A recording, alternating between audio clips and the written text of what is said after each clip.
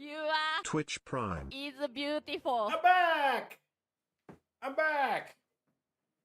Hey guys, I'm back! I'm back! What's up, guys? I'm alive! Yay, I'm alive! What's up, guys? Hey, hey, hey. I'm alive. I'm alive. What's going on, everybody? Hope you guys have been good. Looks like you've got some sun. Do I? Do I look like I've got sun? Some sun? Am I Tanner? Am I? Nice. I didn't even realize. Do I have that? Hey, what's up? Am I less pale? I've been in the sun a lot, so I don't know. Maybe I am. maybe I am because I haven't really been around. Do I look more Puerto Rican? He's beautiful. So I've been under the sun it's for only long. been 4 months into 2025 and KoeKoe has already gone on 2, about to be 3 vacations. He hates us sad. I only been on one Can't vacation. believe it's only been 4 months into 2025 and KoeKoe has already gone on 2. Is it really about to be repeating 3 again? Vacations. He hates us sad. Can't believe it's only been 4 months into 2025 and KoeKoe has already gone on 2, about to be 3 vacations. He hates us sad.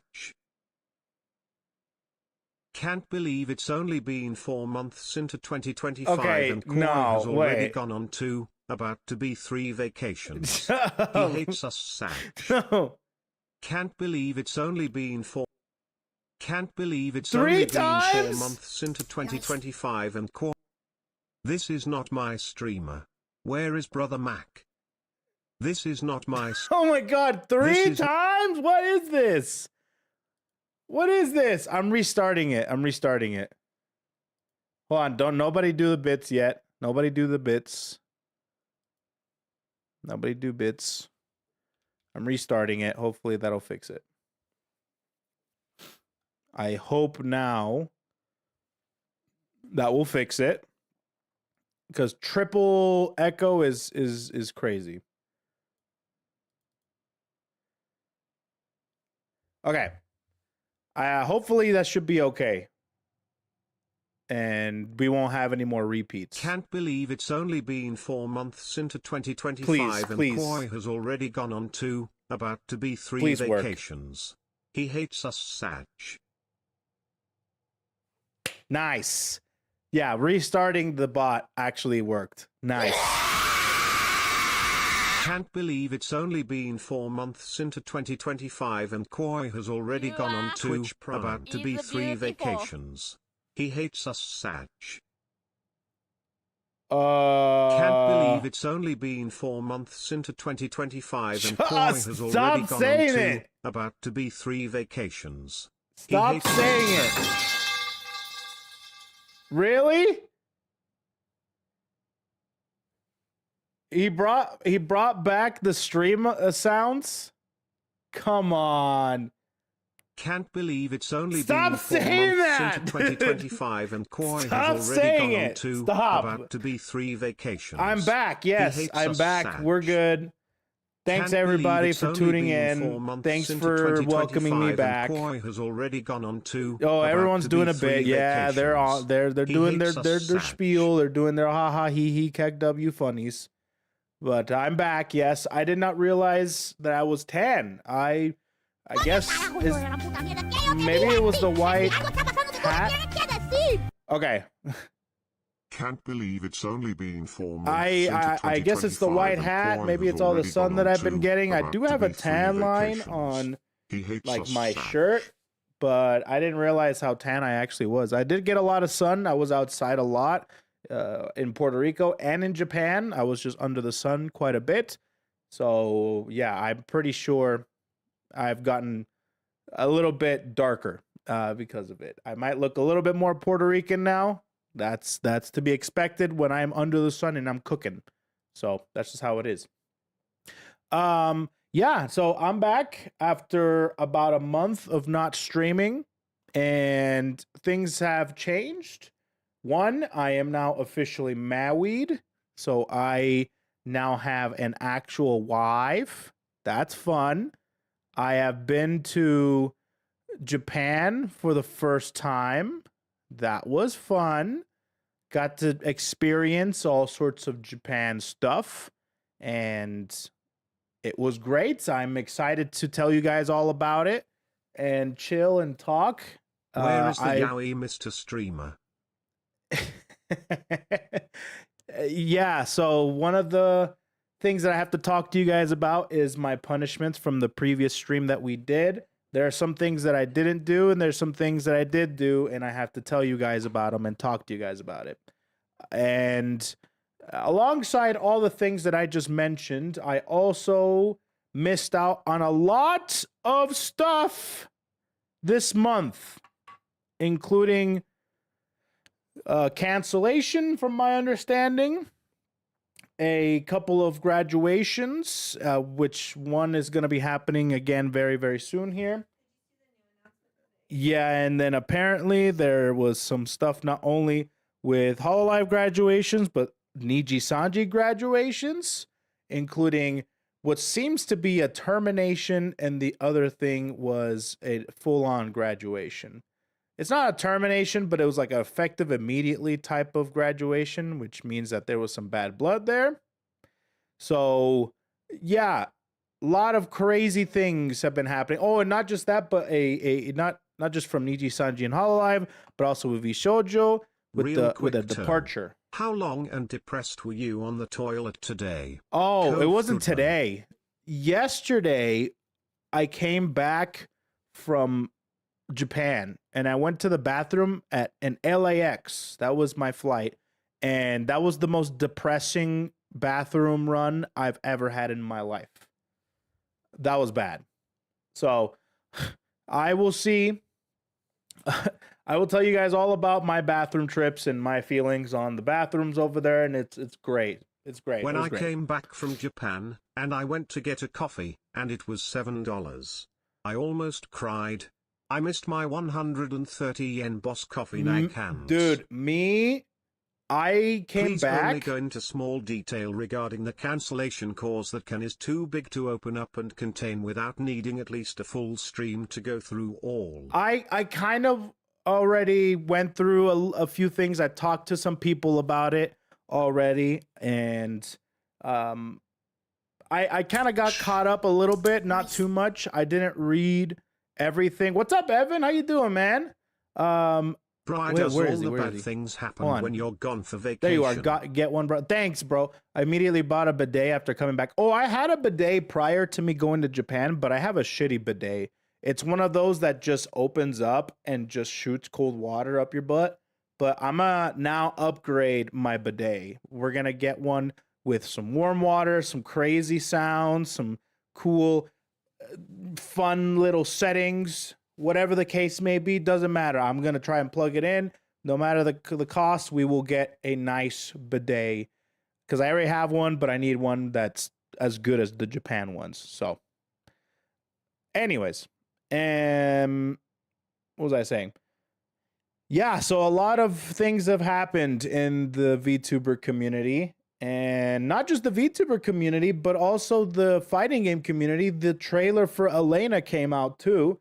And she looks great. If your toilet isn't talking to you, is it even a real toilet at this point? Everything talks to you in Japan, speaking of which. Everything my dryer talked to me, my microwave talked to me, my sink talked to me, my toilet, everything talks to you over there. It's nuts. Salvatore Pistachio is the best fighting game character. Yep, I heard a lot of people are playing City of the Wolves and they're having a good time there too. So we'll be going over a lot of things, and just the major things. I'll probably pull up a note so we can tell and we can show people what we have talked about already. And we'll go through that. I don't want to go through topics because I know that the topics section in my Discord is completely filled with all sorts of stuff, I imagine. So I'm just going to probably try to get it off of you guys, or, whatever else that you guys want to talk about and I can get my thoughts out on, then we can do that. Okay. Yeah. Overflowed on topics. Yeah. We're not going to do that. We're just going to go into some stuff because alongside me talking about what has happened and catching up, I want to tell you guys about my trip as well. And I think I'm going to have Faith also talk to you guys. We both talked about our trip. I think that should be fun. And I also want to talk about the what's going to be happening from now going forward. So what are the plans now that I'm back? So that's another thing I want to talk about. So because of that, I don't want to get into topics too much because there's certain things, what do we have? It's just a shame that certain VTuber overshadowed. Are you talking about Cinder? I mean, Cinder's not Voldemort, you can say her name. Just say that she fucked up. She fucked up hardcore. Yeah, dude. Yeah. She messed up. She got canceled and now she's paying the price. That's it. But yeah, no, there was a lot of stuff that occurred throughout this month, and including what the hell is Google Docky though? What the hell is that? Celadon, wait, Celadon, thanks for the Prime, 26-inch Prime. I appreciate it. What the hell is Google Docky? I don't know what guys. I don't know what you guys are talking about. Okay.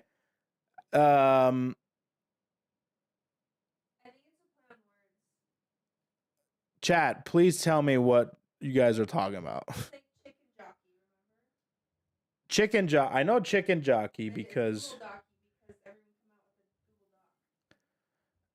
Oh my god, that's so stupid.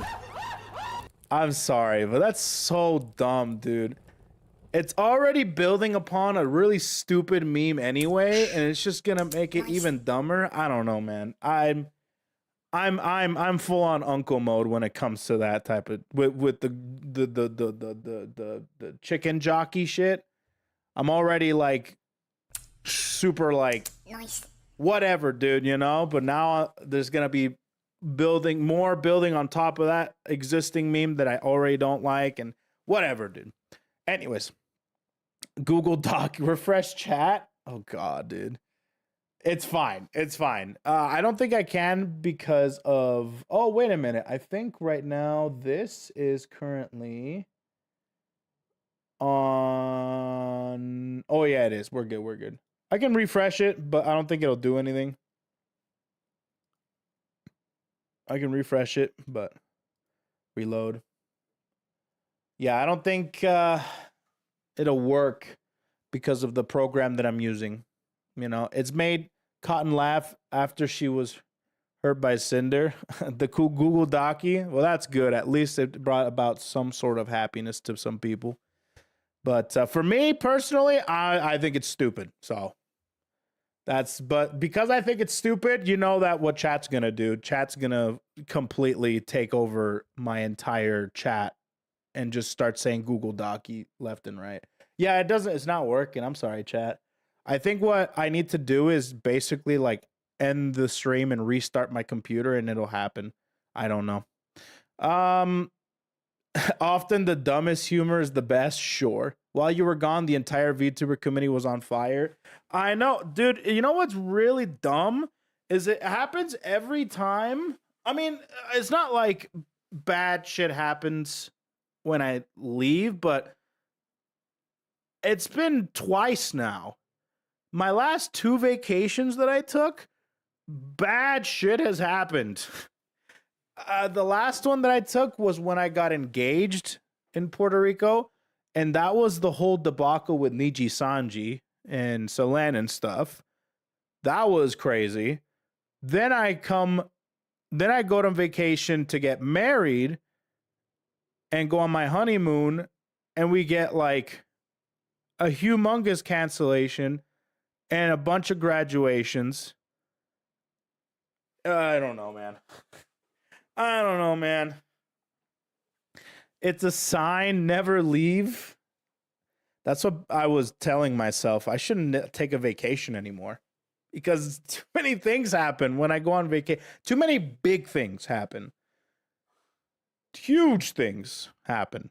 If I had a nickel every time I took a vacation, the VTuber community burned, I'd have 2 nickels, which isn't a lot, but it's odd that it happened twice. Me, probably. True. The Pope died. Oh, I saw that too. Things have happened. Some crazy things have happened in your own community when the Pope dying isn't even the biggest news, right? It's probably the biggest news to some people, but to me, it's not the biggest news.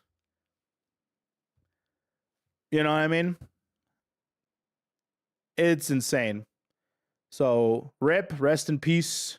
But 4chan goes down and the world goes crazy. It's necessary. 4chan went down too? My goodness. KoeKoe is going on another vacation after this stream, so you already know. That was a little so yeah, okay. So to address that really quick, on my Discord I said I'm back from vacation, doing a stream before I go on another mini vacation. I'm just taking the weekday off, so today tomorrow pretty much, and then I'll be back on the weekend to do some streaming and some fun stuff. It's just like a day or two. You know, it was a little joke. So despite all the things that have happened while you were gone, the best thing happened between you and Faith. Yeah, no, this wedding of mine and the whole engagement in general was kind of a funny thing for me and my family, because it's taking place in the middle of a lot of really crazy current events and a crazy shift in the world that a lot of people are just not in a good state of mind, and we're just having a wedding in the middle of it.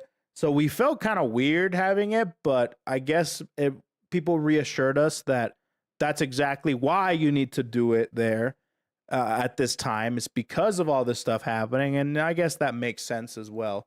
So yeah, it's kind of crazy. It's a little crazy. By the way, thanks so much for the gifted subs earlier, Celadon. I don't know if I thanked Celadon for the 5 gifted subs. Thank you so much. You for are those. A comfort streamer, so as long as you are relaxed and able to keep going, then I think it'll be okay. I think so too.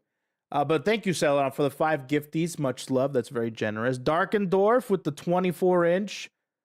I'm sorry, 36-inch. That's a 24-inch streak, but that's a 36-incher overall. And then P. Dillon with a 41-incher. Let's go. Thank you so much for all that.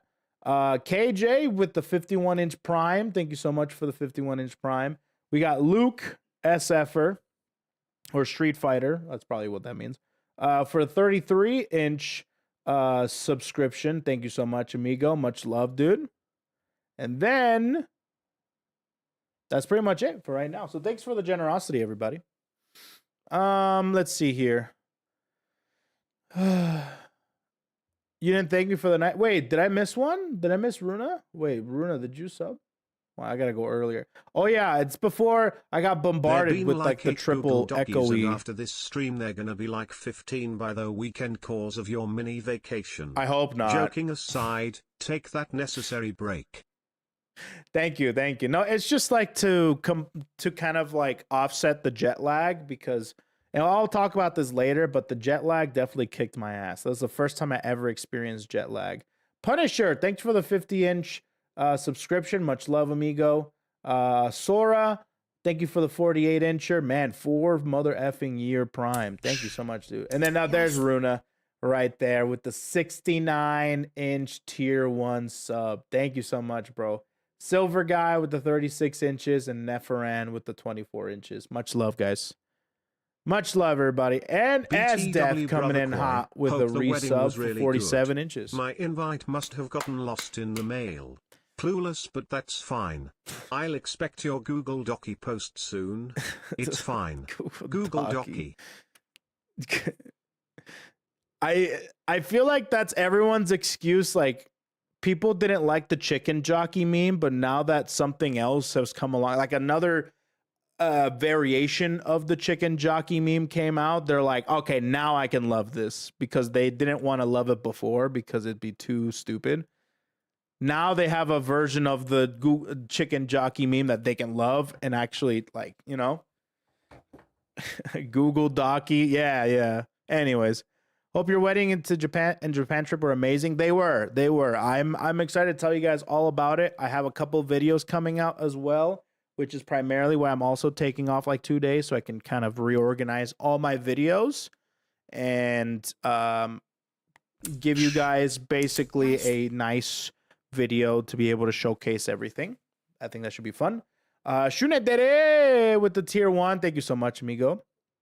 Oh, I did see that on Twitter when I spent very little time on Twitter this entire trip, but the times that I did were either filled with something happening in the VTuber community or this debate of 100 people plus or versus one gorilla debacle, which I think that was funny. That was great. I like that a lot. Did you eat shirako in Japan? I did not. I did not eat shirako. I did not. I ate a lot of other things though. I ate, what is it? I ate, the classics. I ate okonomiyaki. I ate takoyaki. I ate yakisoba, yakiniku. All the classics. I will tell you guys all about it when we talk about when I talk about my Japan trip. But for right now, let me catch up on everything going on. So, yeah, alongside all the graduations, cancellations, gorillas versus human debates, you got a lot of other things going on too. I think, what was it? Oh yeah, so a lot of people were surprised that I was streaming and not watching Myth. I'm not watching Myth right now because I'd rather stream.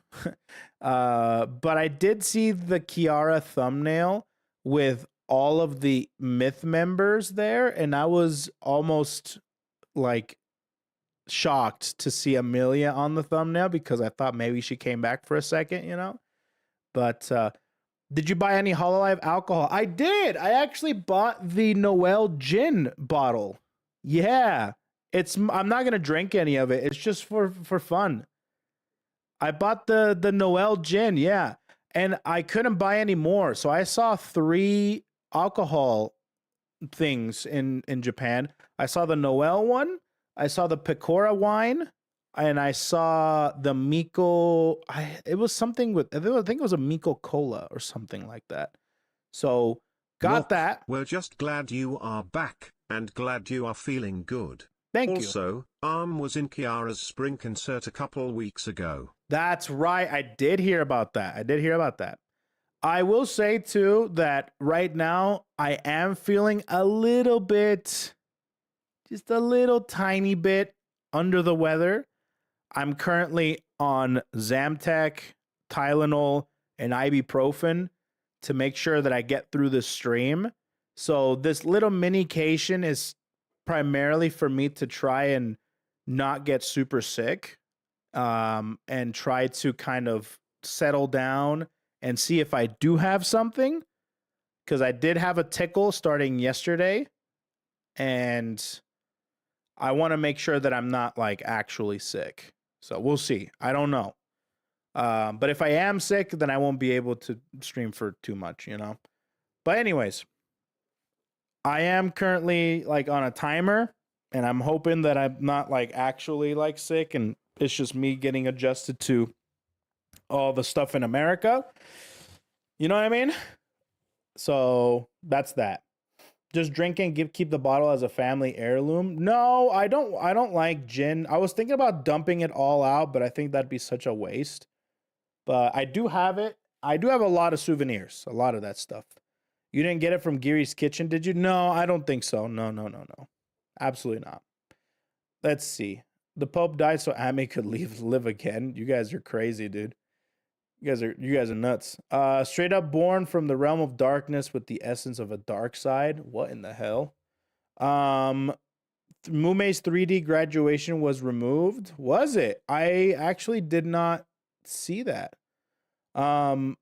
Mumei's 3D graduation concert, I wasn't able to see it. I caught a little bit of her regular farewell stream, but not her 3D one. And yeah, it was too sad, Oh, it got copyright claimed. Oh, it's back now. Okay, gotcha. Best meal from Japan. Dude, there were so many. Don't worry, we're gonna get into all that, but let me first catch up in everything. Anything else that you guys think we should kind of talk about or look at or anything like that? Or you want to get my thoughts on anything? Because if you guys don't want to hear my thoughts on anything, I won't even say them. I don't give a shit, dude. Is there anything like that that I should that I'm missing? I think we got into everything, right? Because if not, then we can just get right into my Japan trip for the most part. Uncle F Doko. Oh, so Brian F Standee was upstairs this whole time because we thought maybe if we put Brian F in the living room and people would try to peer in to make sure that there's somebody in the house, they would see Brian F and they wouldn't break into the house. Nice. So when I came back from vacation, I completely forgot about that. How much that we did you did that. laugh when you got all that Ollie merch from Faith? Oh, a lot. Yeah, she bought that entire store out. She's like, there's not enough Ollie stuff here. This sucks. And I'm like, yeah, that's how it is. I don't know. Yeah, that was funny. But yeah, when I walked into the door, I saw Brian F there, just like, hello, you know.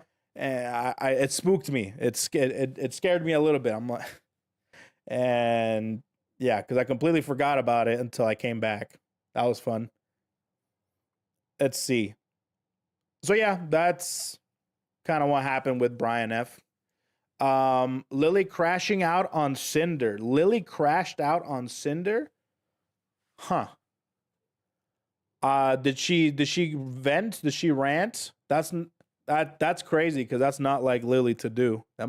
She must have really fucked her over.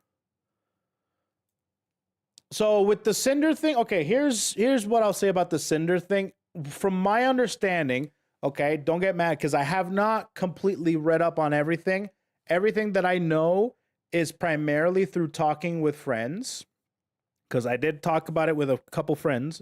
And from my understanding, she basically wanted to hoard the artist Nanolus to herself. And to do that, she wanted to fuck over every other client that she was also with, which includes Bao, which includes Silvervale, etc., etc. And to do that, she was basically just gaslighting and she was manipulating behind the scenes. That's pretty much what I'm getting at, right?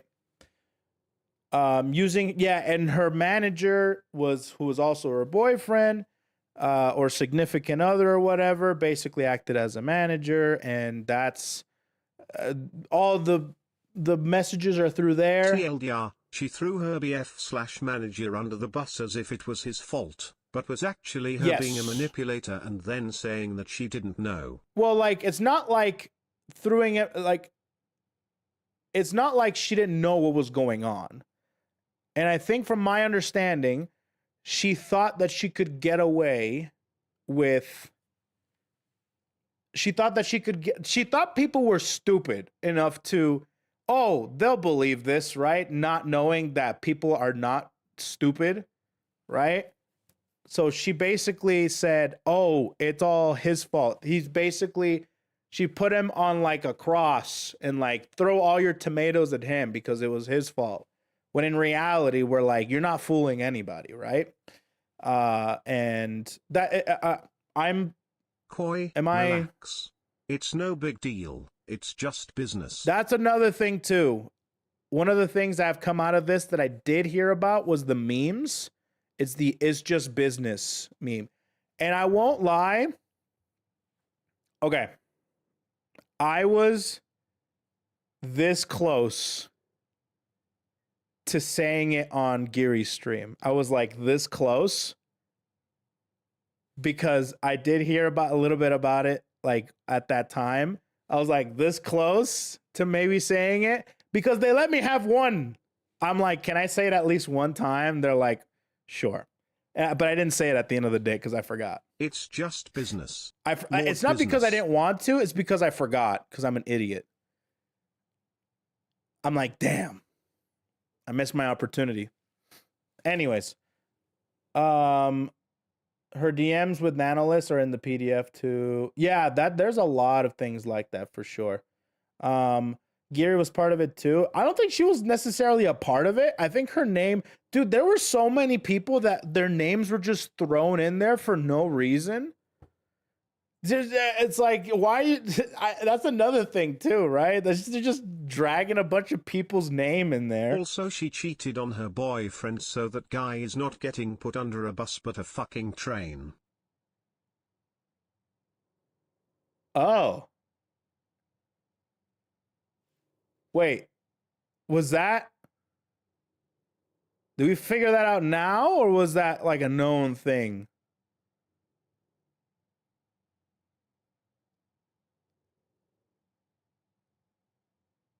Was that? That was another doc? It was part of the Google Docs? It wasn't physical cheating, it was emotional cheating? I see. Another allegation. Okay, there's just a lot of alleged Okay, cool. Sounds good. I don't really care about that. That stuff I really don't give a I mean, it's juicy, but I don't really give a shit about that. That's besides the point from what I really truly care about.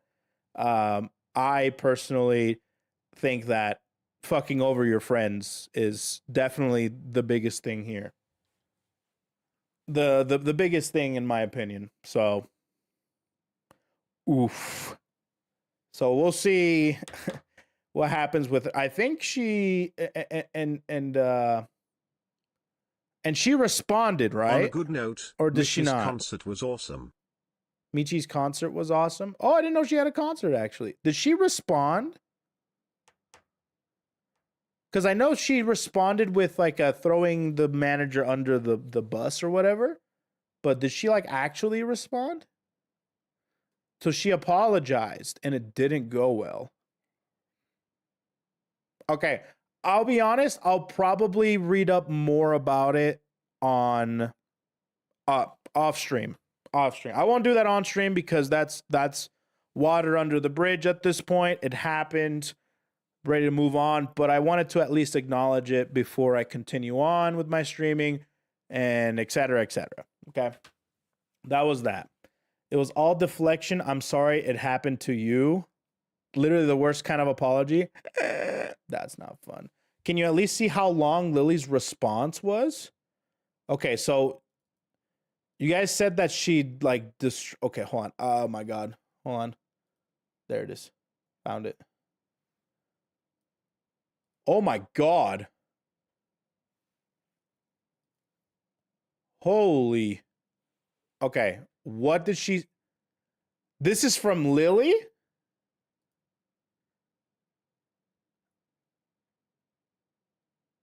The absolute audacity to sit here and continue manipulating gaslight is absolute insanity.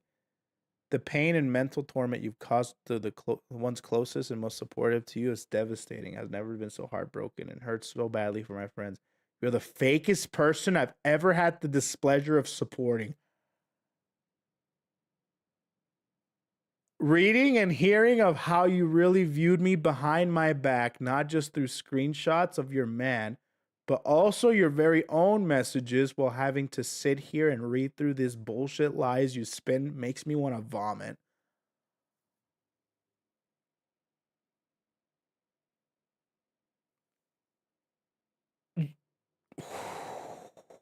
What a line. To claim you didn't know a single thing, had zero awareness what your man was up to when everyone who shared even a single moment with you knows that you basically operate as the same person.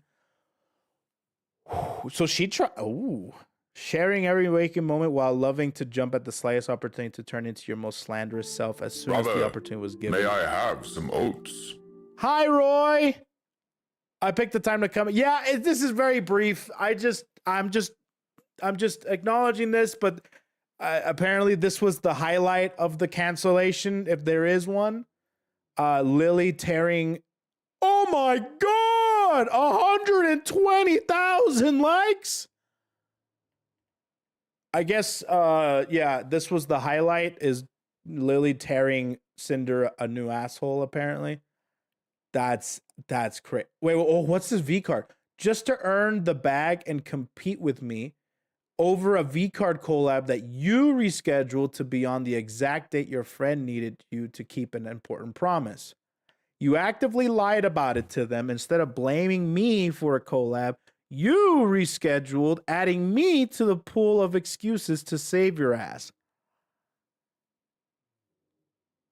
When you realize you were being a bad friend, why blame me for choosing to miss an allegation you agreed to on one of the most important days in that friend's career?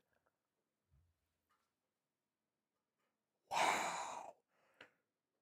Damn. Everything you do is out of competition through your constant need to one-up people who are the sole reason you even have these opportunities and platforms to earn from to begin with. You're welcome, by the way. You're welcome, by the... Oh. You claim that it's just business. Well, in the business world, there has to be accountability, and all you've done is try to shove it away and admit to nothing. In true narcissistic fashion, you're only feeling sorry about yourself and your own consequences in your career and try to salvage it. I'm sorry for everyone who looked up to you as an inspiration. I'm especially sorry for your fans. Pyro Pups deserve better. Oh my God.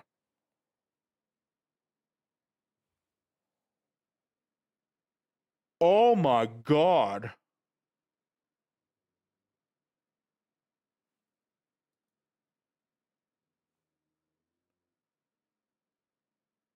Not to take away the seriousness of the situation, but this is truly a powerful message. My perspective on Lily has changed, and you got to realize that my perspective of her was really cool, really fun. I mean, she farted in the middle of my interview with her, which was really funny. But this is a very powerful message from like an insanely big like content creator that is extremely well respected. She doesn't do this type of stuff normally, right? She's an orca, right? Killer whale, straight up. Numi had issues with Cinder months ago, way before this stuff happened. Did she now? Wow. Wow. Okay, well, it was wild to see it get posted and watch it blow up. Oh, man. Cinder left Numi's concert. I will say that I have to give Lily a lot of, like, Lily is, I love Lily. I think she's one of the coolest people I've ever had the pleasure of meeting. When I was asked to be a part of the V-Card game, they told me that Lily thought about me for as a support card, and I can't help but to shed a tear of appreciation for thinking of me in that situation. It's freaking, she's such a nice girl, you know? And to see her and everyone else go through such turmoil, especially at such a high caliber, it's sad, man. It's sad. The ungratefulness, man. This is why you don't piss off nice people. I mean, it's not just nice people. It's just people who's helped you. You know, they don't gotta be nice, technically speaking, you know? But it's insane to see that whole thing happened. So we're almost out of April. I know we just got another bomb dropped. One of Niji Sanji's most top streamers, Ike, is going to be graduating now.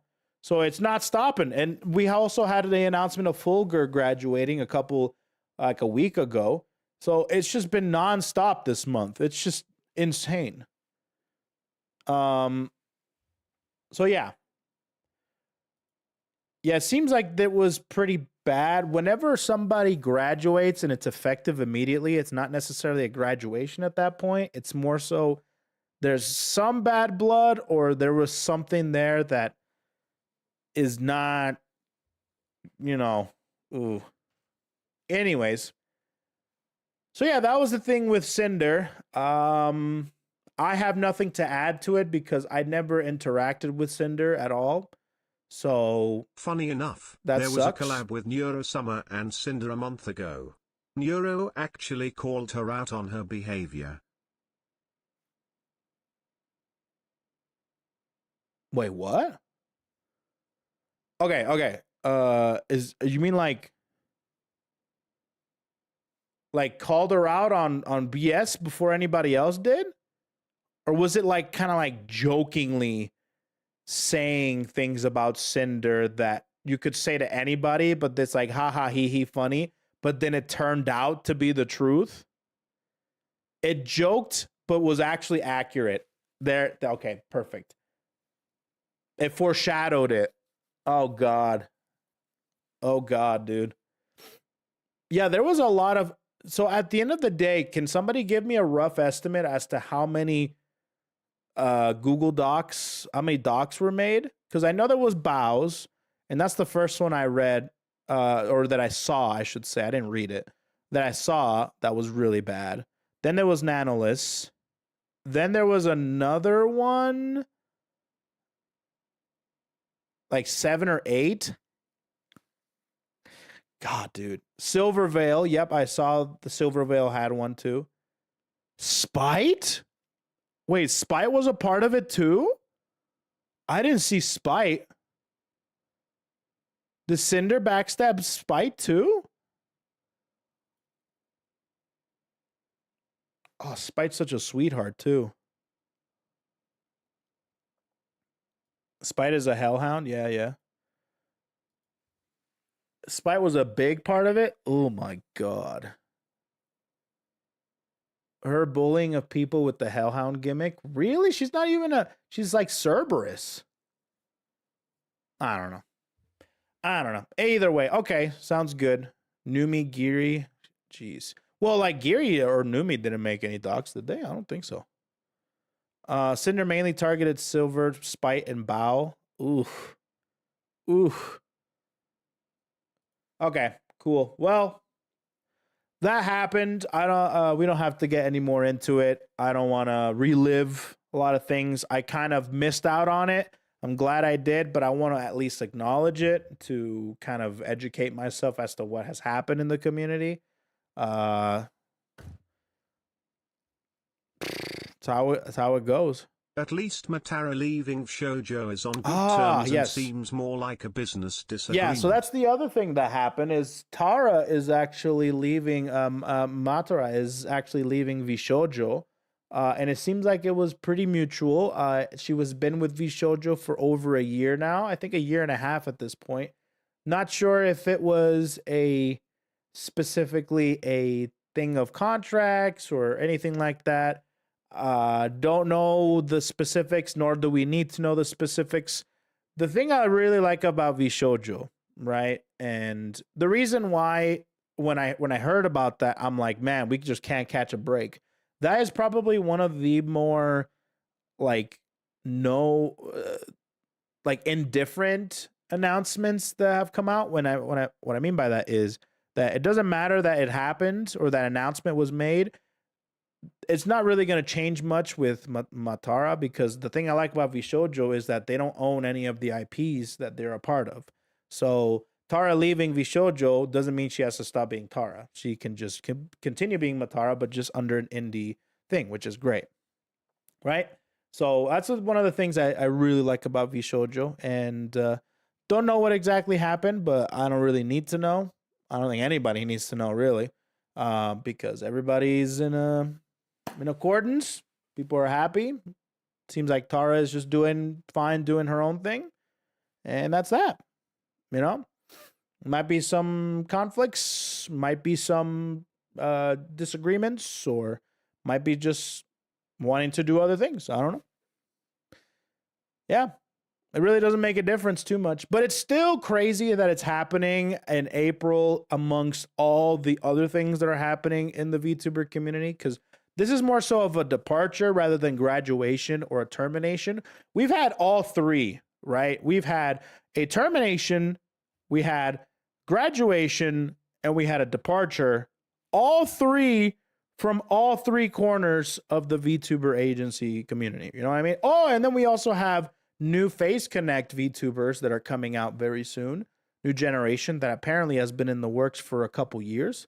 And yeah, absolutely insane. It's April is when things happen, you know?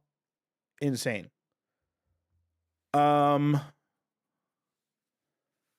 Serena from V4 Amira also just went on hiatus. Dude, there's so many, man. Indies are leaving more, just more agencies doing things. It's been a hectic month for sure. Wasn't it Fruit or someone? Oh, who left V Shoujo? So far, who's left V Shoujo is Vebe, Silverveil, Nyanners, and now Matara. So, all of them have left V Shoujo for whatever reason. So, yeah. I'm not super like bummed or upset about that at all. I think everything was very nice, very mutual. Everything was good. Nothing's really gonna change. I'm still gonna go to Matara streams and all that good jazz. It's gonna be fun. You know? Either way, that's that. Now, with that being said, oh yeah, and Vex is having her subathon going on right now. And I might, they did ask me to potentially help out with some of the subathon stuff. So maybe you'll be seeing me on Vex's stream a couple times there too. Oh, Nazuna as well. Yeah. So much drama in the VTuber community. I don't think there's a lot of drama. I think it's more so there was only just one situation with drama. Everything else is not drama. You know? There's only one real big drama, and that was the Cinder thing, and that was drama. But the graduations, it's just changes, you know? Just a lot of news. That's it. Did I see Gura's final project? I have not. I have not seen a lot of things. Oh, yeah. So I will go ahead. I will tell you guys about my collab with Giri. That came about very last minute. So for those of you that don't know, I did go to Giri's office and her establishment, and we streamed. And I made some pegao and made some Puerto Rican food at her place the day before I left. So if you guys do want to check that out, just go to Giri's channel and you'll see the VOD of me there. Don't know if she's going to make a video. I'm not sure. But yes, I did visit the Rock-kun, I think. I saw the entire setup. Let me tell you something. Shadow, which is basically Giri's entire genius, like the whole reason all this cool technology, this crazy setups is happening is because of Shadow.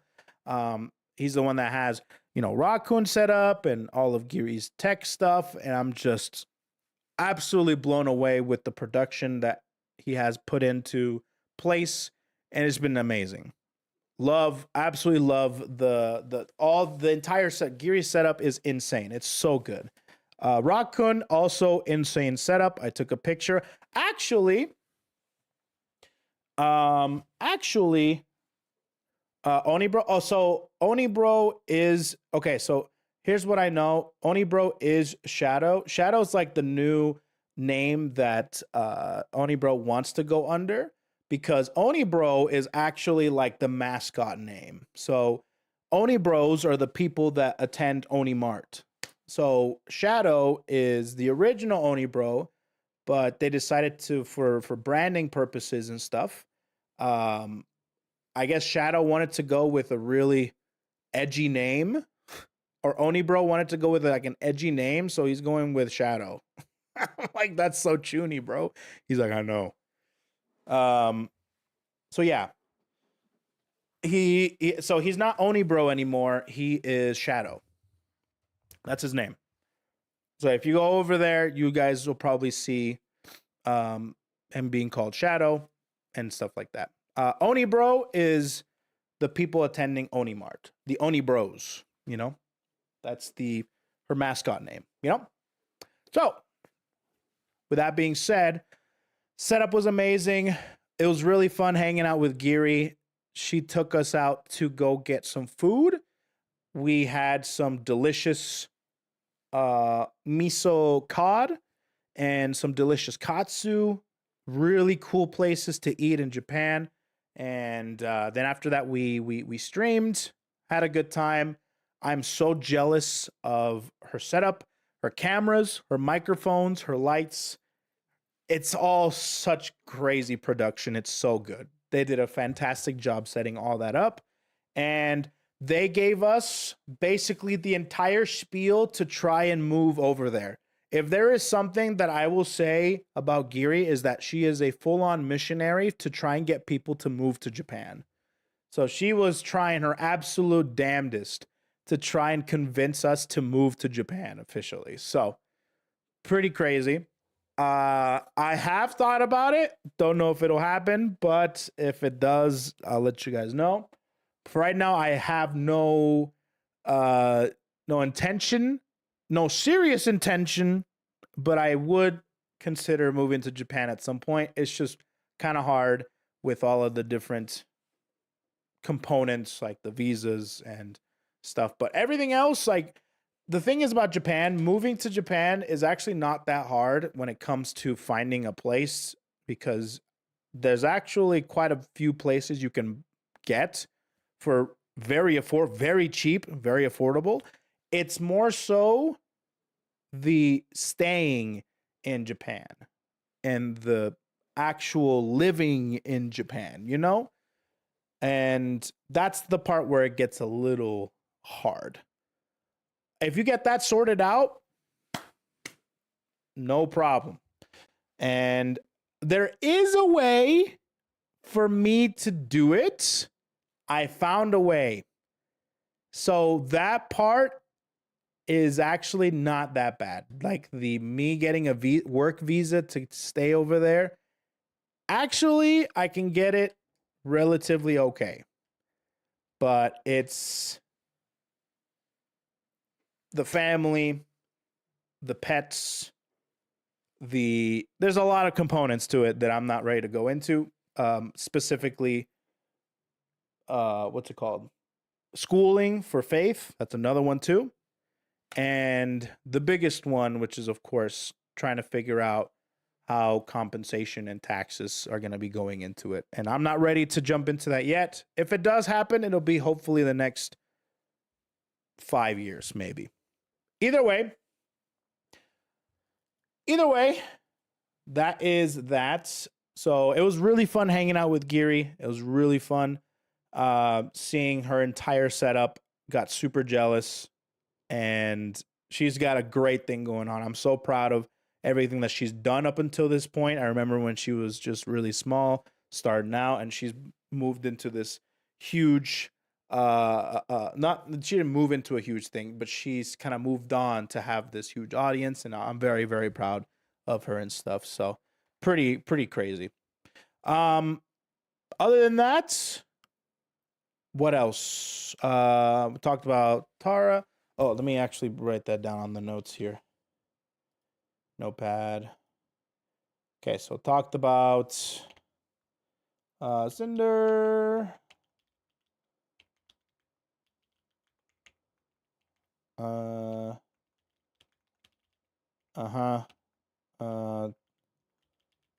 Tara leaving.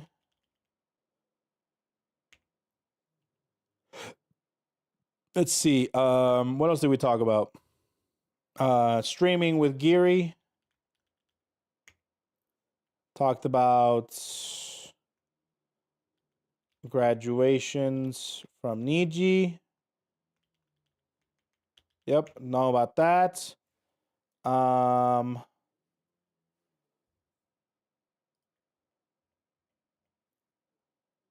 mean, that's it. Anything else? Oh, I guess for those of you who care, Elena got her gameplay trailer in Street Fighter 6, and that was really fun. I liked how she looks. She actually looks really good, and she looks super fun to play. I also really like how they did her healing thing, because yes, healing is back, but healing is back only through a super, and that super you have to hit with it first, rather than just having a healing super overall. So I think they balanced it pretty well. And I'm hoping that she's pretty decent. I'm hoping that she's decent. So the way that her healing works now is it's level 2, and you can choose between damage at level 2 or healing in level 2. And I think that's the way to go, because the thing about Elena's healing in Street Fighter 4 was that you could run away, do the healing, and then just basically have some health back. But I'll be honest with you. I'll be completely honest, okay? The thing that made Elena in Street Fighter 4 was top tier, S tier, God tier, broken tier. She was absolutely incredibly bonkers, right? She was a menace. Some say she even ruined Ultra Street Fighter 4 for certain people. I will say that a lot of people were worried about healing. Nice. A lot of people were worried about healing, but I'll be completely honest. Healing wasn't even what made her broken. It was stupid. It was insane. But it's not what made her broken. What made her broken is having an unseeable low that you can combo into, unseeable overheads, and you had some crazy ass disjointed limbs that had no hurt boxes. She had an insane range in a lot of her buttons, her sweep, her what was it? Her freaking, I think it was standing medium kick or something, or crouching medium kick or something like that. She had an insane toolkit. Healing was just the cherry on top. So now that she doesn't have any of that stuff anymore, all she needed was one balance patch away from being okay, from being pretty good. But now that she's getting reworked in Street Fighter 6, even though she has some of the similar components, like she has Rhino Horn, which is like that crazy combo starter that she's got. She still has the overhead. She still has the lows. Came out. It is the most fun I've had in a game in years. Gives me serious we'll talk nostalgia. about that too.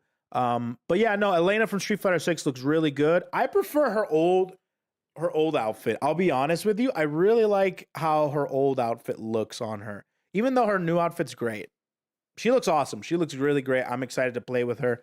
Elena from Street Fighter 6 is good. I'm excited. Yeah, Oblivion. So apparently the craziest bomb out of left field. Like, no one expected this. The reach plus the healing is the broken toolkit. There's so much of it that just all comes together with Elena's toolkit that just made her broken. But anyways, Oblivion Remaster. Dude, out of left field, Bethesda came out with a Oblivion Remaster, and apparently it's like a proper remaster where they didn't just only update the graphics, but they left everything as is. The only thing that they updated was, of course, the porting to a new consoles and PCs and stuff, and also there's also the new and UI hot French and stuff. RPG, Claire Obscure, Expedition 33. I'll talk about that too. But Oblivion Remaster is like a proper remaster. They left a lot of the mechanics the same and all the stuff the same. That's what I hear about. So you still get the clunkiness and the brokenness of Oblivion, but while it looking like insanely good. So I might be thinking about maybe playing some Oblivion. I think that'd be really fun. But there's another game that came into the fray recently that has just been making its rounds, and that's Expedition 33, I think is what it's called, which is the newest game. I think we saw this game at a Game Awards or something, or a Summer Games Festival, a trailer of some kind. I think it's like an RPG, but it's a modern RPG with, cool ass graphics and flash and panache, but it's actually like a really cool like RPG as well. Thank you, Mio. What's going on? Thanks for welcoming me back. So that's apparently really good. A lot of people like it, right? A lot of people really enjoy it. That was a really nice game that a lot of people are talking about, right? So that might be a game that I would be interested in playing. I think that'd be pretty fun to be able to experience that game on stream, you know? Good time to be an RPG fan. Okay. I'm too lazy to even press the buttons in fights. Ooh. Another combat game that is a classic since the 90s that was released recently. Parrying in it feels so good, and the story and acting is top tier game of the year stuff. I would love to play it. Why not? I'd play it. I don't know what we're going to play next. That's what we're going to be going into later on in the stream. To see what the next thing is for us here at the Koefficient Enterprises, the KoE headquarters. What else? Oh yeah, Fatal Fury, City of the Wolves. Yeah, this game has been, a lot of people have been loving it. No, a lot of people are really liking Ronaldo. People are liking that DJ guy. And people are really liking the game. I don't know when I'm going to be playing it or if I'm going to be playing it because I don't know. There's too much things that I want to play right now. However, I do want to play BGenit and I do want to play some other characters potentially, you know? I would like that. And yeah, I did hear that Crony and Gigi did play City of the Wolves. I think for sponsored stream, they played. So that was pretty fun. That's pretty cool. I have not played any of this game. I think I played it a little tiny bit when the beta was out for the network test. I played for like literally an hour or two. That's it. So I would have to really go into it and go crazy. But I'm going to see if I'll play it. I think it'll be fun. They've been going crazy with the marketing. Streamers playing it and all sorts of VTubers playing it too. So, pretty cool. What else? What else do we need to talk about? Oh, the season 2 patch. The season 2 patch, I kind of knew about it prior to me going on vacation because the season 2 of Tekken 8 patch came out at the same time as the Path of Exile 2 patch. So real quick, Path of Exile 2 patch came out and it completely messed a lot of like builds up. And I was playing Hardcore Warrior. Remember that? So originally I thought the Warrior was going to be the hardest class to beat it with. But turns out that the Warrior is actually kind of good now because everyone else got guttered. So that was crazy. Also, season 2 of Tekken got a huge patch and a lot of people hated it, like a lot. And to the point where they had to respond and say, we'll fix more stuff. We'll fix more. So it's Tekken 8 is currently going through a weird shift in player base. A lot of people are leaving Tekken 8 because they just don't like the game anymore. And the game is basically everything. So here's the thing about Tekken 8. Tekken 8 is a very offensive game and they introduced mechanics that are not Tekken. And they introduced crazy heat dashes, a system mechanic that's very offensive. They introduced chip damage. They introduced insane pressure. And they nerfed a lot of the defense. And then people said, I don't like the crazy aspect of Tekken 8 that they added. I kind of miss Legacy Tekken. A lot of people were saying that. But then they kind of were trying to get used to Tekken 8, and they were getting used to it. And then season 2, what happened was a lot of people were hoping that they could fine-tune and tweak a lot of the things that they didn't like, and they would turn up a lot of the things that they did like. So what happened was they did tweak a lot of the things that that wasn't very good. So like defense, sidestepping, and some legacy movements that stuff got buffed. But what also got buffed is all the bullshit that people didn't like. So this is the buff that people liked. This is the buff of everything that they didn't like. So the game right now is an offensive slaughterhouse where all you see is people going absolute monkey mode with chip damage, plus frames, 50-50s. They call it Casino 8s. It's just a 50-50 gotcha simulator. All right. They put you in a situation plus 15 or something, and now you have to guess for your life. And then they put you in another situation where they put you in a situation where you have to guess for your life. So what they did was they addressed it by saying, okay, we understand that we overtuned a lot of stuff. We're going to be working on it. And now they've been working on it quite a bit. And they're going to keep working on it. So a lot of people just don't like Tekken 8 right now. Don't know. Oh my God, the Marvel Rivals thing, chat. Dude. I left as Emma Frost came out and as the new season came out. I was so excited. I really wanted to do some Marvel Rivals stuff. Wanted to keep playing when I came back. Emma Frost looked sick. The new balancing looked pretty good with some buffs and some nerfs, etc., etc. There's one buff that I was not understanding coming into the season of Marvel Rivals, and that was Namor. I don't know why they kept buffing Namor. It's just stupid.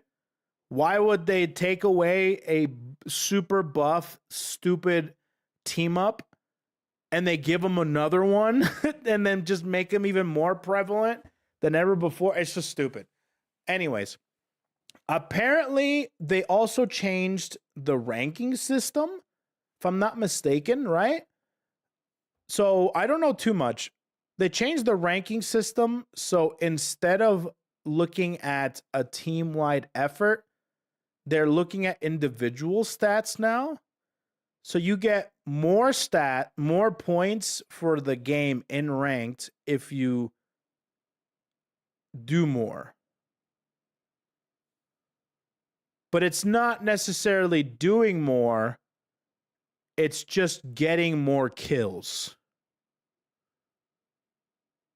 So basically the game says, hey, the more kills and the more damage you do,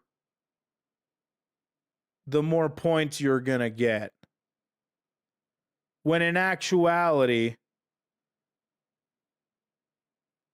if you play your role correctly, you technically don't get a lot of damage or a lot of kills. Therefore, you get punished for playing the game correctly. Is that kind of how I'm going along with how the balancing of the ranked matches in Marvel Rivals goes?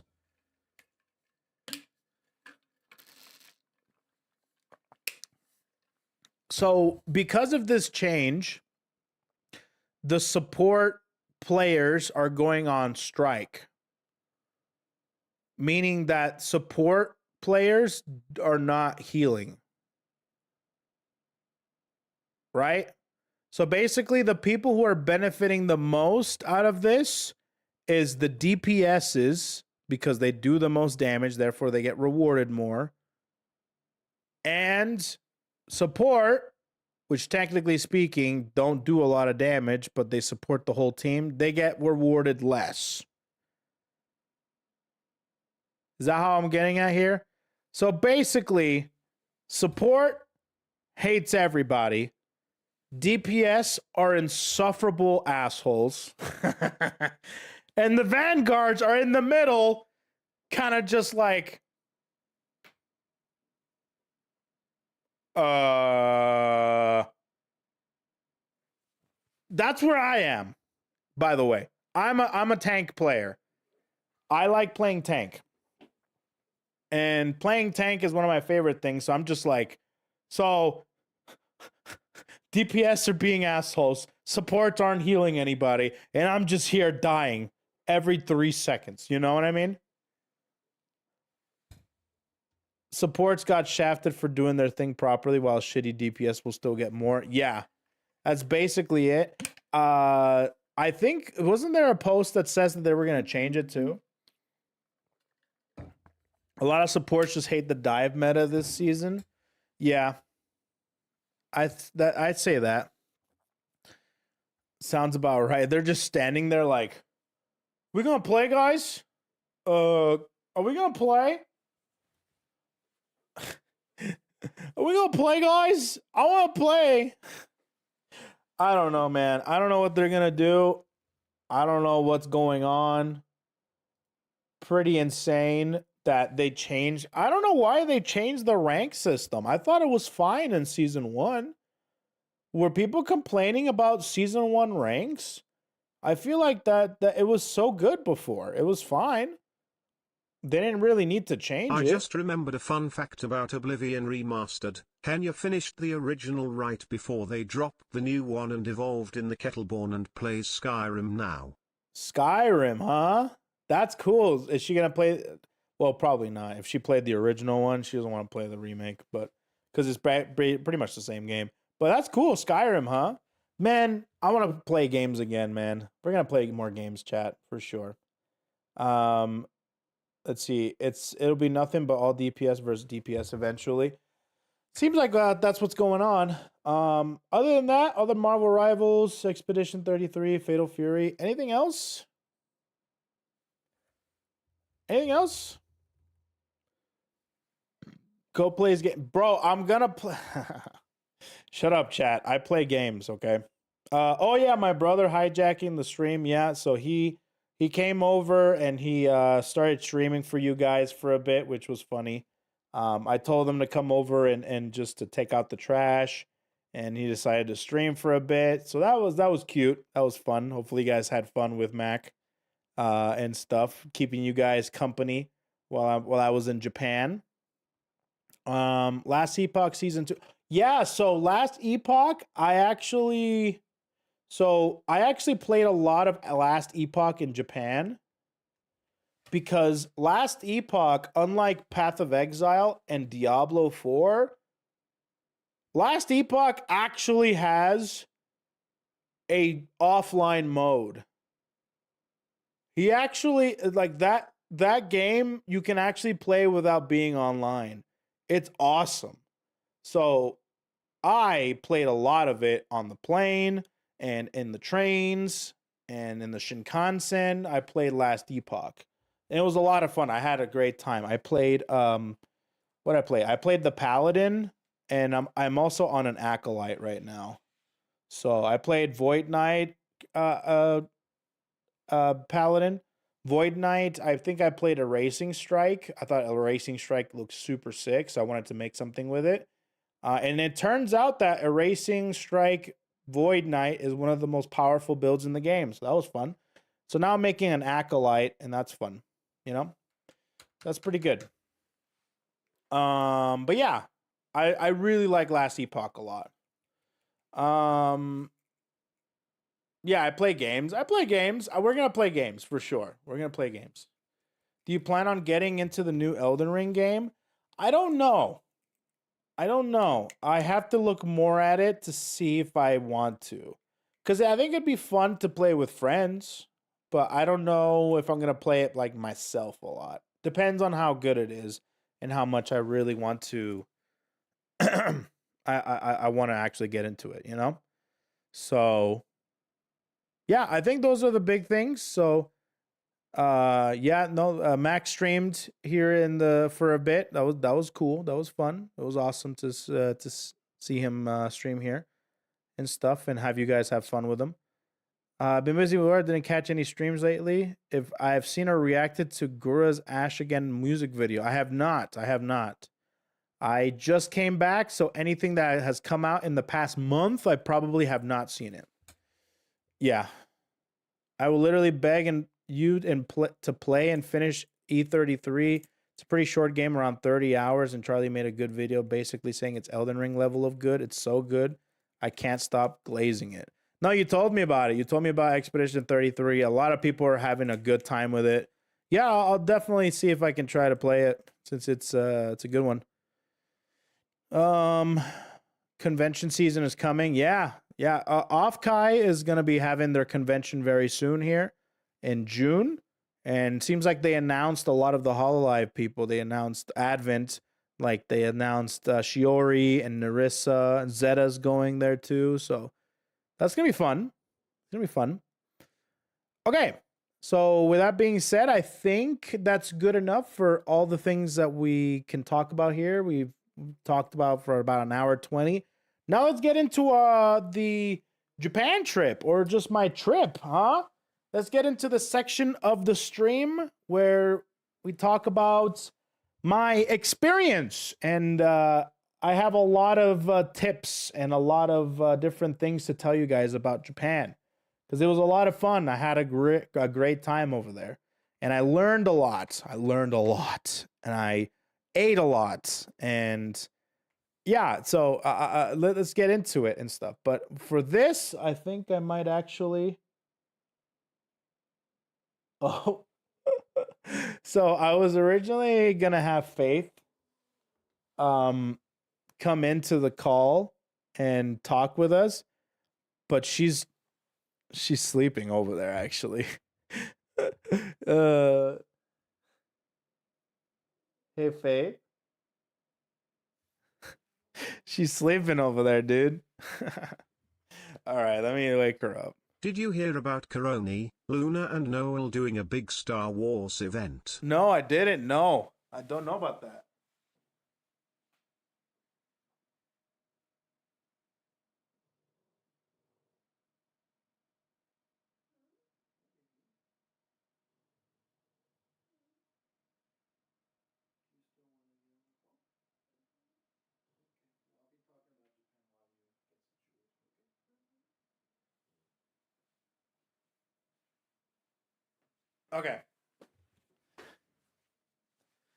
Okay. I woke her up. She's gonna just take a little bit there. Anyways, the cyclothon. Yeah, the cyclothon happened. No, I did not go to where Connor was. That was on another side, another part of the thing. So, but it was really cool because I think they broke a record. They raised over $1 million, which was insane. Which is awesome. So what happened? Did you pay the cinnamon roll tax while you were there? No, I don't have to. I'm not Connor. I don't need to pay that. That's an exclusive tax to Connor. So, all right. So let's talk about my Japan trip. Okay. First and foremost, what happened? Okay. First and foremost, got married in Puerto Rico.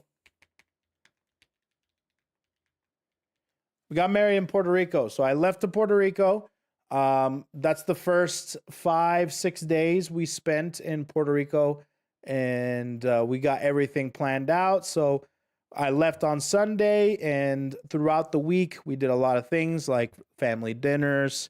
We got to experience we rented an Airbnb that's right off of the beach. So we had the beach right on our backside, on our balcony. It was incredible. And got married in Puerto Rico on the beach in my wedding attire and stuff. I can show you. I think Faith posted a picture. We have lots and lots of pictures, but the one, hold on. What the hell is happening here? I think Faith, it's, where is it? It's right here. Yeah, so that's one of the pictures that we took in the jungle in El Yunque in Puerto Rico. We took a lot of pictures. Her wedding dress was amazing and very beautiful, and it was unforgettable, that experience. That's my wedding my suit. That's her dress. I'll probably post some more or show you guys some more pictures as the photographers give us the pictures. So that was great. The day after. Oh, so one of the things. Okay, so here's the thing. One of the things that I had to do I had to say something in my wedding as a speech, and I think we decided on a vision. And you have to forgive me because I was originally going to do a poll of what I should do and say, and I didn't end up doing it because I scrambled. My brain was scrambled trying to get over there and trying to get everything situated. That I didn't do the poll, but I decided, you know what, I'm just going to do the vision thing, okay? Then I go up there and do it, and I talk to, and I make a speech and stuff, and I end up not saying things about vision. I completely forgot. I even had Vex, so Vexoria and Zolan went to the wedding, and I told Vex, like, I want you to record me because I'm going to do some stuff here. And when she was recording me, afterwards, when I was done, I was addressing the entire room, doing some heartfelt speeches and stuff, and I completely spaced it again. So I am so sorry, guys, but I completely forgot to address the people there at the speech. I am so sorry. Like and you can tell everybody that was around me at that time. I'm like, ah, shit. I completely like forgot to say what I had to say. I even pulled it up and everything. So I'm like, I have to make it up somehow. So I didn't end up doing that. The other thing that I needed to do, now you have to say at Mac's wedding. Oh my God, dude. So yeah, I am so sorry. The wedding remake. I'm so sorry, guys. I ended up not doing it. Okay, do it at Off Kai. Well, I'm not going to Off Kai this year, but I can't even look at you. I'm so sorry, chat. I'm so sorry. I know, Sag. I'm sorry. I really am. I went up there. I'm like, ah, shit. See, like seriously, I was like, they're gonna flame me for this. They're gonna absolutely decimate me. But if I'm to be honest, I was very much a little flustered and a little, thinking about everything. I had a little bit of heat there because the wedding planner that I hired, it wasn't even a wedding planner. I guess he was a wedding coordinator, and I thought he was gonna do way more. He ended up not doing jack shit. So I had to take matters into my own hands, and I had to direct people to where the ceremony was, and I had to coordinate somebody to make announcements, and I had to tell certain people to do certain things, and I had to call the people like where Faith was and like, did you hear from, this person, the wedding coordinator? And I'm like, no, not at all. But the thing is when I talked to him through emails, I told him if he was going to help us coordinate some things, like, will you help us announce things? Will you help us do this and that? And he said, yes, I will do that. So, and he didn't do any of that. He didn't do any of it.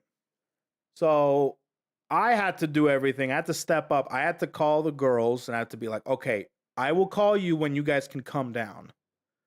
So anyways, there was a lot of things happening.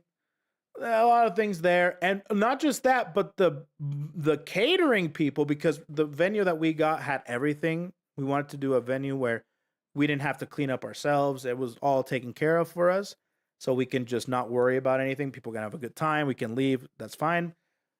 So the catering people were also coming to me and to my dad.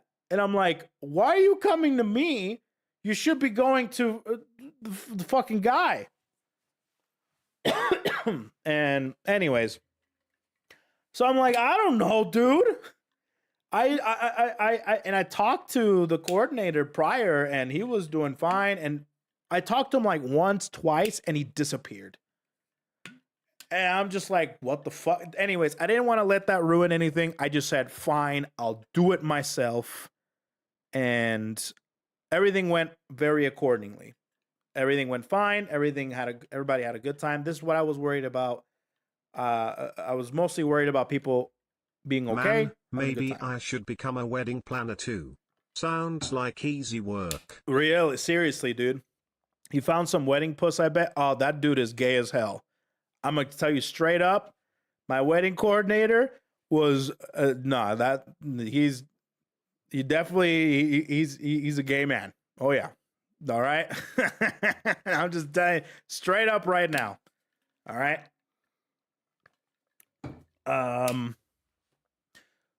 So with that being said, I kind of, amidst everything, I was kind of very flustered, very in the heat of the moment and stuff. So I forgot, and I'm like, shit.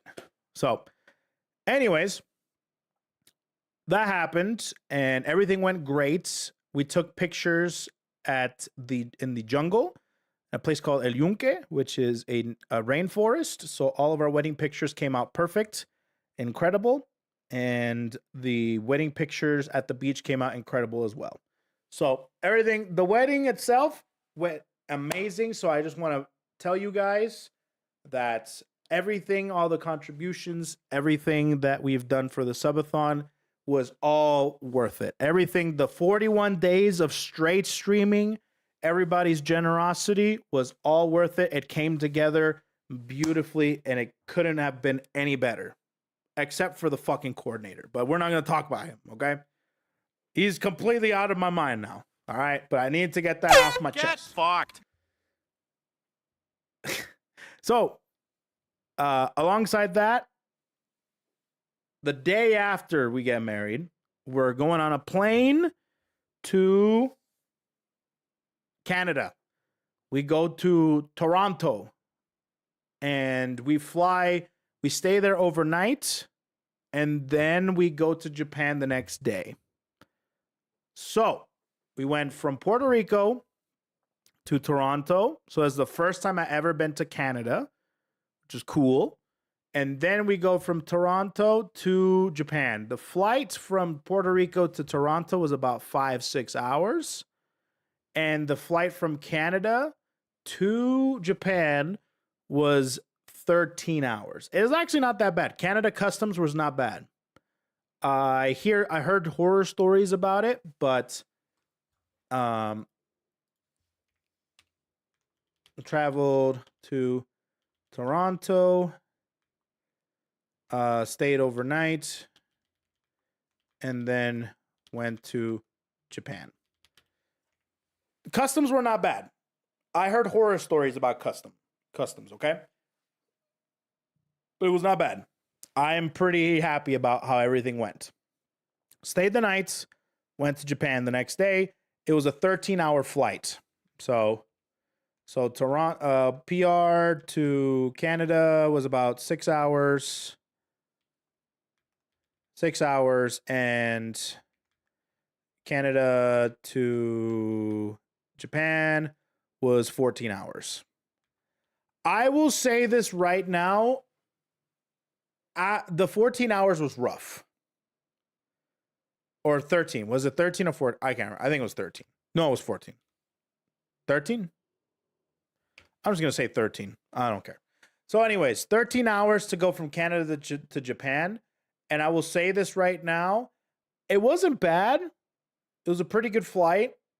Around the 10-hour mark, I started to get antsy. I started to get kind of like, okay, I need to get off. I need to get off this plane. But so I think my limit is around 10 hours of flight time. But I was doing pretty well. I was watching shows. I was playing games, sleeping, napping. You know what I mean? Not too bad. So this flight in particular we flew all economy, no business class, no economy plus. We flew through Air Canada, and Air Canada were pretty decent seats. The only thing that I will say is, no, we did economy because economy was really good. The reason why we wanted to go from Puerto Rico to Canada is because the tickets to Puerto Rico to Japan, from Puerto Rico to Japan, were pretty cheap. So business class was very expensive. Business class was like $4,000 a seat. And I wasn't going to do that because that's $4,000 that I could spend in Japan. And I think economy plus is, I actually didn't look into those, but I think they were sold out. Either way, not too bad. Got to Japan. First thing we did in Japan. Okay. First thing we did in Japan was Tokyo Disney. Yay. Arrived in Japan. We went through Narita Airport. Narita Airport is one of two major airports in Tokyo. You have Narita, and you have I can't remember the other airport name.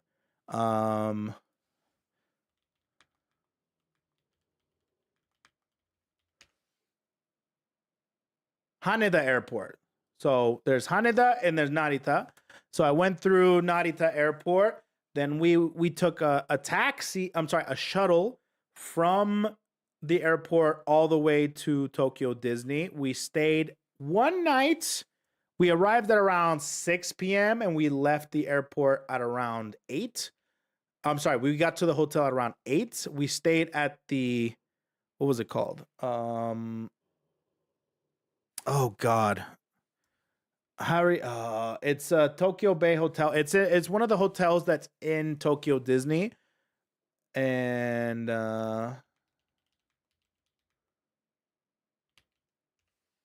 what's it called? Hold on, I have it here. I swear to you, I have it here. My God.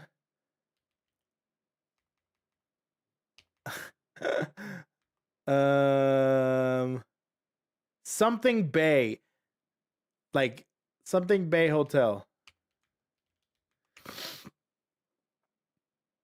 It wasn't a Tokyo Bay Hotel. Hold on. Maihama. There it is. Okay, we stayed at the Maihama Hotel. That's what it is. Maihama Tokyo Bay Hotel. And this place was pretty comfy, actually. It wasn't too bad. We stayed there for one night because we wanted to go to Tokyo Disney the next morning. Okay, Maihama Tokyo Bay Hotel. We stayed there for one night. And it was very comfy. It was very fun. It was very good. The next day, we checked out and we went to Tokyo Disneyland Hotel. We stayed there for 2 nights, okay? We had a package deal through Tokyo Disney, which was super fun. Tokyo Disney did not let us stay for more than 2 nights. It was literally, you stay here 2 nights and you leave. We could not stay any longer. So we stayed 2 nights at Tokyo Disneyland Hotel. First day, we went to Tokyo Disneyland. Right? That was the first day. And by the way, the Tokyo Disneyland Hotel is gorgeous. It is such a beautiful hotel. And everyone is so nice. Everyone, one of the things I love about this place is that they wave at you. No matter what, when you're coming in, when you're leaving, when you're doing something, they just wave at you. They just, bye or hi, how's it going? You know, they all wave at you. They're so nice. I love it. So the first day we were at Tokyo Disneyland, and I've been to Disneyland a lot.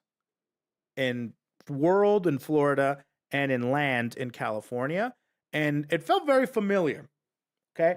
The most popular ride in Tokyo Disneyland is the Beauty and the Beast Beast ride.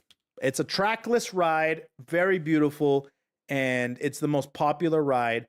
However, because we had a package, a vacation package of 2 nights and 3 days at the park, we actually could get some fast passes.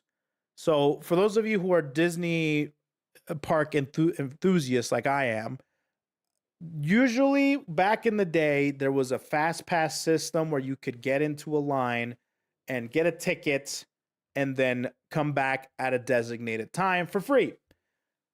Now, in these parks in America, you have to go through an app, you have to pay extra for a lightning lane, and it costs an arm and a leg to be able to do it. However, Tokyo Disney, it's all included in the vacation package, so you get 3 rides that you can get fast pass for.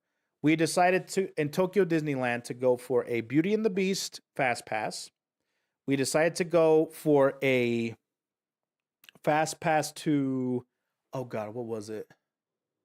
I cannot remember the second ride that we did that had the fast pass. I'm sure if Faith woke up, she would tell me. I can't remember the second one. But then the third one is actually a meet and greet with the mouse. And they didn't let us not pick it. They're like, no, you have to meet the mouse. They didn't let us. It was like mandatory. I felt like I was in one of those like timeshare, spiels that you get. For those of you who don't know, there was this thing where you would get an all-inclusive trip as long as you get to hear like a timeshare spiel from the people that provide the trip. And if you can, and usually those people are very persuasive in trying to get you a timeshare at whatever. And as long as you are strong and you're like, I cannot afford this, I cannot have this, as long as you can say no the entire time, then you got yourself a free trip. That's how it goes.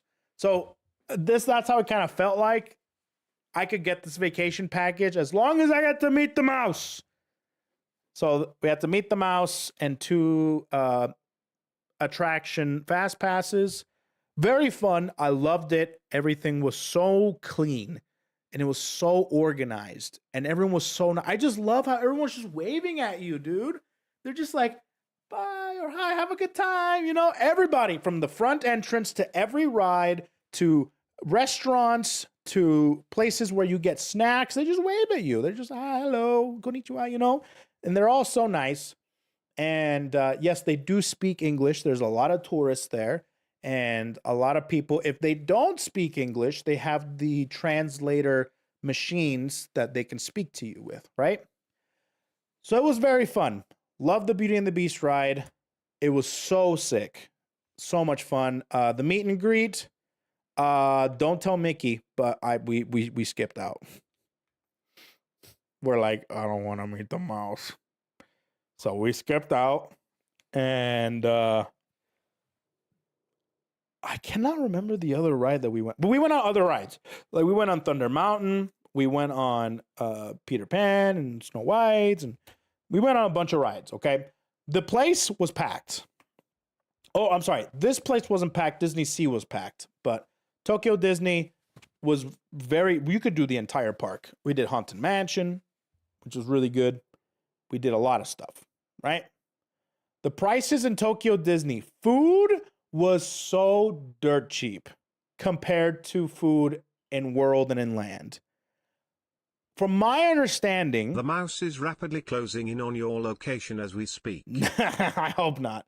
I hope not. It's trying to get me and stuff. That'd be good stream content, right? Fending off the mouse. But anyways, from my understanding, Tokyo Disney is not ran by Disney. They are in partnership with Japan. So Japan runs the park, not Disney. They just have the right to be able to have a park there. So basically, it's not ran by the Disney Corporation. It's ran by Japan. It's just it's like a weird partnership that they have going on there. Meaning that a lot of the prices, a lot of the things they don't have to abide by any of them. They can literally, they can run it all by themselves. So what that does is that it incentivizes people to eat there at the parks rather than bringing in food, because in the parks here in America, they bring in food because food is so expensive. In Tokyo Disney, very, very affordable, very good, very cute, nicely themed, and efficient. Efficient as hell. Love it. So, with that being said, it was an incredible experience with food. Okay. Very good, very delicious, but also very affordable. The second day, we went to Tokyo Disney Sea. Tokyo Disney Sea. Where is the thing? There you are. Tokyo Disney Sea. And this place is the Tokyo exclusive park. Tokyo Disneyland is very much inspired by Disneyland in Paris and in California, et cetera, et cetera. But the one here that's the Japan exclusive one. Okay? With that being said, this park is fucking massive. This is the biggest park I've ever been in. It is so insanely big. You can walk so much. There's so many different sections here. It's like Epcot and something else put together. It is massive, okay? How it's supposed to basically resemble is the bay, anything sea-oriented, anything that's underwater. It's usually here at Disney Sea. So yes, they have rides that are underwater. They have a ride called like 1,000 Leagues Under the Sea or something like that, which sucks. Epcot and Animal Kingdom. Thank you. Yes, that's exactly. Epcot and Animal Kingdom put together, but there's no animals, obviously. So they have like Finding Nemo there. They have a lot of the sections in the park. They have either I think a Pacific Wharf type area. It's like American Pier Bay or something. You can have like clam chowder. And it's like the American. It reminds me of San Francisco, right? That's one section. Then they have. Oh, you're up. Faith is up, chat. Let me see if I can. Oh, here we go. Okay, let me get my headset. Ooh. Let me get my headset here. Okay.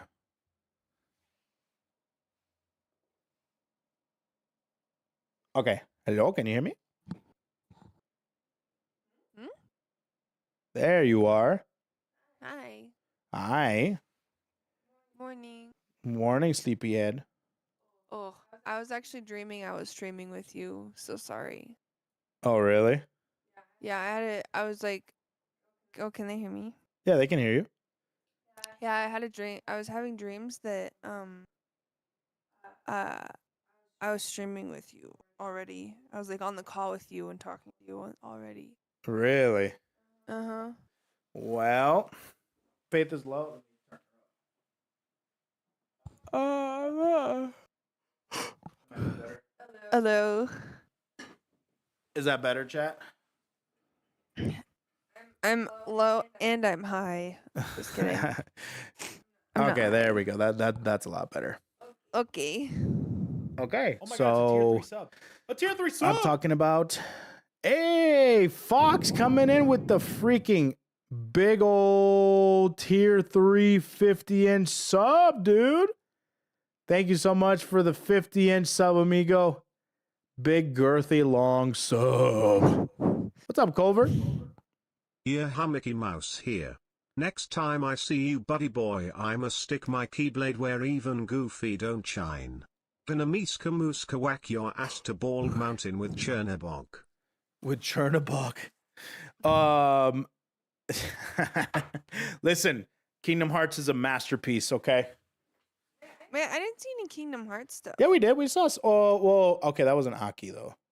Yeah, there wasn't a lot of Kingdom Hearts stuff in Tokyo No, Disney. yeah, I thought there'd be a lot more. Now that I'm thinking about it, I think there would be more Kingdom Hearts stuff. Yeah, there wasn't a lot for sure. It's kind of lame. But okay. Nah, you gotta be faster like this probably. Yeah, I'm Mickey Mouse here. Next time I see you, buddy boy. All right, shut up.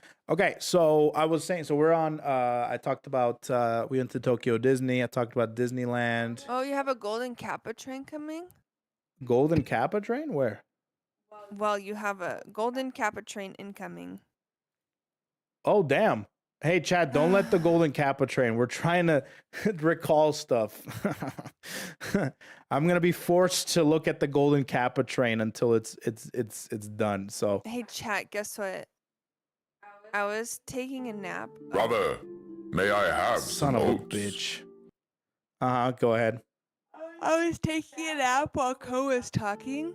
Brother, and I was may I have some oats? I was dreaming that I was talking to him. And it was weird. I was Brother, like really may I dreaming have some at the oats? same time. So it's like super trippy. Surreal, trippy. Yes. That's good. I could have slept for 9 more hours. Yeah, no, the jet lag is getting us right now for sure. I know. Dude, I woke up this morning at like 5 a.m. I was like, I'm ready to go. Yep, pretty much. And then now, it's what time? 4? It hit us hard. It hit us hard. Thank you for the Golden Kappa train. Thank you, Godoy, for the gifted sub. Anonymous, thanks for starting this whole thing off. And Anonymous, thank you again for gifting more subs. Thank you so much, man. I really appreciate that. Really appreciate the generosity and the Golden Kappa train. Whatever that Golden Kappa train is, dude, this is like a hella scam. Like this is a golden scam train for sure. It's like the FOMO train. You know what I mean? It's like, do it now, do it. All right, there might be another golden scam train. You know, there might not be another. Do it. You should give some subs for an emo that you'll never use. Exactly. And it's only for 24 hours. I don't know, dude. It seems like Brother, a scam. It's a scam. May I have It's some it's oats? golden scam train. That's what it is. Yeah, golden scam. Golden train. scam train, dude. Golden Kappa, one time, please. Thank you, Fox, for gifting that sub. Thank you, Hurry, Tommy chat. Nader. Yeah, boy. Well, dear Lord. All right. Tommy Nader, thank you so much for the tier Brother, one. I'm weak. may FOMO I too have strong. some oats? Bro, stop. Don't let the freaking FOMO get you guys, okay? Doki Cyber Dragoon, thank you so much for, or I'm sorry, Daruka gifted a sub to Doki Cyber Dragoon. Thank you. And then, of course, the metal pipe. Gotta love the metal pipe. But not too bad. Free gifted sub bomb, huh? You gave 250,000 Shuba coins for the golden for a sub bomb, huh? Whoa. Thanks. Gotta contribute to your own scam. Gotta contribute to my own scam. Love it. Ha ha ha ha. You gotta test the waters to show people it's not poison. Ha ha ha ha. Cavanino. Hello, Ha ha ha ha. Hey. Brother, Love that sheet. May I have some oats? I think Kevin can hear today. You can hear today. Another one Yeah. too. Thanks, Mas. I appreciate that. And there's Brother, that. May I have some oats? Thanks, guys, for contributing 250 Shuba coins, 250,000 Shuba coins to the stream. Thanks for watching, everybody. Brother, may I have some oats? That's just how it is. That's just how it is. I do not want to keep this Brother, going, though. May I have some oats? Let's let it die now. We're gonna continue doing Disney. While we let this thing Brother, die, is there anything may in I have Tokyo some Disneyland oats? that you remember? I don't remember anything. Nothing? I remember nothing from Disney. Brother, may I have Nothing? some oats? Really? Just kidding. That's crazy. I said I was kidding. All that Brother, money.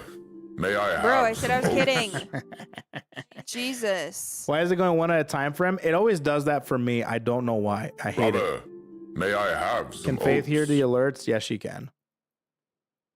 She can hear it. Can you hear me? Yes. Brother, Are you sure? may I have Yes. some Really? You oats? can't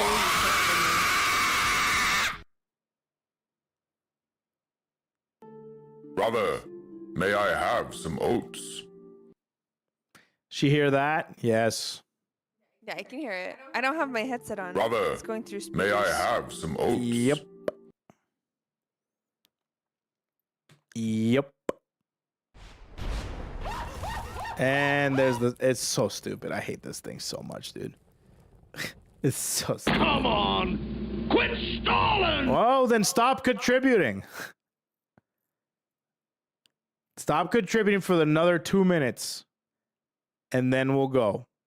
Do you remember what I remember from Disney? What? That store called Pooh Corner. Oh, Pooh's Corner? No, just Pooh Corner. Pooh Corner, yeah. That's the Winnie the Pooh ride. And Pooh Corner is the shop. Yep.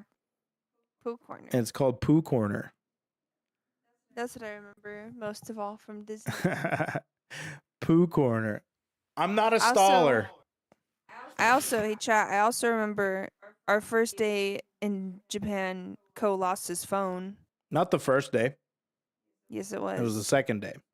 It was it was our Brother, first day at Disney. May I have some oats? First day at Disney, yeah.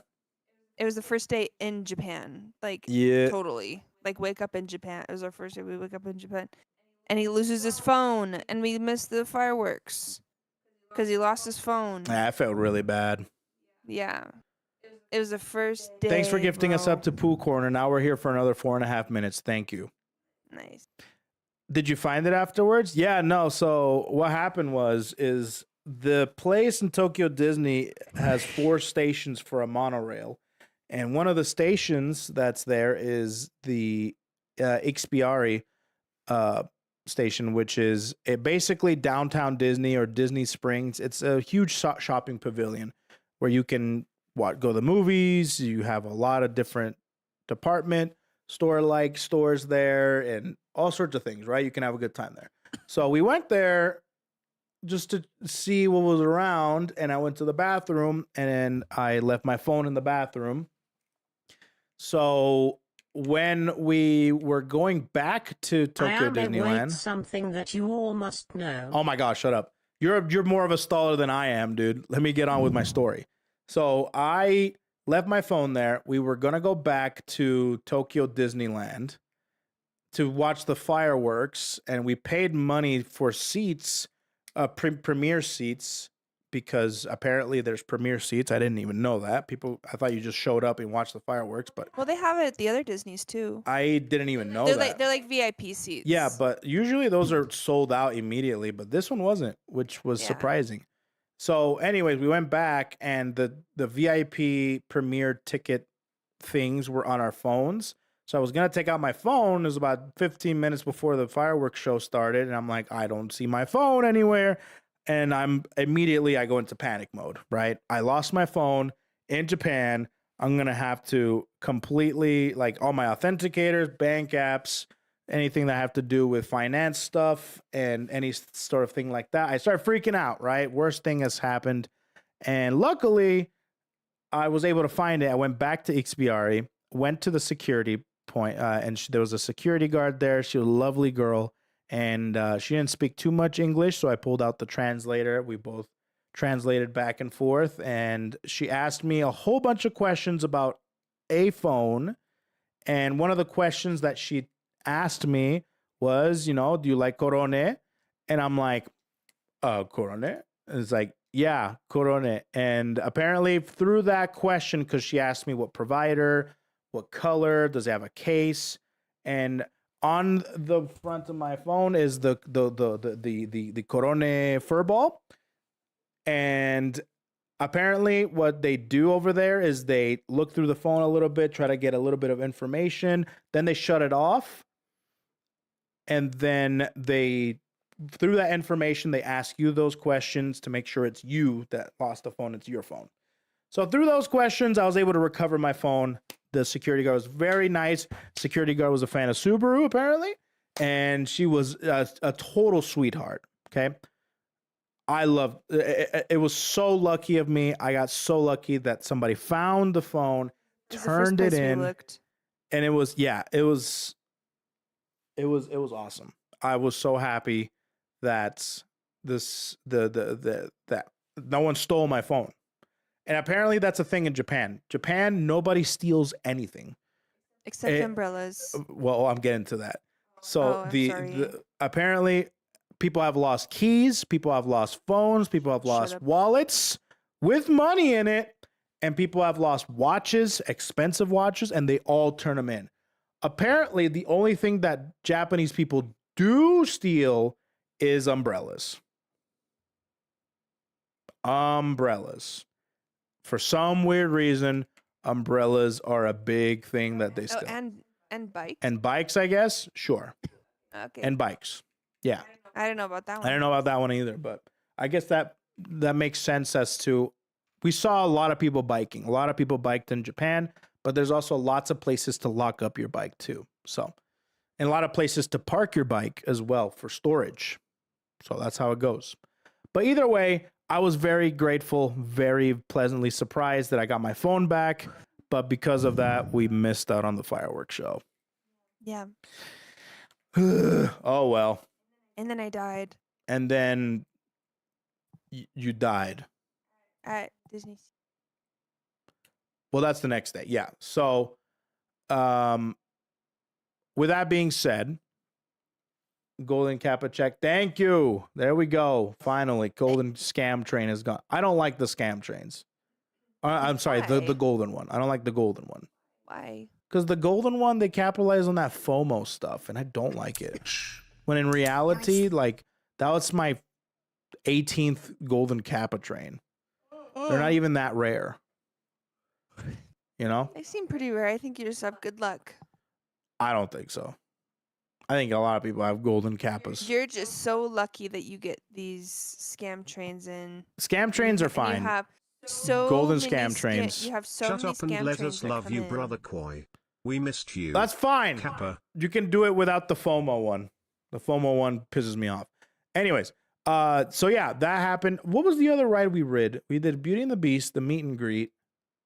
Frozen. No, that was Disney Sea. Oh, No, Disneyland. I don't know. I don't remember it either. We did Haunted Mansion. Yeah, we did Road to Haunted We Mansion. did the Jungle Cruise, and we did Thunder Mountain. But I don't remember Yeah. the second ride that we rid in Disneyland. Maybe we should ask your mom because apparently she watched us the entire day. Yeah, that makes sense. And she could see where we were. Oh, man. She's like, you know what she said? What? She said, I saw you guys were like in a perfume shop in Tokyo Disney. And I was like, well, yeah, we were there for like 2 minutes. Yeah. Well, you're the one that gave her access to our air tags, so that's your fault. So, I gotta remember. We did the Belle. Yeah, Beauty and the Beauty and Beast the was Beast. amazing. That was a really good one. Trying to see what other ones we did. Oh God, but the one with the fast pass, I don't remember. Why can't I remember? God. Oh my goodness, this is I'll gonna just look it bug up. me. I'll just look it up. Let me see. This is gonna bug me. Oh my God, I'm going to look it up. This is bugging me. Oh, this is gonna bug me. Hermes. Jesus Christ, just- bro. This is really gonna bug me. I really. What was it? I'm going to go upstairs. This is really gonna bug me.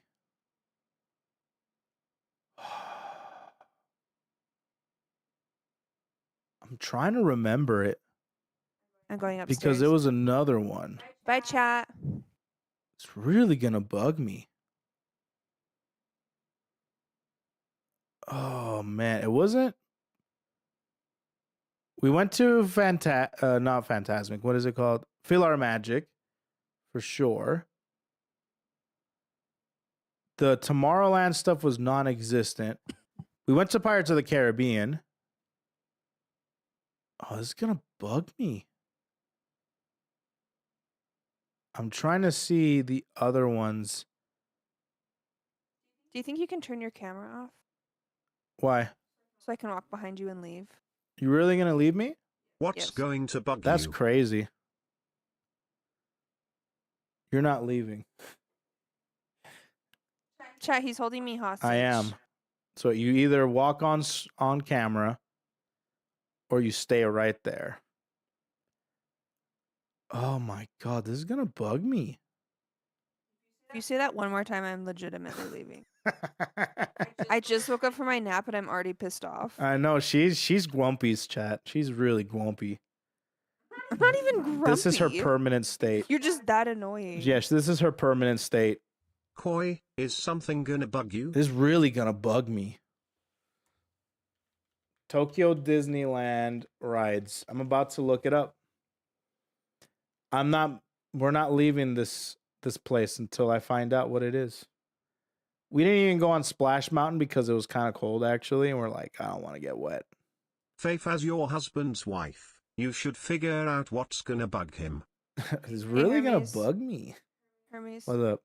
We only had one fast pass and it was Beauty and the Beast. We had another one.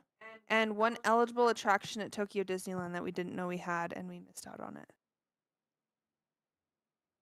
Oh, really? We missed out on the Mickey meet and greet. She starts rolling like she's in a Souls game. So, okay, can I just read you all of the attraction tickets we had? Oh, we were gonna do Monsters Inc. That's right. Okay, yeah, we didn't even have it. Okay. So, Hermes, do you want me to read all the attractions we did? No, I know which ones. Okay. But I think that's why it bugged me so much, because we didn't even ride another one. Yeah, and we didn't even get to see the fireworks. Yeah. Faith, just Metal Gear Solid your way past Koi, unless the clap of your ass would alert the guards. Yeah, I think it would actually. It would. She'd have to go through here. Yeah, and then like Disney Sea. So there was something. Oh, sorry. Hold on. Sorry. So yeah, What? that was Tokyo Disneyland. It was pretty great. Very familiar. Very fun. We ate some food there. We ate some of the I didn't know Splash Mountain had a restaurant, but it was great. Second day, Tokyo Disney Sea. I was telling them how massive it was. It was huge. It's like Animal Kingdom and Epcot put together. Well, so one of the issues is we were just like sitting on a plane for 14 hours immediately before going to Disney. Yeah, the jet lag was Disneyland, really getting, and and we spent all day in Tokyo Disneyland. So it was going from literally zero activity to walking 20,000 steps like immediately. And at Disneyland, and it like kind of, and then so when it got to Disney Sea, we were like, it's a tier 3 sub. A tier 3 sub. Link Pendrago with the damn dude 94-inch frick dude. 6 more months and you're at 100, brother. What's up, dude? Can we get some poggers in the chat for Link? What's up, dude? Thank you so much for the 94-inch sub, dude. My god. And Zerafix gifting out 5 subs to the chat right before we get into our Disney Sea debacles. Thank you so much, man. I really appreciate the generosity, everybody. Much love. Much love. If you guys got gifted a sub from Zerafix, make sure to give big thanks to Zerafix for sure. Yeah. So, yeah, but like she was saying, after being on the flight for so long and the day after we get off our flight, we were all day long at Disneyland. We were dead ass tired. So we started the day off in Disney Sea and we saw how massive this place was, and it was huge. Like there's 4 stations in Tokyo Disney, like the entire like place, correct? So they had different hotels and stuff. And one station is at Tokyo Disneyland, the other one's at Disney Sea, the other one's Ikspiari, et cetera, et cetera. Well, there's 2 train stations in Disney Sea. One in the front and one in the back. That's how massive it is. Because there's a secret entrance in the back, and that's through a specific hotel. that's if you pay $2,500 a night. Well, hotel. there's cheaper ones, but those get sold out instantly. I feel like they don't really have the cheaper ones. I think they do. Do they? They just Okay. sell out it stupid fast because that's a brand new hotel. It opened up a couple months ago. Oh, yeah, I think it was in June. It's called Fantasy Springs. And Fantasy Springs is a new place there where it's all inspired by the fantasy of certain Disney properties like Peter Pan, Frozen, Pocahontas, you know, and it's a beautiful area.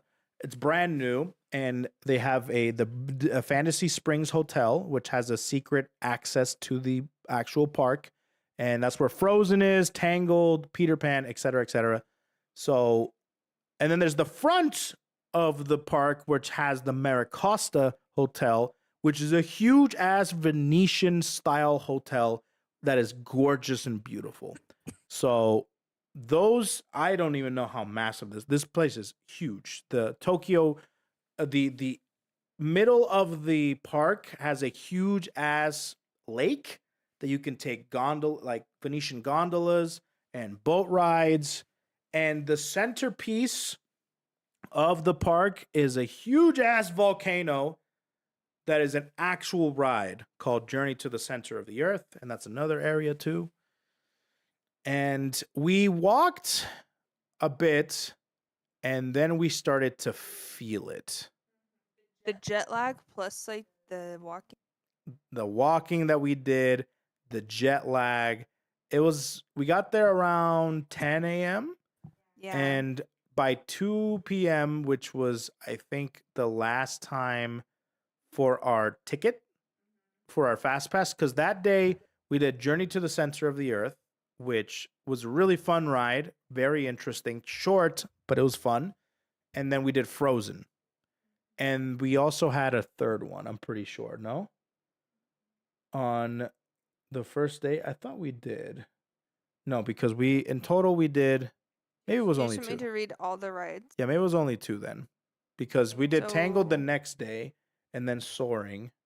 We had Anna and Elsa, Journey to Center of the Earth. Yeah, that's Journey to Center of the Earth. Yeah, that was it. And Frozen. That was it, right? But Journey to the Center of the Earth was one that we could pick any ride. Any day. Any day. Yeah. Any day, any ride. And we picked Journey to the Center of the Earth.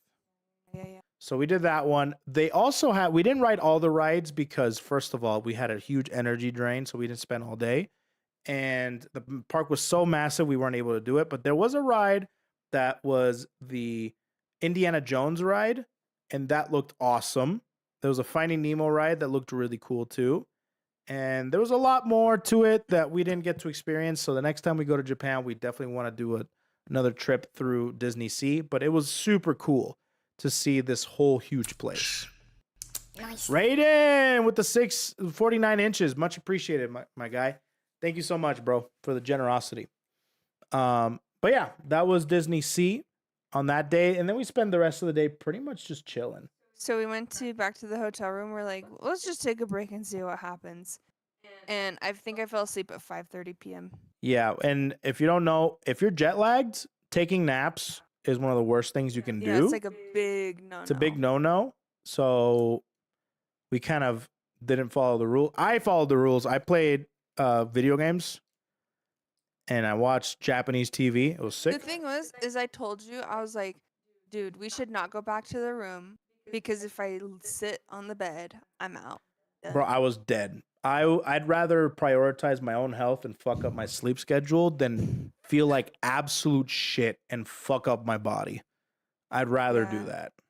So then I slept from about like 5:30 p.m. and then I think I woke up at like 11 p.m. 11 p.m. Yeah, you woke up pretty late, but then you went back to sleep at some point, no? As much as you could. Daco with the 50-inch tier 1. Let's go. Oh, tier 2. My bad. Let's go. Thank you so much for the tier 2, amigo. The issue with like sleeping with jet lag is it felt like I was like forcing myself to take naps. And sometimes the amount of energy that it would take to like fall asleep again took longer than the actual amount of time I would be asleep for. Mm-hmm. It was hard. It was hard, man. So anyway, Disney Sea on the second day, kind of rough. But the thing is, we had another day the next day. We had 2 days at Disney Sea and 1 day at Tokyo Disneyland, and they did that for us. And I think they did that for a reason. They think that Tokyo Disneyland can be done in a day. Tokyo Disney Sea, definitely a lot harder, for sure. But we only had 2 days or 3 days total. So the next day, both days or all three, or at least, yeah, both days that we woke up, we had a breakfast that was included with the tickets and the fast passes, the vacation package. So breakfast was a breakfast buffet. They had Japanese style breakfast and of course the regular, American French toast, pancakes, sausage, eggs, etc., fresh fruit, fresh pastries. They had orange juice, they had drinks, they had rice, miso soup. They had all sorts of stuff there and it was freaking delicious. I'll be honest, I could have stayed there the entire 2 weeks and I'd be happy. Yeah, me too, bro. You try the natto? No, I did not. I tried out a lot of other stuff, but it was so freaking good. And the hotel room was so sick. Yeah, it was nice. And the first thing that I realized about that hotel room was the shower. Oh my God, the shower. The showers. The showers. Yeah, they're pretty nice. The showers I took a lot of baths. were next level. So you can have so how Japanese bathrooms work, okay? When it comes to We have natto in our fridge upstairs, by the way. yeah, I know. But when it comes to the bathrooms, you have of course, dedicated room for the toilet. And then you have the shower room, which is essentially a bathtub and an actual shower, but it's not a walk-in shower. The entire room is your shower. So when it comes to bathing, you would shower, then you would go lay in the tub if you want, or you can just shower yourself and pull up a bench, scrub yourself clean, shower off. And the water pressure was,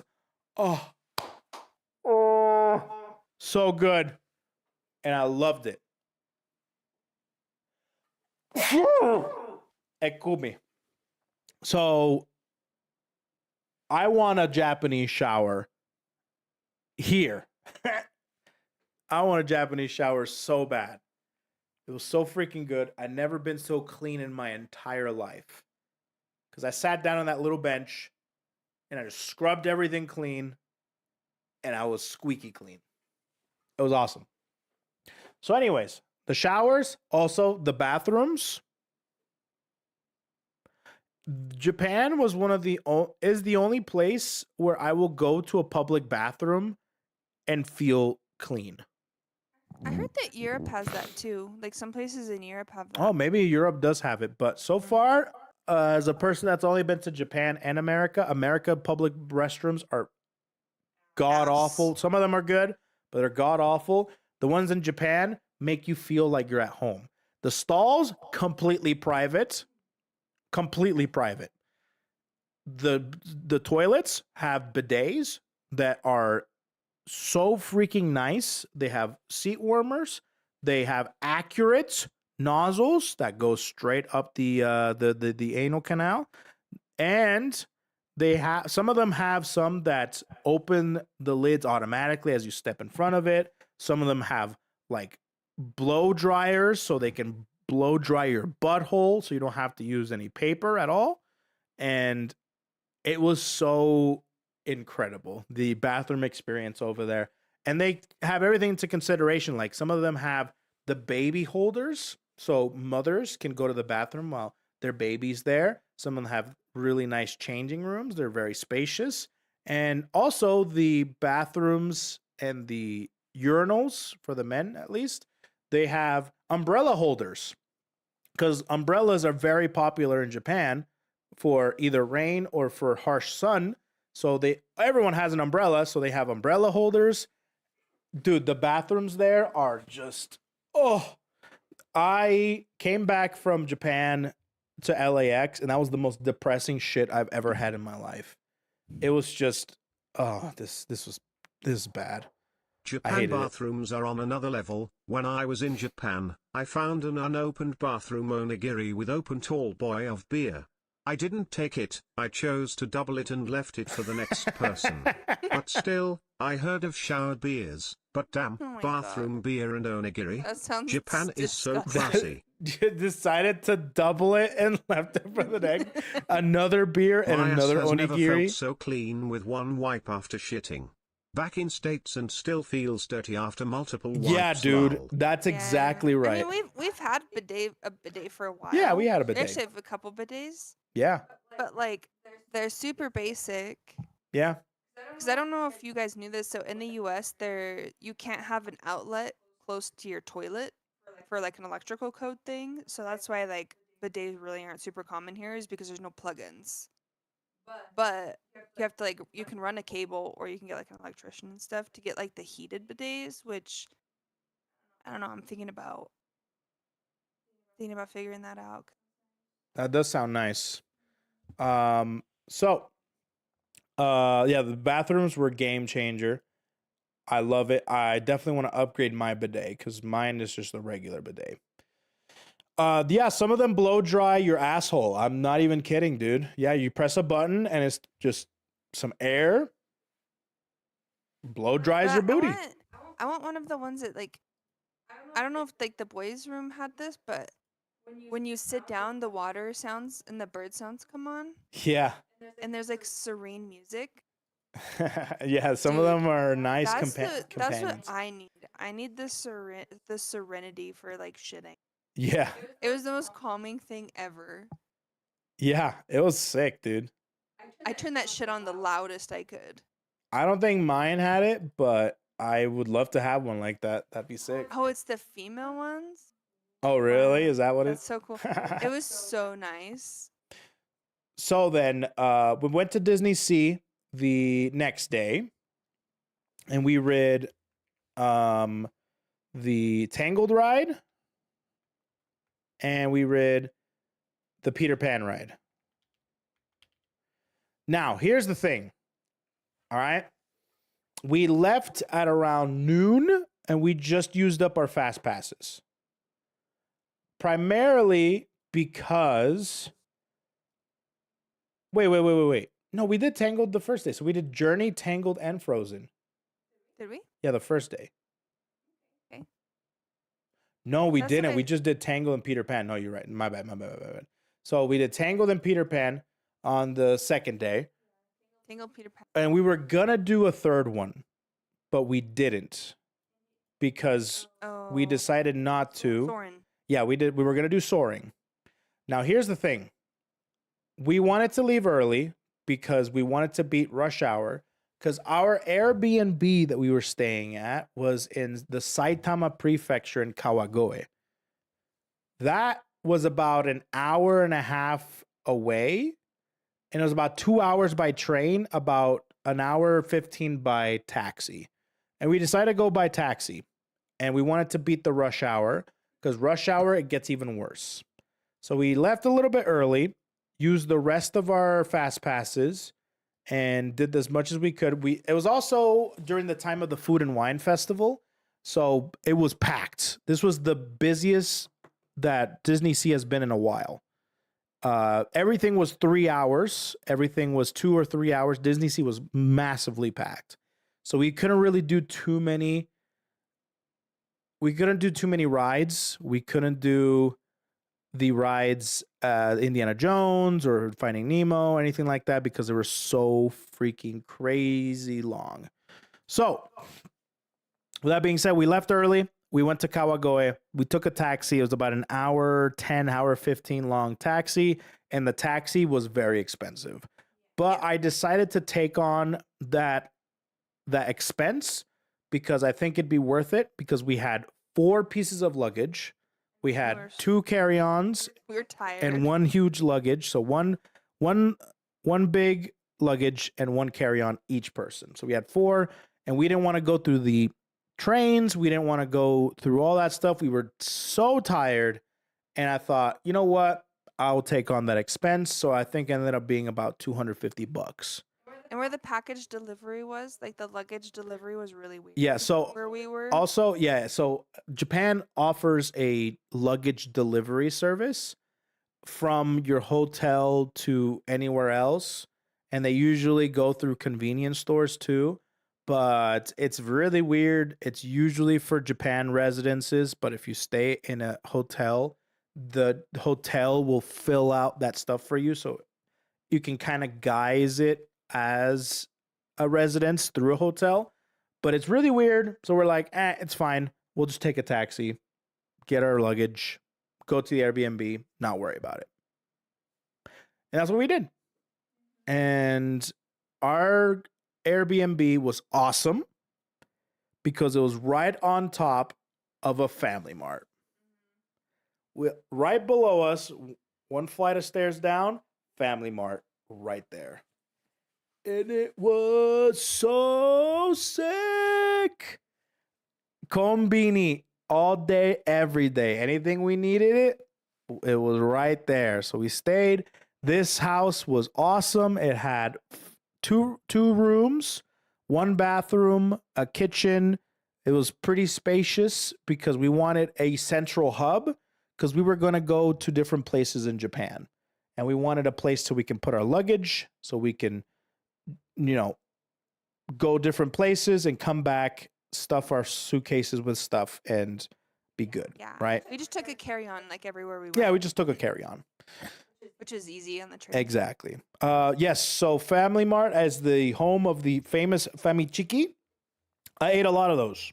I ate a lot of the Famichiki. It was awesome. I loved having some onigiri with some Famichiki.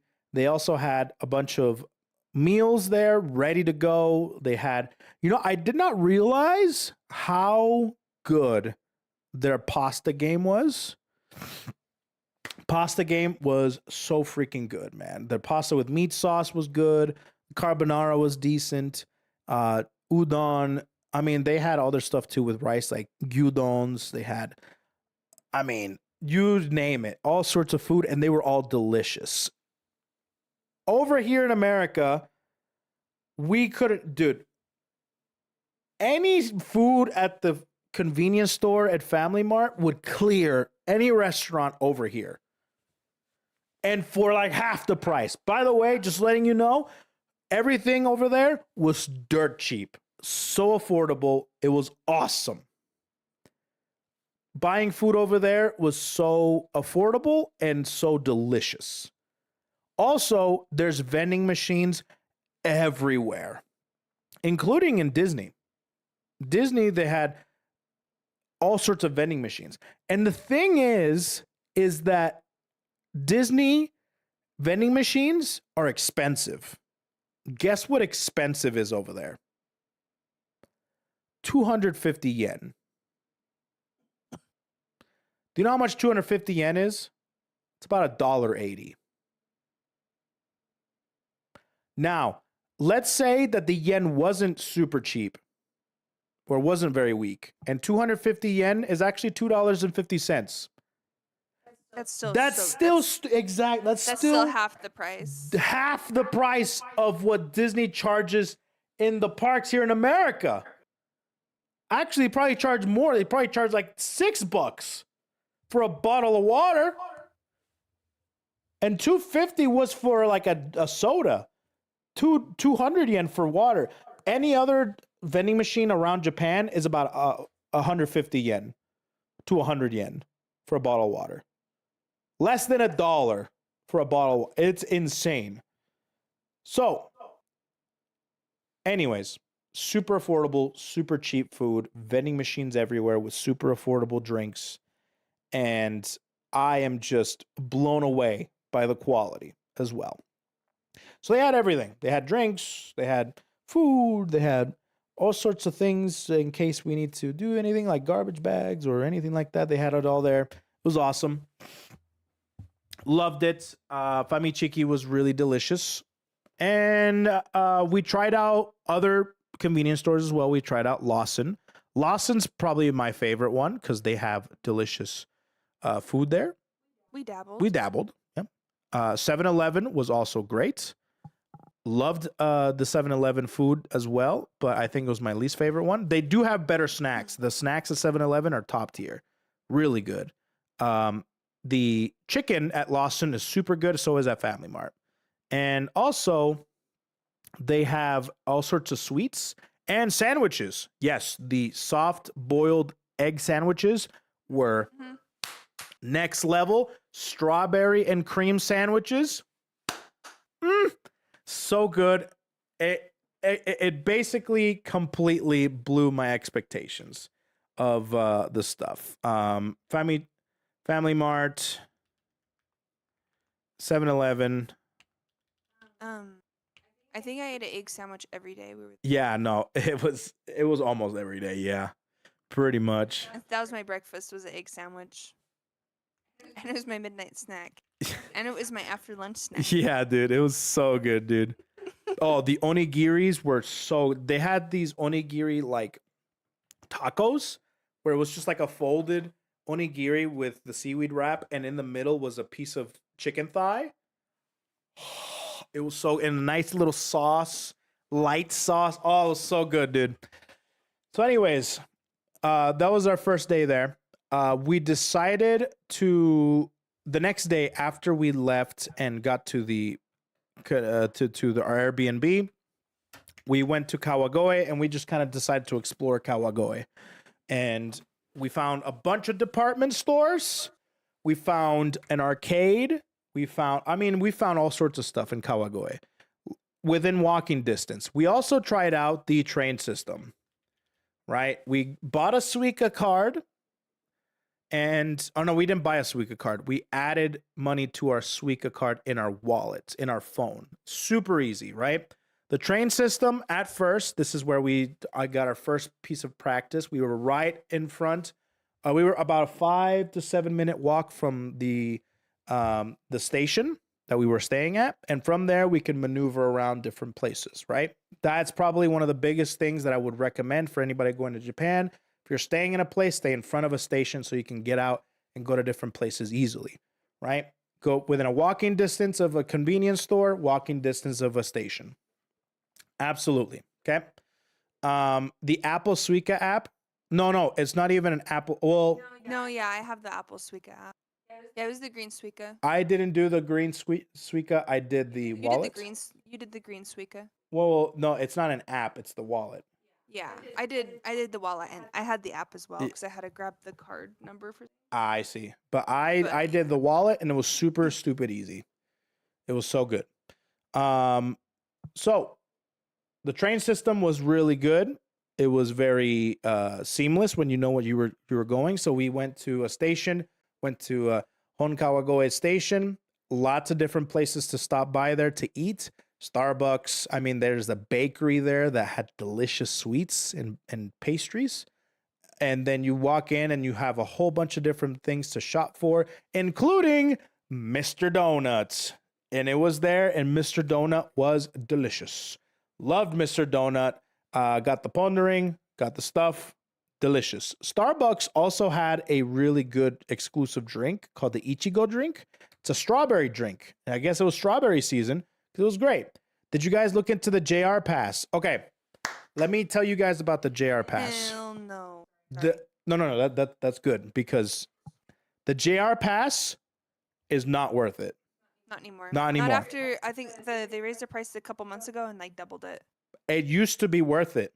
So we rode so many Shinkansen, and every day we were on the train, we spent less money than it was for the JR Pass. Yeah, the JR Pass is not worth it.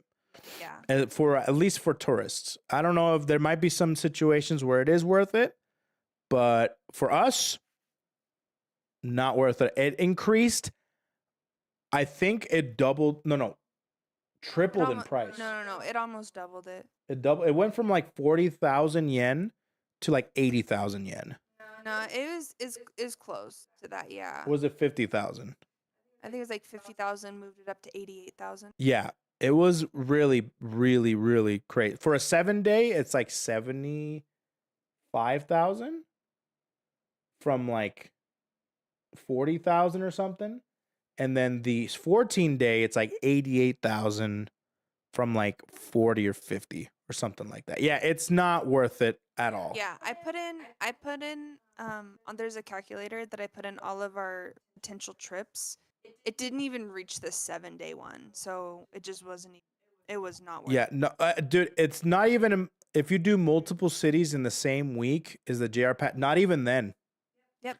Not No, even we then. did the math. You would have to, so for it to be worth it, you would have to go up and down and back up to in Japan on the Shinkansen It's not worth it. and make like every stop. No, we did the math. It's not even worth it for then. Yep. No, the increase was insanity. So, anyways, it's not worth it at all. I wouldn't trust your math for shit. It was a calculator. Well, it was a calculator, dumbass. It wasn't- Fuck you. It wasn't me doing the math, dipshit. Anyways, so we didn't get the JR pass. We just got our freaking passes ourselves, single ones, and it saved us way more money than if we got the JR pass. Yeah, we didn't come close to how much. And the we JR went pass to, cost. so we went to Aomori and back to Kawagoe. We went to Tokyo and back, and we went to Kyoto and back. So we took the Shinkansen quite a bit. We actually rode all 3 classes. So there's 3 type of seats you can get. You can get the green card, the grand class, and the original or the regular one. The grand class is only on JR East, which goes up to Aomori. Yes. No, we did not go to Osaka or Hiroshima. You got to realize something. We were there for 2 weeks. We were there for 2 weeks and we did not have enough time. and it was our honeymoon. And it was our honeymoon and I So we wanted didn't to, like- want to go all the Even time. though we did go. Well, it felt like it, but Yeah. Hiroshima's far. Hiroshima's not that far. Yes, it is. I mean, It's on like another. It's like at the very south point. but it's like what, 3 hours? It's like Aomori. Yeah, it's like 3 hour ride. That's not bad. I'll definitely take a 3 hour ride on the train. That shit was amazing. That shit was awesome, dude. No, but it was awesome. The only thing is that of course the Shinkansen is a little pricey. It's about a plane ticket to go like near a certain state. If you're in America, it's like $200 to be able to ride the Shinkansen to a certain place, depending on which That was cart you grand do. class. That was because we. Well, did the grand green class. cart was a Oh, little yeah, bit yeah. more around like 180 to $200. The regular was it's about 140 to $150. So really enjoyed it. I loved the train so much. They were so comfy. And even if the ordinary class was just really comfy, right? Yeah, it was crazy because I can't sleep on cars, planes, nothing. I actually slept on the. Yeah. I actually fell asleep. It actually like, fixed her fully. back.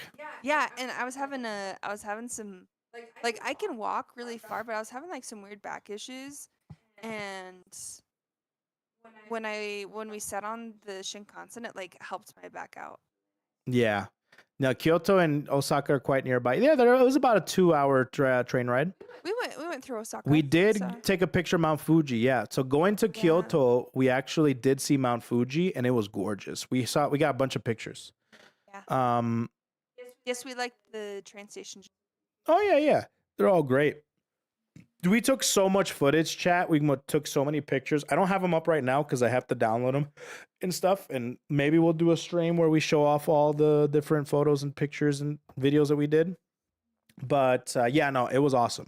So we spent the first 2 days in Kawagoe just kind of doing Kawagoe things. And we ended up deciding to take it easy because we started walking a lot, right? And we started walking. Everything was within walking distance, but it was still really a lot of walking. We walked average like 12,000 steps a day. Average, I think it was closer to 16 to 17. 16 to 17, yeah. So we did a lot of walking. You got to remember that we are from America. We see a 15 to 20 minute walk and we say, nah, I'll take my car, right? Over here, you can't do that. Now our mentality has switched. We say, oh, 20-minute walk? Easy. You just walk it. Wheezy. We'll just walk I mean, that. it's fun. I like walking. It was just my back. Like, I just have some problems. Yeah. back. My feet were fine. I was totally Yeah, fine. no, it's some things with hips and back and stuff, so we gotta take it easy. So after walking a whole bunch, we decided, you know what? Let's make sure that we're in tip-top shape for Aomori. Because we went to Aomori, specifically to Hirosaki, to visit the Cherry Blossom Festival. And that's exactly what we did. We took it easy. We didn't go to Tokyo. We didn't go to Akihabara. We were originally going to go right after Tokyo Disney. We were going to go to Aki and go to Tokyo and do some Tokyo things. We decided not to. We decided to just stay, chill, relax, and just do Kawagoe things. Just go around, eat some food around the area, and that's it. Just stay close. It was perfect. Yeah. Thank God we did that. Thank goodness we did that. So the weekend comes and we go to Aomori. Shinkansen was awesome. We took grand class and we had a person there attending us, and the seats were just so comfy and so incredible, and it was amazing. And they fed us. And they fed us, and we also got food from the train station, right? They have konbinis in train stations and restaurants, so you can take your food and just eat it in the Shinkansen, and it's just the best thing ever, dude. And we got to Aomori. Now the thing is that because it was the cherry blossoms that were in full bloom, and going to Hirosaki, visiting the Hirosaki castle, not a lot of places were booked. Not a lot of places were available to be booked. So we had to stay in a hotel that was a smoking room. So we went into that room and we're like, whoa! Yeah. Smelled like Kelly's room. It smelled like my neighbor Kelly's house, dude. Where they all smoked inside for like 20 years. Yep. It smelled like Kelly's room. So So we opened the window a little bit. we opened the window, which was great. And they gave us like a Febreze. Yo, they gave us Febreze, which smelled really good too. And the thing is that hotel didn't allow us to change the temperature in the room because I guess it's centralized. So there's only certain times in the year where it can have you have AC or a heater. At that point, it was a little cold. It was like 60 degrees, so it didn't want us to get the AC on. So they're like, no AC. So we had to pop open the window. Oh, so I was gonna address. So Masa asked if I felt safe. Yeah, I felt. I don't really like deal with creepers anyway because I'm taller than most guys here. Definitely taller than a lot of people over there. So like I wasn't like super worried, but no, I wasn't afraid of being attacked, like someone coming up with a knife or like someone shooting. So that was nice, like walking at nighttime. Dude, it I was wasn't afraid of crazy. I getting felt mugged. super safe walking at nighttime. Nighttime walks were crazy. Yeah, we saw kids out like where we were staying. We saw like kids just walking Yeah. at night. And, Kids, students, yeah, it was nice. it was awesome. I loved it. But yeah, over there, it's very safe. You know, obviously there are cases of, you know, you hear the cases of sexual harassment in trains and stuff. Yeah, sexual harassment's actually pretty rampant. Yeah, in Japan. you hear those cases It's a pretty lot, bad in but Japan. you don't hear a lot of the, you know, like shootings, murders, all sorts of that heinous stuff you hear in America that makes it so scary to walk down the street at night. We walked down so many alleys and we're just like, Okay, there was a couple points where it was like, okay, this feels a little sketchy, but it wasn't. Too I bad. don't think it felt sketchy because it was sketchy. I Do you think know it what- felt sketchy because it reminded you of back here, and that sense of like sketchiness kind of just like you associated it with the sketchiness over here. Do you know what? So I think the scariest, like the most unsafe I felt during the whole trip was walking down Take a Shit Street. In Take a shit street, yeah. Yeah, Take a Shit Street. That was in what was that place? That was the one with the gyarus and stuff. Yeah. It's not Take a Shit street. We call it Take a Shit. It's Takeshita. Yeah, Harajuku. Yeah. Take a shit street. Takeshita. I think that's what it is. But we call it Take a Shit Street. That was like actually kind of scary walking down it because they had like police with batons out running down the street. Yeah, there was some police there with some batons out. I don't think anything was happening. They were just there. Man. It was like weird, and then like the places were worried about cotton. We just saw a sign in front of a store that said "Don't eat cotton candy here." And then next door it said you can eat cotton candy here. Yeah, so I don't think it's anything bad, but it was funny. We saw that, we're like, damn, dude, something happened to that okay, owner. I'm sorry, I'm getting ahead of it. That was later on in the trip. Yeah, that was later on. That was like a very side story that we Yeah. did there. But yeah, we went to Aomori, went to the smoke hotel room. The smoke room hotel room, but we weren't there that long. We were pretty much out and about. The next day, we went to Aomori. Oh, I'm sorry. We went to the Cherry Blossom Festival, and it was nothing less of So this amazing. is in Hirosaki. This Hirosaki, yeah. So we got to a Cherry Blossom Festival. It was nothing less of amazing. Yeah, I can't believe there wasn't more people there. I couldn't believe that, like, Yeah. whenever I tell people about it, they're like, what the heck is that? I'm like, seriously? Did you Like, visit it is, like, Komuro-cho, beautiful up there. Koefficient? Yeah, no, I agree. It was not that busy, No? and there were tourists. There were a lot of English speaking. I thought that there was a lot, but then we went to No, okay, hold on. In Tokyo Disney, there was a lot. Aki, Yeah. there was a lot. Aomori was not a lot. It was No. awesome. It was like every once in a while we'd see a white person. Yeah.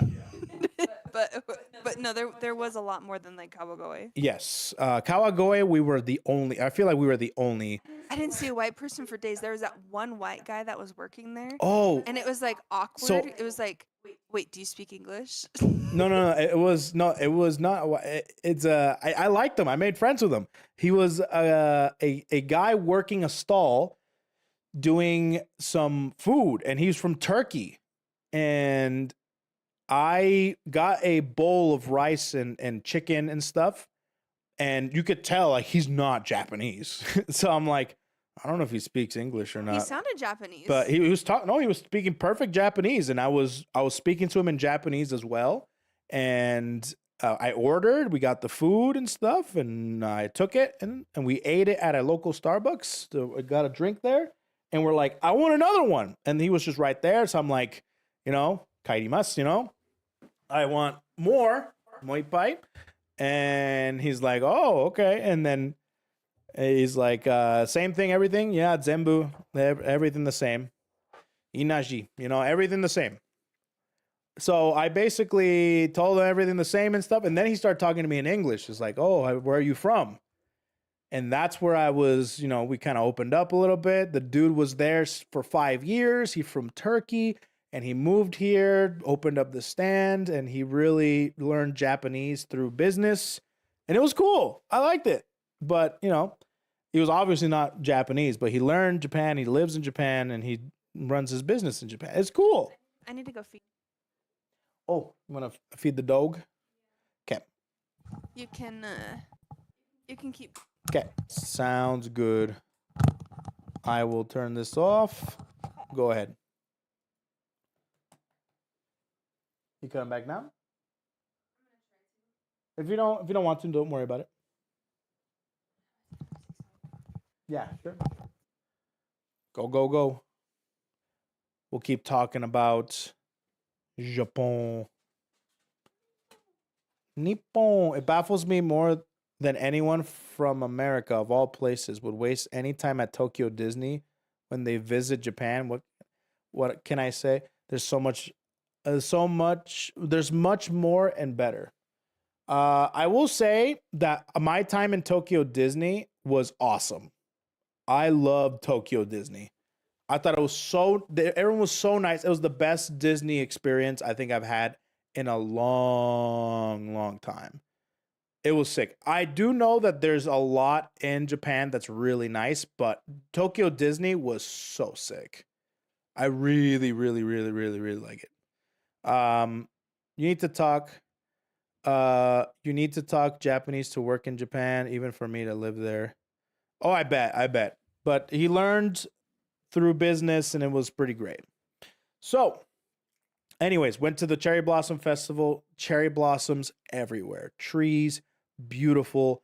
We went to Hirosaki Castle. Hirosaki Castle was in full bloom. It was gorgeous. We went down the cherry blossom street or cave, which is basically not cave, tunnel, which is basically just trees on both sides, and they're just fully bloomed. And you walk down the middle, and it was so sick. Was that the White Castle? I think so. Yeah, it's a White Castle. It's called Hirosaki Castle, and it was in full bloom. We have pictures. It was beautiful. But we spent about a good 4 to 5 hours there. But my favorite part of going to that Cherry Blossom Festival was the food stalls. So many food stalls, dude. The amount of food stalls that were there was insanity. There was so much food: corn dogs, yakisoba, chicken, okonomiyaki, takoyaki. You had candied fruit, like strawberries that they dip in candy and you lick them, and until you get to the center, then you get a fruit, right? Then you have games. They had fair games. They had like a horror house, haunted house there. It was like a fair. It was so sick, dude. They have all sorts of desserts, all sorts of sweets. They had this taiyaki that was made of mochi that had red bean paste, cream, and strawberries. It was just incredible, dude. I ate so much food there. They also had a yakiniku thing there, so they could have wagyu or just regular beef, and you get like chopsticks, and not chopsticks. You get like toothpicks, and you just delicious, right? Everything there was incredible. So many good food there. Vending machines out the wazoo, all while being engulfed in a bunch of cherry blossoms, beautiful trees. And also there was entertainment there. You had the people with the shamisen, singing. I love it, dude. Did you burn your mouth on the takoyaki? No, I did not. I'm kind of a pro when it comes to hot foods. So it was great. I went to the Penis Festival the first weekend of April. The Matsuri food was amazing. They have penis festivals? I didn't know they had is that a thing in Japan? That's a thing? It's real? No joke? Google it? I'm not Googling that. No. I don't, even if it's real, I'm still not going to Google it just in case there's some other things that I might find, but I'll take your word, okay? I'll take your word. I'm just going to say, okay, there's a penis festival, and that's it, all right? All right. Anyways, went to that festival. So many beautiful things to see, so much good food to eat. Everyone was so nice as well. There were so many people like telling me to come. Like they saw us, we were tourists, and they're like, "Oh, come to! We have plenty." Everyone was trying to pull us in to try and buy stuff. They had like potatoes and like fried potatoes that were so delicious. They also had what was like apple fritters that were fresh. Oh my god, it was so sick, dude. I loved it. No, Koi. You say you're taking a mini vacation. Google Japanese huge penis festival on stream right now. Shut up! That they came out. Why'd you put in the huge penis festival? What? It went from like, oh my god, why are you thinking about huge penis? The Japanese huge penis festival? Shut up, dude. All right, anyways. Spent all day there.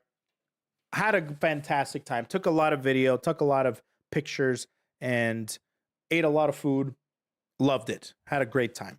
The day after that, we left Aomori to go back home to Kawagoe. But of course, we stopped by a couple of department stores.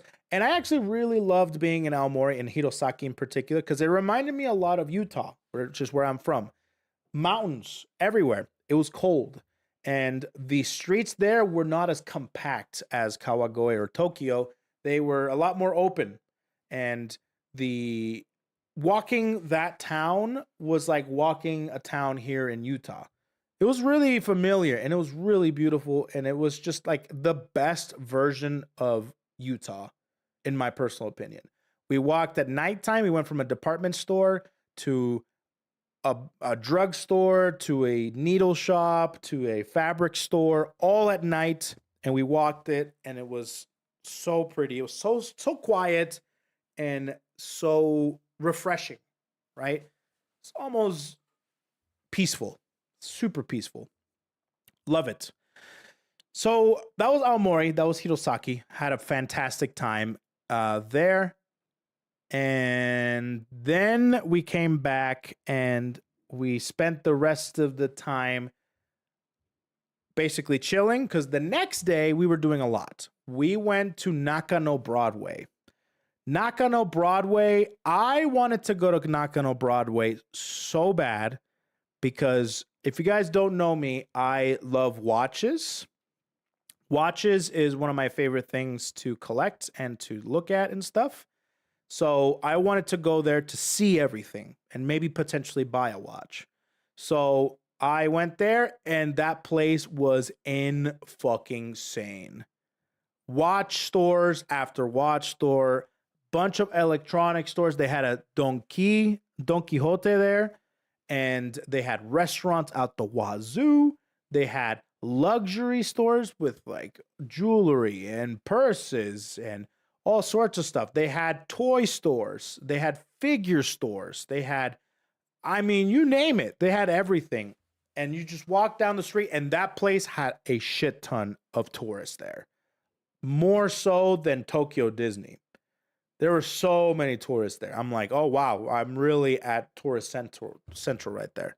So we went through, saw a bunch of different, because we came a little bit later on in the day. So things usually, if you don't know, things in Japan usually close at around 7 o'clock, 6:30 to 7, things start closing. You can get stores that close at 6, stores that close at 8, 7, 9. So they start closing pretty early.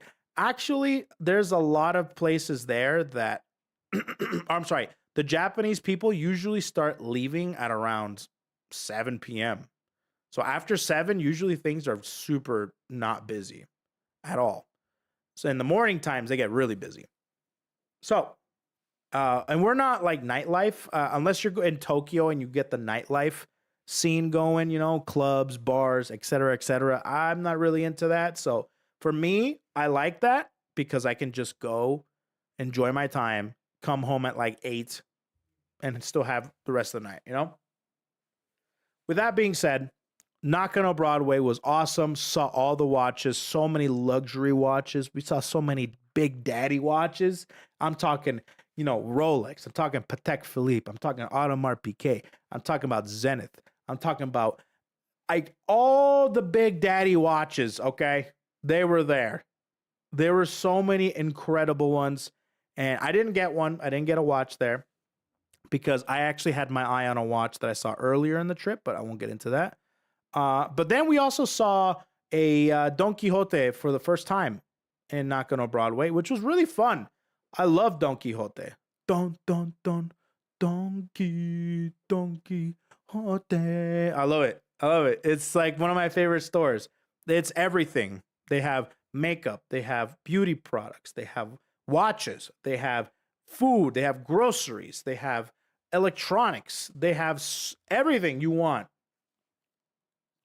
It's there. It's so good. Oh yeah, we saw the 18 plus section. They had a little curtain that said 18 plus, and in there you saw a whole bunch of fleshlights, and you saw a whole bunch of different lingerie and shit like that. And they had Tenga eggs, and they had Tenga products. They have everything. Okay. So Nakano Broadway was really fun. Had a great time. We came home, slept. The next day, we went to Akihabara. Akihabara, man. That was a trip and a half. That was crazy. in Nakano Street, I did not buy anything. We went to Akihabara and we ate food there. We shopped a lot there. So we went to. Did you get one for yourself? I was thinking about it. I was like, maybe, but I didn't. So anyways, Akihabara. Ate some food there, went around. That place is massive. Now, this place, Akihabara, is the most white people that I have ever seen in the entirety of my Japan trip. Now, you got to realize something. I stayed in Kawagoe. That place there's no tourists at all. Okay? I was like me and Faith were like the only tourists there. And I'll be honest with you, I liked it. I liked being the only tourist in the area. I kind of felt special. Some people don't feel that way because they would rather be somewhere where there's some, English speaking stuff. And I almost felt when I saw tourists, I'm like, ugh. I don't know if I can explain this phenomena where it was like, oh God, tourists, I don't know. It was weird, bro. So when I went to Aki, I saw a bunch of tourists there and everything was so much more expensive. I decided to go, we basically did the anti-Tokyo trip because originally we were thinking about going to Tokyo and staying in Tokyo because that's usually where tourists stay and that's the easiest place to stay in Japan to get used to Japan. But we did the opposite of that because we went to Kawagoe because they had a nice Airbnb there. And later, after we gave him our money, we saw that it was like an hour away, an hour train ride to Tokyo. So we're like, oh, we messed up. But at the end of the day, we actually liked it more because not only were we the only tourists, so actually we kind of treated very nicely, but we also, the food was very cheap. Everything was way cheaper in Kawagoe. It was so nice. Everything was peaceful. Everything was quiet. It was, everyone was to themselves. It was the anti-tourist trip. It was sick, actually. And it came accidentally. So anyways, we went to Aki, saw a ton of tourists, and I went, ugh. And I saw the prices, and I went, ugh. So, we went to the Gundam store there because Faith is really into Gunpla. And yeah, you want me to If you want to show get the them stuff for the cheap, Gundams? you don't go to Tokyo. That's super true for electronics. Go to Akihabara to look, but not to buy. Correct. Unless it's a special store or a pop-up. Yep. Also, while Ginza is expensive, shouts out to Ginza for being so fucking chill in Tokyo. Yeah, we didn't go to Ginza, but yeah, so yeah, Faith got this.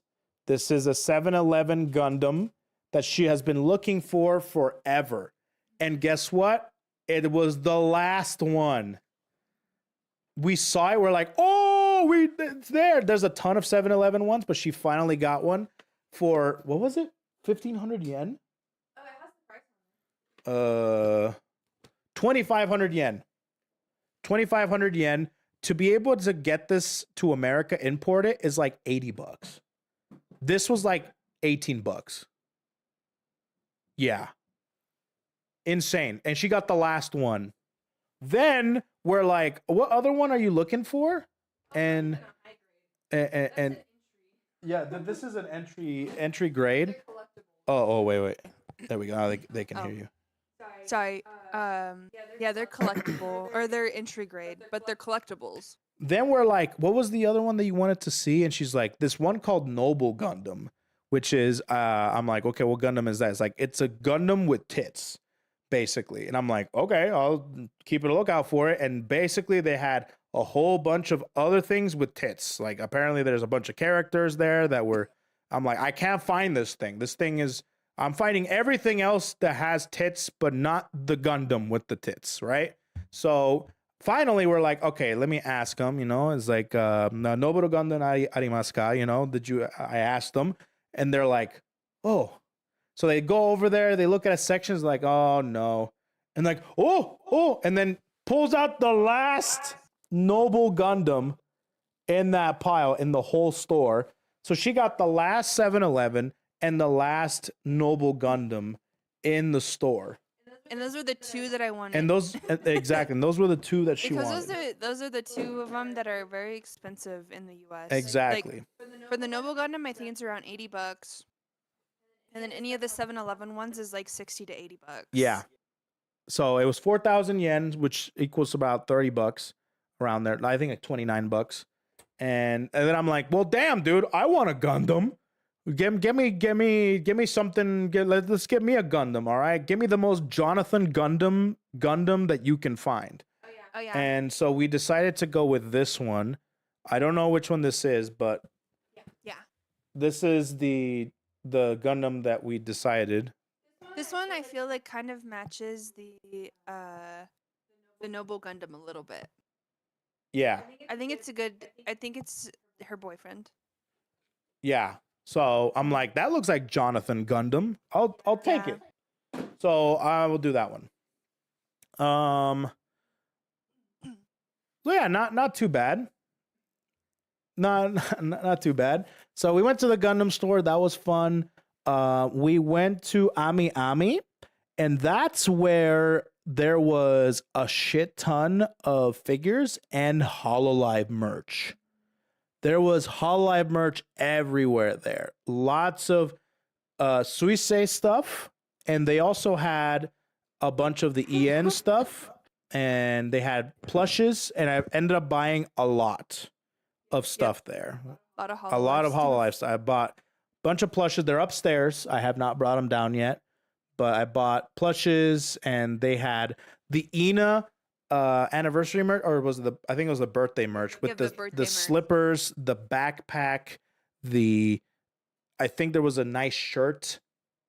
Those were all on display, and it was so sick, and I had huge FOMO, dude. And they had an Ina stand there with her signature and stuff. So she was the ambassador, I think, the merch ambassador for Ami Ami at that, and it was there. So I was able to buy a bunch of stuff there. They had everything, and Faith was trying to find every piece of Ollie merch. Yeah, I wanted to buy out everything Ollie. Yeah, everything Ollie. So, and they also had statues there. They had the pop-up parade figures of a bunch of the Hololive girls and stuff. They also had a bunch of TCG card shops there everywhere. They had the Weiss Schwartz cards. We actually bought a Ollie signed card as well. And there was a lot of stuff there, man. I spent a lot of money, and it was fun. And they had some what's it called? They had some of the Niji Sanji VTubers as well that had a bunch of merch. Basically, it's a whole VTuber section, and Hololive was probably the biggest section of them all. Lots of modding, dude. There was a super cute, I think it was a Miko Met plush set. I think, or was it something? I can't remember. I think it was Miko Met plush set, where it was like a funny faced Miko and like a funny faced Suisei plush, and it was like, oh man, it was like $200 or something like that. They were big. I was gonna get them, but I'm like, I can't get this home, dude. So, and dude, there was one piece of Gura merch left. It was this tiny little figure. Little chibi figure, and it was like $70. Yep, it was ridiculous. It was and it was all like, you couldn't get a hold of it. You couldn't like grab it out of the shelf because it was all tightened up. So it was like a tiny little thing. They were capitalizing on it, dude. Because I think that was like a rare limited edition like thing. And they also had a Corone one that was a little bit cheaper. That was like $30, but it was like a tiny little thing. But that's what I thought. It all sold out. Seems like it. There was only one left. Did you get it? No, I did not get it.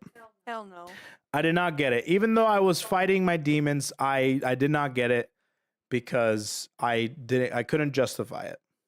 So, is very well protected. Yes. So with that being said, we went to Ami Ami, did all that. Then we went to Big Camera. I love Big Camera, dude. Big Camera in Akihabara was humongous. They have... It was a lot. It was so overstimulating. It was a floor of just electronics, a floor of just cameras, a floor of just this and that. I went to the floor with just watches. Dude, I was just everywhere, dude. Stationary. I mean, you name it. There was so many things. I love Big Camera. It was so many watches, so many brands, and I had a fantastic time. It was awesome. They sell alcohol for sure everywhere there. And yeah, no, Big Camera was awesome. So we went there, and then we went to, what was it? We went to this like shirt shop that had some really weird American meme shirts. Oh yeah, the shit posters. It was like a shit post shirt store. It had a shirt that literally said hentai, and it had the Japanese figures for it. Yeah. It had the shirt with like, you know when Trump got shot, it's that picture of him with his hand up. They had that shirt on there. Yep. They had a shirt where it was like America, and it was like Trump wrapped in an American flag. You had like Hillary Clinton and like Barack Obama and like the most stereotypical American shirt you can think of. It was there. Mm-hmm. It was. I was like, what the fuck? What am I looking at right now, dude? Yep. It was just like weird. I'm like, is this what people think over here of America? Just like the most stereotypical American shit. But I guess that's anywhere, really. Then we found what else? Oh, we found this really good yakiniku place at the 8th floor of a building, but we didn't go in there. And what else did we do? I think that's about it. We didn't have too much time because, man, time flies in Japan. It absolutely completely flies. But that day, going back to Kawagoe from Akihabara is when we experienced rush hour on the trains. That was the first time that we experienced like the busyness of trains the whole trip. Yes. Because in Kawagoe, it's not really too much rush hour, but the line to get to Kawagoe is crazy. It was like 8 p.m. Did you get the push? Oh yeah. Yeah. Oh boy. So we got in and we were packed in like sardines. Well, it was funny because the train before us, we saw how packed it was, and it was like, oh, thank God we're not on that train. Yeah, and then another train our pulls train in comes. that was even worse. And it's like, this is our train. Yeah.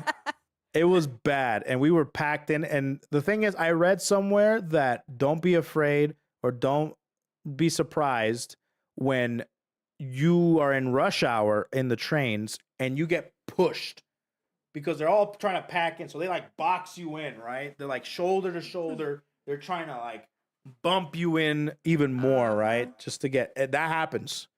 So, and we got that, exactly that. We're just getting pushed in farther and farther into the train, and we got shoulder to shoulder sardine canned. You know, it's not personal or anything, so don't get upset or surprised. It's just they just want to get home. You know, We all just want to go. we just want to go home. You'll get the shove for sure. You think it's full and there's room for one more. Yes, and then dude, thank God I wasn't near the door. The door, they're like they look. The funniest part is when they go into the train, they see this wall of people, and they go, and they start like trying to bump in and stuff. I'm like, oh man. So they're like, when the doors close, that they're literally like up against the door. I don't think that I've breathed so much breath in my life. Like other people's breath. Oh man, I felt. It was like I felt icky. Yeah, no, I was like, we took showers immediately afterwards for sure. yeah. Oh, with our bags, forget about Hell it, dude. no. It was bad. Yeah, no way. Is there like no other port of transportation? Yes, but it's a taxi, and those Very are expensive. fucking expensive as shit. If you are out and about, and if you're out and about, and you go to back home or go to the train station at a certain time, and it's rush hour, you have no choice. Yep. You have no choice. And at that point, you're just like, I just want to get home. Yeah. That's to it. give you guys an example, a taxi going 20 miles costs about $260 over US dollars. On train, it costs about $7 and Yeah. less half the time. Yeah. Because if you go by taxi, it's gonna be a long ass It's trip. like 2 hours. Yep. And it's like an hour by train. The train is the most efficient way of transportation, but just, yeah, it's a little bit stressful. But once you get the hang of it, it's seamless. I love it. Everything about the train, I love, except for how confusing you have to be to certain platforms, I think certain lines you have to take, stations you have to get off. I think that we had, like, by the end of the trip, I think we had our favorite stations where it was like, okay, we know we can transfer here. Let's just try to get to this station. Yeah, you get familiarized because, like, with we got stations. familiar with some of the stations where it's like, okay, let's try to get to this station, and then we can go to, like, these other areas. Yeah, exactly. So you get very familiar with the stations. Put it closer to your. Oh, sorry. Sorry. Sorry. Yeah, you get very familiar with the station. So once you reach our most familiar station was Takanobaba. Takanobaba. Takanobaba. Takanobaba station. Yep. As soon as I heard that, I was like, okay, this is their Yeah. stop. The Takanobaba. Takanobaba Yamanote's line is really good too. We rode a lot of the JR line. And anyways, Google Maps will be your best friend. I will say that right now. And sometimes you just have to follow it to a T. Sometimes it's just like, what the hell? What we learned early on was your train is not going to be early. Do not get on that train. Yeah, exactly. Your train is 'Cause not we were like- early. It's the one thing you can rely on every time. There's two things about Japan that I underestimated, and that is how efficient they are and how reliable they are. Yeah. They're very reliable, very efficient. So if your train is there early, it's not there early. That's not your train. That's when we learned what express was. Because Oh yeah, there's different types of trains on the line. So you have like express trains, local Local. trains, et cetera, et cetera. Okay. Yep. It's a different train 1 minute early. Well, sometimes, you have to look at the line and stuff you have to contextualize like, okay, it says it's leaving in 2 minutes. It's arriving in 2 minutes, right? But it's literally the same train. That probably means that it's leaving in 2 minutes. So get on. We have to and that's more true when you're at the very beginning or the very end of the line. Yes. Like if you're the first or the last stop on the line, then they do wait like a minute or two. Or if the train is early, then they'll stay. But what you have to do is like look at the board and see the different times of the That's usually how you connect the dots. Yeah. It's like, okay, on Google Maps, it says this train is at 12:07. You look at the board, 12:07, that line, that platform, that train. Perfect. Yep. That's how it goes. Usually most trains actually do have it in Japanese, Chinese, and in English. All three languages, and they cycle through. If not, you just one of a tip I would give you guys is I use my iPhone. We use Google Translate the entire trip. Google Translate app was so helpful because you can take pictures to translate in real time, letters and writing. And also if you need to converse with people, if you need to think of some words that you don't know to ask certain things. For me, I was like, I wanted to ask for watches. So I'm like, I wanted to ask, like, how would I say it? My bad. I would say, toke ga arimasu ka? You know, like, is there any watches around here? Do you have any watches here? You know, and I would look it up on Google Translate to see, okay, which one am I gonna? What's the word for this? Where is it? Or what's the word for this? Do you have any? Et cetera, et cetera. Mm-hmm. Super good. So I suggest Google Translate all day, every day. Anyways, train system. Once you get the hang of it, it's pretty seamless, but it can be kind of, nerve-wracking because you are going to miss trains. Yes. And what matters is what to do after you miss the train. There was a point after we were done with Geary's stream where we almost didn't make it back home. It was the last. We had to hit 5 consecutive trains on time, or else we would be there till 5 a.m. Yeah, once you missed, so the We had train to shut be down at perfect. 12. Yeah, we had to be perfectly on time. We had an error window of like one. We could only miss one train. We could only miss one train out of the 5 different trains. Yeah, we fortunately made it. Yeah, we did make We it. we made all of Spoiler our alert. trains. So And it was like the most perfect. Like, I don't know how we did that. I don't think we could do it again. yeah, I mean, if you do end up missing your train, the best thing you can do is either, pay the price and get a taxi, or what a lot of people do is they stay at overnight cafes, like internet cafes, Yeah. and they or just, like, hang love out. hotels. Yeah. Because those are always available. There's always room there. And internet cafes, you just get a cubicle, get internet, and you stay there the whole time. Do I have an echo? Am I echoing? Are you echoing? I don't know. Am I echoing? Are you? I don't know. I was told I'm echoing. Huh. A bit of an echo? Oh, that's probably because my mic's picking up a little bit. I'll turn it down and I'll put it close to mine. Wait, there's no way that my voice is traveling over to your. Yeah, it is. It's a condenser mic.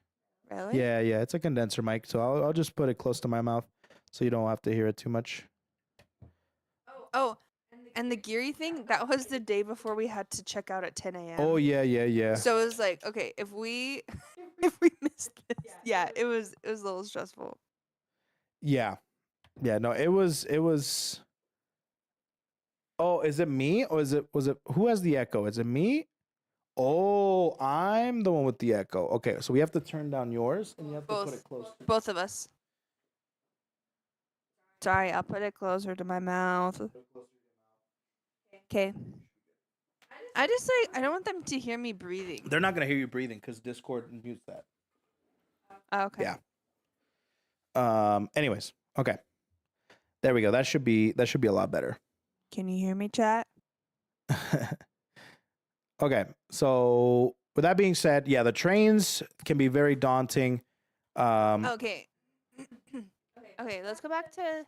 So anyways, we went to Aki. Aki. So we finished Aki. That was that. Then we went to. Then we were gonna go to Kyoto. Well, hold on. So we went to Aki. Uh-huh. On our way home from. So we got home from Aki and we got hungry, and we're like, let's find some place. Is that day? nearby. Yeah. Was it that day? I just looked at my photos and it was that day. Okay, so let me do. Oh, okay. No, we did not do a maid cafe. No. No. We didn't have. Well, time did you to buy do any that. books in Aki? No, we did not. We were looking for some, but we didn't buy any. We had to be careful with their luggage. Yeah, we had to So be we were careful with stuff. We were very careful with like. Oh, also, I want to add that this trip was the intention of going back to Japan in like a year. So we had the intention that we're coming back in like a year or two. I will say this right now. I might go back in October because apparently my brother Mac boys. and my cousin Sean want to go and they want me to go because I went.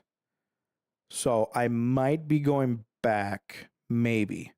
Not sure yet. Depends. But yeah, no, we were like, we don't have to do everything because thinking of coming back anyway, you know? Yep. Off topic, are you going to be watching the Gargura graduation mini live stream? No, I'm not. I'm doing my own thing here. But yeah. Okay, so on our way back from Aki, we were hungry. Oh, are you talking about the izakaya? Yeah. Izakaya? And we Okay. were like trying to find like you wanted to go to what did you want to eat? So we were trying to look for well, initially it was sushi. Then it was udon. Then we're like, let's do yakiniku, you know? Yeah. I think yakiniku would be so freaking delicious right now. So let's do yakiniku, okay? So we're trying to look for yakiniku. We went to the first place. It was closed, even though it said open on Google Maps. So we're like, okay, that's fine. We'll try and find another place. So we went to the second place that said yakiniku, and we found it. It was literally right next to our Airbnb. So we're like, okay, we'll go there. And we opened the door, and it was this tiny, literally like the size of this office, super tiny, with a bar and 2 tables. Yep. And there was 2 people there, and a bartender and a server. And we're like, we opened the door. It was like walking into someone's room. So we're like, uh-oh. And they're like, irashaimase, you know, they're like, welcome in. And we're like, oh, I don't want to be mean. And just close the door as they're making an entrance in this tiny room. Like, so we're like, okay, let's just go in here for a second and see what it is. Apparently it was an izakaya. Okay. Yeah. An izakaya, if you don't know what that is, it's basically the equivalent of like a bar / pub / restaurant where you can go there and just talk to some people and have some food, you know? It's like a tavern. Yeah, that's a good way to put it. So it was very cool. There's big ones and there's small ones. This one was a very small one. Yeah. And we went in there, we're like, uh-oh. So we just like took a look at the menu, and I was conversing with the waiter. I know a little bit of conversational Japanese when it comes to restaurants, at least, you know, nanai sama desu ka, you know, things like that. So anyways, we sat down on the table. They told us to sit at the bar instead. We're like, okay, no problem. We'll sit at the bar. We took a look at the menu. It was all in kanji. Even the prices. So we're like, oh shit, fuck. I don't think we should be here. We're like deep in. We're like in deep Japan right now. Like there's no fucking way any tourists come here. Okay. So anyways, this place was really cool. They had a little TV with some sports. They had booze everywhere, and they had One Piece statues everywhere, which was sick, actually. I loved it. And we're looking at the menu. We have our Google Translate out. This is a good thing for Google Translate, right? Then we decided to get some meat and some drinks. Seemed like we're like, okay, maybe we should buy some drinks here, because why not, right? So we buy some drinks, order some food. We're just hanging around. We have some water, you know, mizu, and I start ordering. We're like whispering to each other because it was so quiet in there. Yeah, it was quiet in there and stuff. Like there was a customer that was talking to the bartender and stuff. We ordered everything. And then all of a sudden, while we're waiting for our food and for our drinks, we hear a group come in loud as fuck. It was like Puerto Ricans. It was like it legitimately sounded like Puerto Ricans walking in. It was like a building. Actually so sick. It kind of eased the tension way more. All of a sudden, I became way more comfortable. People were there. They were laughing and they were coming in. It seemed like they were all good friends, and they were friends with the bar owner and stuff. And there was us in the and there corner. was we were in the corner. We're in the middle, dead middle of the bar. So it was literally where I am. There was a guy here. There was a guy over here, and then back here were the tables.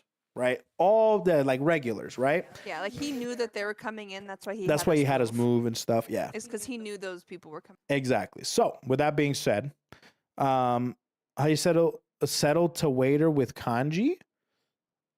Wait, what? I don't know. I don't know what you mean. But with that being said, everyone was super loud. Everyone was super great.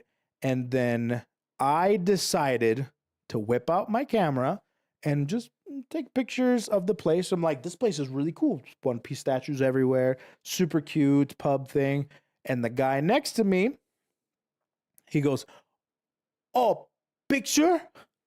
And I'm like, hey, I have a picture. And he goes, and I'm like, okay. And I took a picture with the guy, man. He was super cool. You could tell he had a few drinks and we're like, okay, cool. And then all of a sudden the bartender, the bar owner was like, where are you from? They had very limited English, but he knew where are you from and things like that, right? Very basic. And we're like, America. It's like, oh, America, you know? And then all of a sudden, somebody came in, another regular came in, a really nice girl. And I think she had worked there. I think she had worked there because she was behind the bar. Sometimes, yeah, she was going like back and forth. So I think she was a regular there, but also worked there. But she had done like an exchange program in Canada. Canada. So she knew English and she knew Japanese. So she was Japanese and Canadian. Now we have a translator. Yeah. So now she was telling us, oh, where are you guys from and stuff? Why are you guys here? And we're like, oh, it's our honeymoon. Oh, honeymoon desu ka? Oh, and all of a sudden she talked like, oh, bossu, you know, honeymoon. And like, oh, honeymoon. Everyone all of a sudden, oh, honeymoon. Everyone's like, honeymoon, oh! honeymoon. Start clapping. Everyone started clapping. Everyone started being like, it was so sweet. and I was talking to the guy next to me. I love it. Doesn't matter where you're from, drinking is a universal language. Beer emoji, nag drink, cheers to that, everyone just wants to be happy together. No, it's true. So we were having a couple drinks. There was a really cool drink that was really yummy. It was, what was it? It was a peach tea drink. What? I had never heard it, and now I want it so bad. It's iced oolong tea with peach schnapps. Yeah, peach. It's like a peach tea. So good. It was really good. So I'm like, I never even thought about that. I'm like, okawari, I will have another one. And then when they heard that it was our honeymoon, they're like, I'm buying the next round. So I had a third one, and so we're just drinking and stuff, and I got a little tipsy, of course. So that means I got whipped up a little bit of courage. So then everyone behind us, the loud group, they're like, oh, America. I was like, they were interested in what we do for work. Yeah. And I'm like, oh boy. YouTuber? Oh, YouTuber desu ka? They started laughing. Oh, YouTuber. all of a sudden, everyone got real interested. Everyone got real interested. It's like, oh, video camera, you know, stuff. and then, you know, they were all having a good time, and there's all honeymoon and stuff. And here's the thing, chat. I actually talked to a couple locals. You know how we are hearing about the tourists? We're hearing about the Johnny Somali nonsense and stuff like that. And there are some practices that people are telling other people to do to be more respectful. I'll be honest, from the people that I've talked to, a lot of people there don't give a shit. And I'll say that again. That doesn't mean that if you're a nuisance, it's bad. I'm saying that a lot of people there do not give a shit. Like a lot of people living there, they're like, the people living there, fucking idiot. They're just a fucking idiot. That's it. It doesn't affect them. Unless, you know, you're Johnny Somali, then you're a fucking real idiot. I'm talking about the guys that were like, basically, they're telling others to like not drink and eat at the train, right? Well, you shouldn't be drinking and eating in the train. Oh, like I'm talking like talking in the train as well. Oh, talking. And walking and eating and drinking while you're walking and stuff like. There's a lot of things that are like people say things to be able to not be rude as a tourist, when at the end of the day, they don't give a shit. Like when you hear people talking about tourists and that stuff, it's usually not the Japanese people that are talking about them. It's usually people outside of Japan.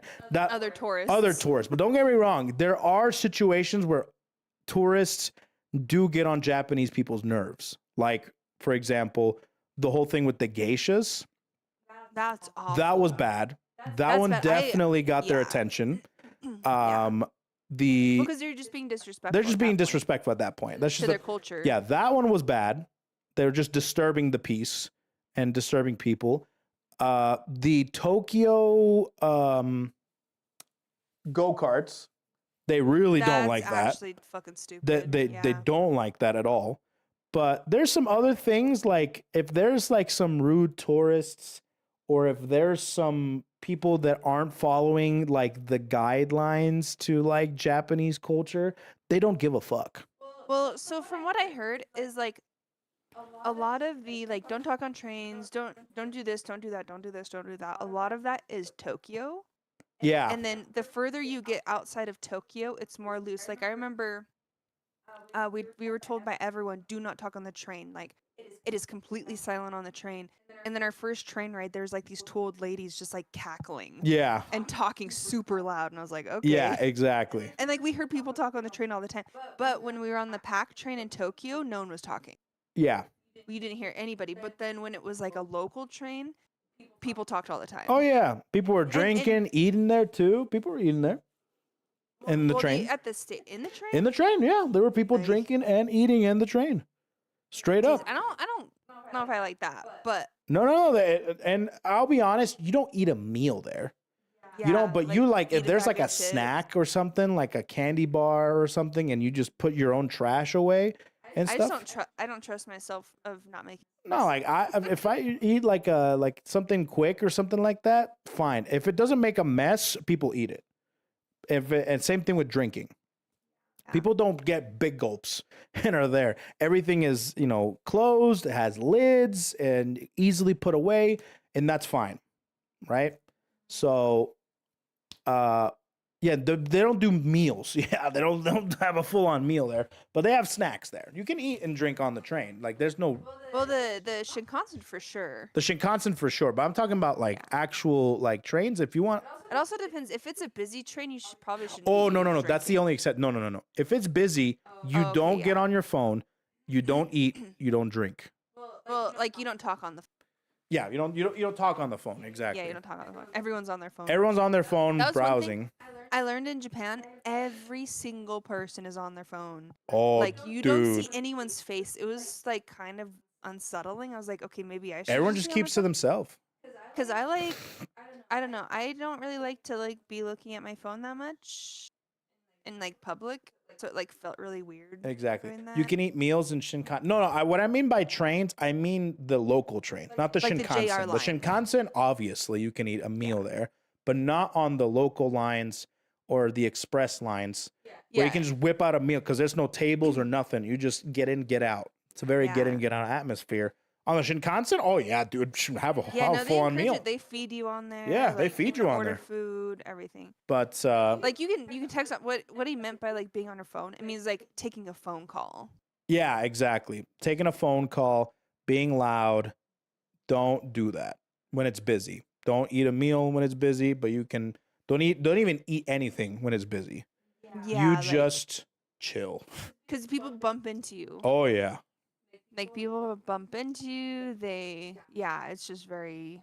So It's also like kind of unsanitary, like because like you're on the train, you're touching everything, and then you're putting your hands in your mouth, mhm, like to eat stuff. Yep. Like that's kind of unsanitary too. yeah. And I will say as well, I really like, and this will probably come as a very big sigh of relief to a lot of people that are visiting Japan for the first time, especially if you're not very open to conversing in Japanese. Japan is very, very good at self-automating a lot of stuff there. Checkouts, ordering food, and just everything. You don't need to talk to a waiter. It depends on where you go, but most restaurants are like, there's a kiosk, you order your food, your number comes up, you pick up your food. That's it. Same thing with convenience stores. There's some convenience stores that you can just operate. There's a kiosk, check out your stuff, pay, that's it, right?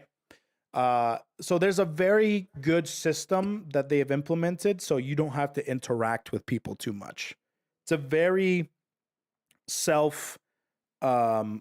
independent system that they have going on. And that was something I did like a lot. I did like that. But yeah, ramen tickets. Yeah, there's kiosks everywhere too.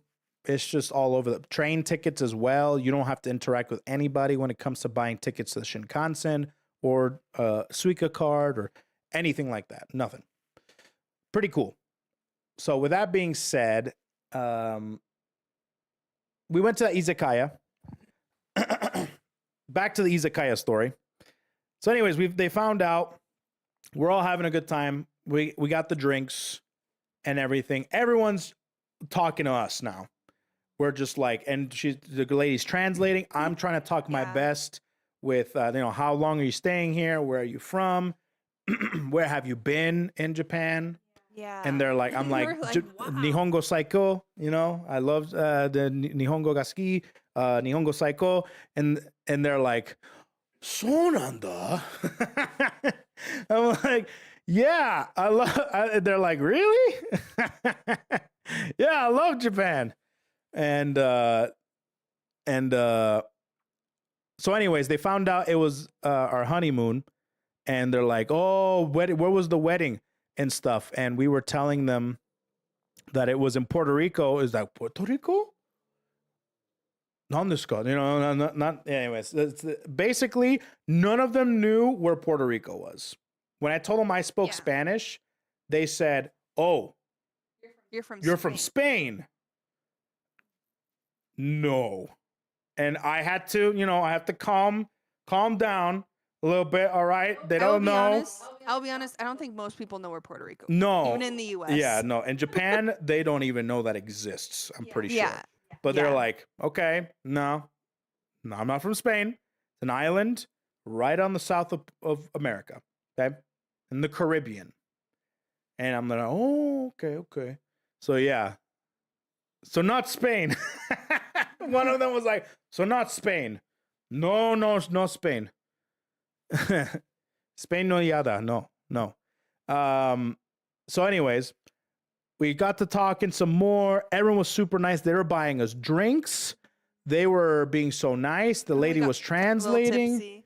We got our food, and our food was delicious. Food was super good. It was so freaking, it was fresh, homemade.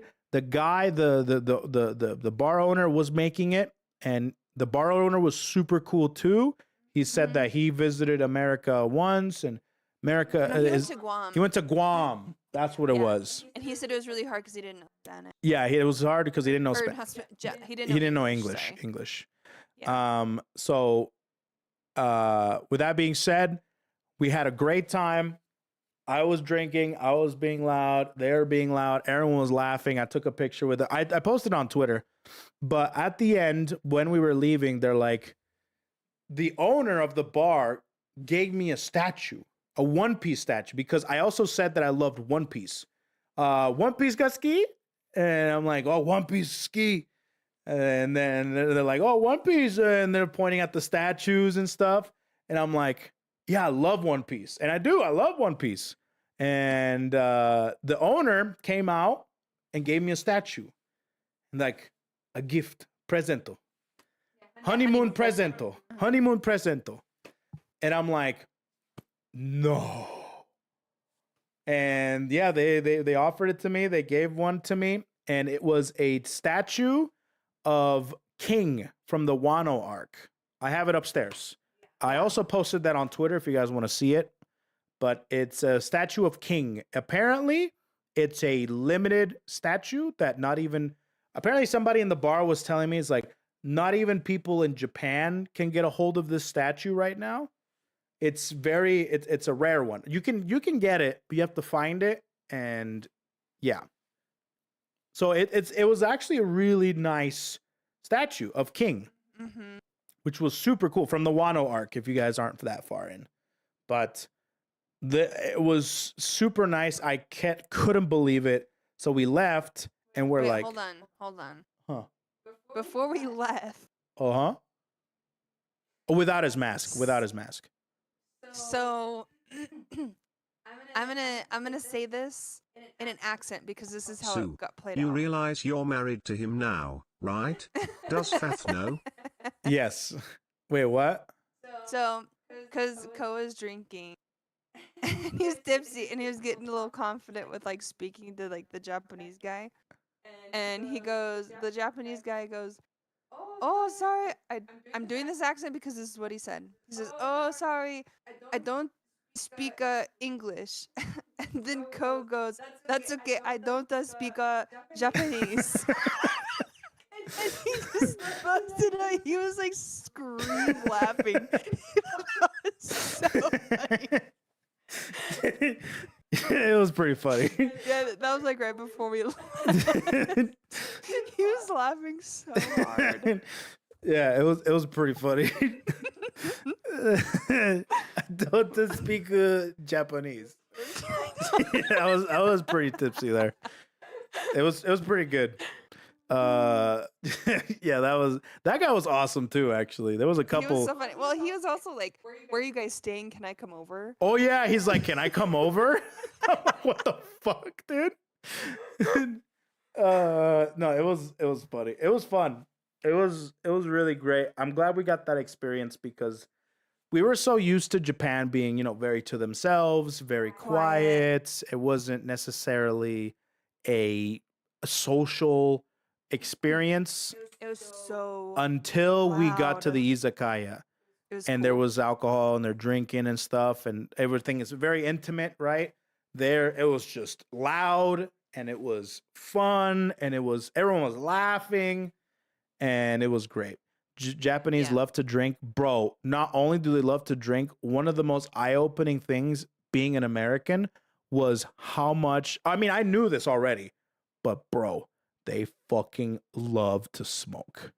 There's cigarettes everywhere. Dude. Like, you can just go pick up a carton of cigarettes, like, not They from behind a counter. They love to fucking smoke over there. So, okay, for example, a carton of cigarettes over there was like 3,500 yen, so it's about like, what, some bucks? Yeah, about. Over here, a carton of cigarettes is close to $100. It's cigarettes are cheap over They there. actually have a limit on how many cigarettes you can bring in to us. Yeah. No, Oh yeah, they were smoking. They were smoking in the bar. They were smoking in the bar, yeah. Yeah, they were smoking in the bar. They're smoking. Yeah. Yeah, they're smoking in our hotel room. Oh yeah, there's smoke-friendly hotel rooms. There's, smoke-friendly restaurants. There's smoke-friendly. I mean, they smoke Crazy. everywhere. So, at Donkey, you could get vapes. Oh yeah, Don Quixote, yeah. Yeah, they had like vapes everywhere. Like you could just pick them up. Did you guys see the cool like half vape but real cig hybrid contraption? I think so. Actually, yeah. So that I didn't see anyone use it, but I know what you're talking about. It's like they're basically vaporizing the tobacco instead of using like a flame. And now people are switching back to cigarettes because it's better for you than the vapes that I have now. But the cigarettes, there were cigarettes everywhere. It was funny because there's not really a lot of, like, it's clean, but one thing you'll see a lot on the ground is cigarette butts. You'll see cigarettes everywhere. That's one thing that if you don't like cigarettes, like Japan there's a lot. I mean, there's smoke rooms, there's smoke areas. So like But you can smell a cigarette smoke. Oh yeah, you can smell it. Yeah, there's smoke areas. So like in Akihabara malls, department stores, bunch of places, there's designated areas, but there is so many of them. Anyways, with that being said, that place, that izakaya, was so awesome. I will never forget that place for as long as I live. I did write a review. Huh? I wrote a review. Oh yeah. Why don't you drop it in the chat if that's okay? Like the location of that place. I might have to delete my Why? because it has my name on it. Dude, they know your name already. No, my real name, my government name. You're good. Anyway. Okay. Sounds good. Like first and last. I see. Yeah, no, I'll go there. I'll give the address so you guys can say hi. And if you ever go there, please be respectful and just tell them the honeymoon guy sent you. The American. The honeymoon Americans. And then the next day, actually, the day after that was like a little under. I feel. What did we do? That's when we went to the shrine. Oh yeah, we went to the Kawagoe Kawagoe Shrine. Well, we did other stuff too. that day. Dude, we did things every day. I know. So We did not the take it easy. Kawagoe Shrine. So we went to like the coffee shop. This was a chill day. We went to the coffee shop. Got that sandwich and matcha, Yeah. and then to the shrine. And then that's I think when you bought your watch. Oh, I did. I did. Yeah, that's when you bought your. Yeah, I think that's where I bought my honeymoon watch. That watch was beautiful. Absolutely beautiful. 200 bits. Thank you so much, Alicia. Oh, thank goodness. Last time I came by, there was a fake efficient. Little Koe. Yeah, that was a little. Yeah, that was my brother. He Koe. infiltrated the stream. But what kind of watch? So I bought 3 watches in total in Japan. So for those, I don't know who's a watch enthusiast in the chat, but I bought this watch that I'm wearing right now. It's my first ever Orient watch. It's a beautiful watch. It is an Orient sun and moon dial with a blue sunburst. It has a very reliable movement. It's about $250, tax free. So that was great with a nice clasp bracelet, and it's 42 millimeter. It's a big old chunky watch, but it's beautiful watch. I also bought my first G-Shock. I bought a GMB 2100 with a green dial because I also bought one for Faith that was a GM 2100 purple, which was, oh no, I'm sorry, it's a baby blue G-Shock. Yeah, it's the baby. Yeah, you got a baby blue G-Shock, and I got the GMB 2100, purple. and it's a beautiful watch. Yours is beautiful. I got the green dial. It's known as the Cassiope watch, and it's super nice. Got it on a deal too, all tax free.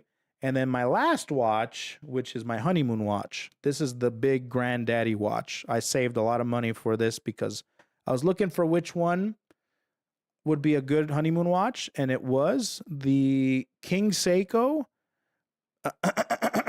SJDB, I think 107, which is the purple dial Sakura blossom or cherry blossom pink dial King Seiko. It's purple.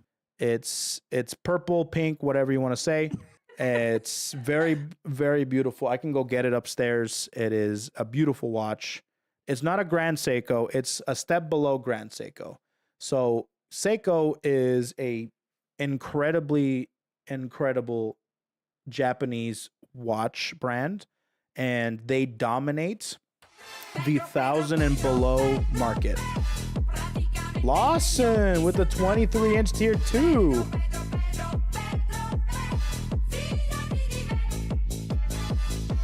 Thank you so much for the 23-inch tier 2, amigo. Much love, dude.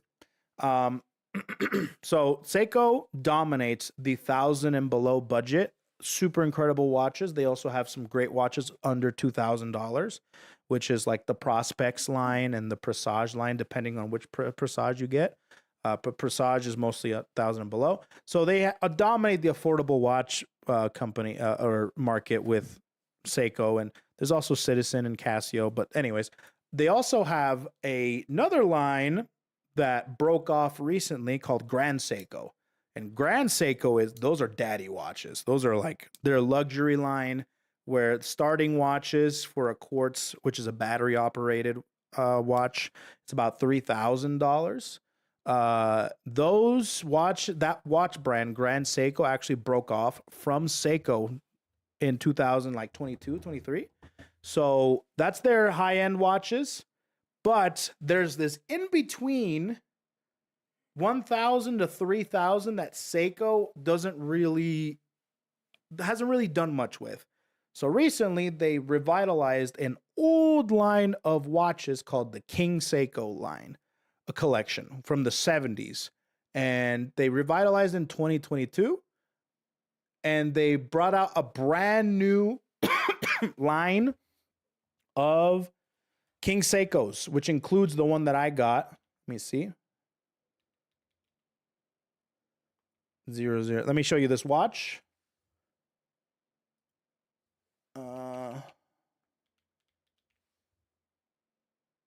There we go. There it is. This is my watch. This is the honeymoon watch that I got. It's upstairs.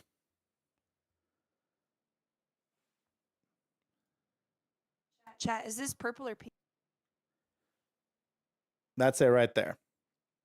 That's the honeymoon watch that I got. Lavender. Yeah, lavender. Yeah. Yeah, it's lavender. It's like lavender, yeah. This was about, so retail, this is about $3,000, but I got it tax free, so I got it for about $2,600. And the cool thing is normally when you buy things over in Japan, you have to pay duties here in the US, and that can be nerve-wracking. However, we did buy a lot of stuff. Overall, we claimed like $5,000 worth of stuff. And most of it is presents. Most of it is presents for other people, weirdly. But the cool thing is that usually you have to claim things over $800. Anything over $800, you have to pay duties for. Total. However, if you're married, you can combine both of your 800s. It's 800 per person, but if you're married, it's 1,600. Therefore, the closer you get to that $1,600 mark, the less duties you have to pay. And we just got married. So I'm already exercising the privileges of being married. So when we got to America and we claimed all our stuff, the guy at the customs office, he was like, okay, after everything, it's not really that much. It's about like less than $100. So you're free to go. Yeah, he's like, you could just go. You can just go. Because because what I did on the plane is I actually went through all of our receipts and wrote everything down. Yeah. All that, so I had everything ready. Yeah.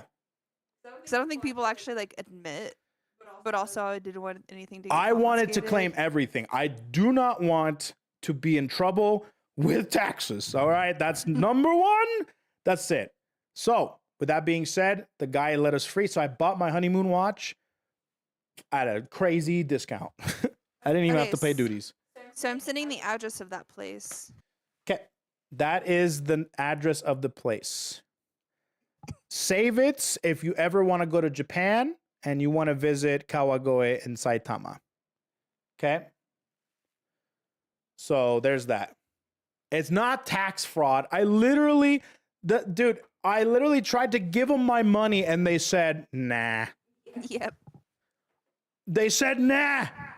All right. They already took so much money already, right? I paid my taxes before going to Japan. That shit was expensive as fuck. Okay. They already took a shit ton of my money. They probably that was probably karma for me, going my way, Anyways. I paid too much in tax. Actually, oh man, I paid so much. I don't owe anything. And they don't owe me anything. That's how I want. That's good. If you didn't open the products you bought, I heard that if you open the products in Japan, you would pay taxes. So, okay. I can't. So here's the thing. I opened my watches. I could actually still wear my watches. That was fine. That was fine. The only thing that will be closed and you can't open is if you buy consumables. Like makeup. And makeup and stuff. So if you go to, for example, Don Quixote, and you buy a bunch of makeup stuff, they will put it in a tax-free bag and seal it. That is when, if you open it, you pay taxes. But I'll be honest, if you do open it, as long as all the products are in there, they don't give a fuck. I'm not even kidding. We had to open up our bag to rearrange the suitcase because it literally could not fit. And they didn't give a fuck. So it's not that big of a deal. It's not that big. As long they really care when you bring in a lot of shit. It's also when you do, so they had a lot of changes the past couple years with tax free. So it used to be that they would basically tape the receipts to your passport. Yeah. If you do tax free. Now it's all electronic. So if you do tax-free, it's attached to your passport. So when your passport goes through in the US, they can pull up your purchases if you use tax-free. Yep. And so like you don't want to like So it's fuck a with lot people. easier. It's really easy to be able to keep track. It is easy to keep track. And so one of the big things is that if they see a big purchase, like your watch is considered a big purchase, Yeah. they want to make sure that you have it. Yep. Because a lot of people will buy tax-free and then ship resell it. No, they don't ship it. They resell it within the country or they give it to someone. Oh, in the yeah, country. yeah. So they need to make sure that it actually leaves. Yes. I mean, you can sell it when you get home. Like, fucking who? They're not going to catch Some you unless people it's, like, a lot. ship the boxes and just keep the watch Yeah. to try and evade it that way. But I think they're catching up to that even more. So, so there's that. But yeah, no, they usually don't really care too much as long as you're not actually like constantly trying to evade shit. So, yeah, not too bad. But yeah, no, we went to Izakaya. Pretty good. They don't inspect it here in the U.S. But if they did, Yep. If they did, then it's different. But every single form that I've read, they don't give a shit. they don't give a shit. They really don't. Yeah, the guy just asked if you had the watch on you. Yep. That was it. I will say, okay, so next thing. So we went to the Izakaya. The Izakaya was amazing. The last thing we truly did was go to Kyoto. Oh yeah. We went to Kyoto and we went to Kobe. Yes. Went to Kyoto and we went to this place called in Kyoto. I heavily underestimate Kyoto, chat, because in Kyoto was the final boss of consumerism. That was fucking we went to a place called Teramachi Street. And beside Teramachi Street were some of the biggest department stores I've ever seen in my fucking life. Yeah, just like randomly, like we accidentally walked into like the biggest fucking department store I've ever seen. So Just random. Teramachi Street, we stumbled across Teramachi Street because I wanted to go to a watch store that I have been eyeing for months. They're called Kue Kyoto. They're a micro brand of watches that use Seiko and Citizen movements, which is their mechanics inside, but they assemble it and they make them in-house. Everything, the casings, the watches, they make them there. They don't mass produce them. They make them at that store. So I wanted to visit that store and buy a watch there, a specific watch, which was sold out online. And guess what? They were sold out in store too. And I was so fucking bummed. But they had store exclusives too. But I wanted to visit this place. So we went there. We're like, okay, we follow the Google Maps and stuff. And then we stumbled across Teramachi Street, which if you don't know what that is, Teramachi Street is, I'm not kidding you, like a mile and a half of just fucking stores. It was probably 2 miles, like a mile and a half to a mile of just stores. I mean, retail stores, mom and pop stores, restaurants, places to eat. You can buy kimonos, you can buy clothes, you can buy suitcases, you can buy, there's stationaries everywhere. So pens and notebooks and stuff. There's Burger Kings, there's Wendy's, there's yakiniku, there's ramen, there's okonomiyaki. There is all sorts of shit. They had pachinko parlors. They had arcade. I'm talking like huge ass fucking, like, oh my God, is huge. And it's where I found my watch store. Went in there, conversed with some of them. They were very nice. They did not have the watch I was looking for. The guy was German. Huh? The guy was not German. He was French. He was French? He was French. Oh, he sounded like German. No, that was French. I always wanted a Richard Mille RM057 Dragon Jackie Chan watch. Bro, are you rich? You know how Richard Mille, well, first and foremost, I think Richard Mille watches are ugly as fuck. Second of all, they're overpriced as fuck. Is that the weird bubbly one? Those are the ones with the crazy cases that have Formula One engineering. Those are so ugly. Yeah. To each their own, man. I'm sorry. I just cannot justify a Richard Mille watch for that price for how ugly it looks. I'm just saying. the Jackie. The movement, the capabilities inside the movements and the parts, that's impressive because they use actual engineering. Tom the Cyber Human Drone, amigo, I'm gonna need you to stop spamming that in my chat. I don't know if you're new around here or if you're just really excited to see Gargura graduating, which if that's the case, okay. But please do not spam in my chat. I see you, I acknowledge it. I am still my own person and I want to do my own thing. Thank you. Anyways, Bro. so Hold on. Actually, what's up? look up the Richard. That's actually pretty. Which one? There's a bunch of them. The RM. The RM057. Oh, the 057 is awesome, dude. Dragon Jackie. Oh, never mind. Not that one. No, go back. Limit of 36 pieces? Jesus Lord. Wonder how much that went for. Nah. I'm just not a fan of the Richard Mille. Jackie. Yeah. It's right here. Oh, that one? That's the Jackie Chan one. No, it's the Dragon. Yeah. Yeah, that's the one. Is that one? Dude, it's literally Jackie Chan is holding it. that's the one. Yeah, that Jackie Chan is wearing it. Tourbillon, Jackie Chan. RMO. There's a couple of them. There might be. Anyway, it looks.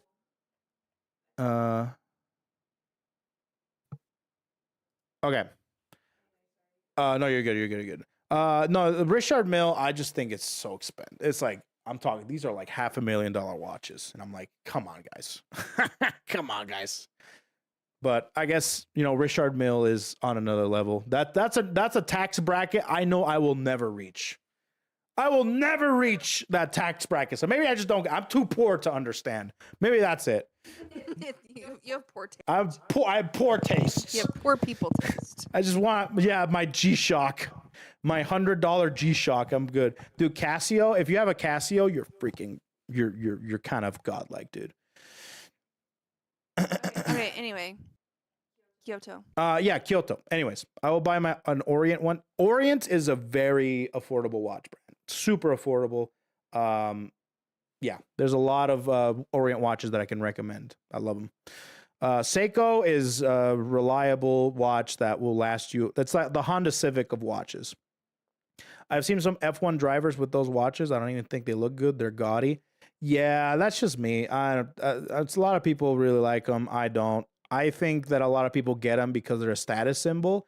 I like watches because I like the craft. That's me personally. And Richard Mille does have a lot of arts and craftsmanship behind their movement, but for that price, I'm good, dude. For that price, I'd rather buy like a house. A house. Yeah, dude. Maybe seriously. a car. Exactly, dude. And then just get me like a nice. If I'm gonna buy a Big Daddy watch, I would buy like a Nautilus, maybe a Royal Oak, maybe even like a IWC jump hour. Those jump hours are sick as fuck, dude. But either way, to each their own, like we were saying. Buy one of those $8 million watches. There's very few watches that cost $8 million, and those are usually fucking outrageous.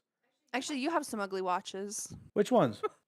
Your golden Casio is so ugly. Dude, do not make fun of my gold Casio. It is so ugly. I fucking love my gold Casio, okay? That shit is the beat. Chat, my gold Casio is fucking lit, dude. Do not make fun of my gold Casio. You are crazy. Like the most gaudy. No, it's not gaudy. Shit. Yes, it is. But this is my vintage series A1000 9VT watch, and I fucking love it.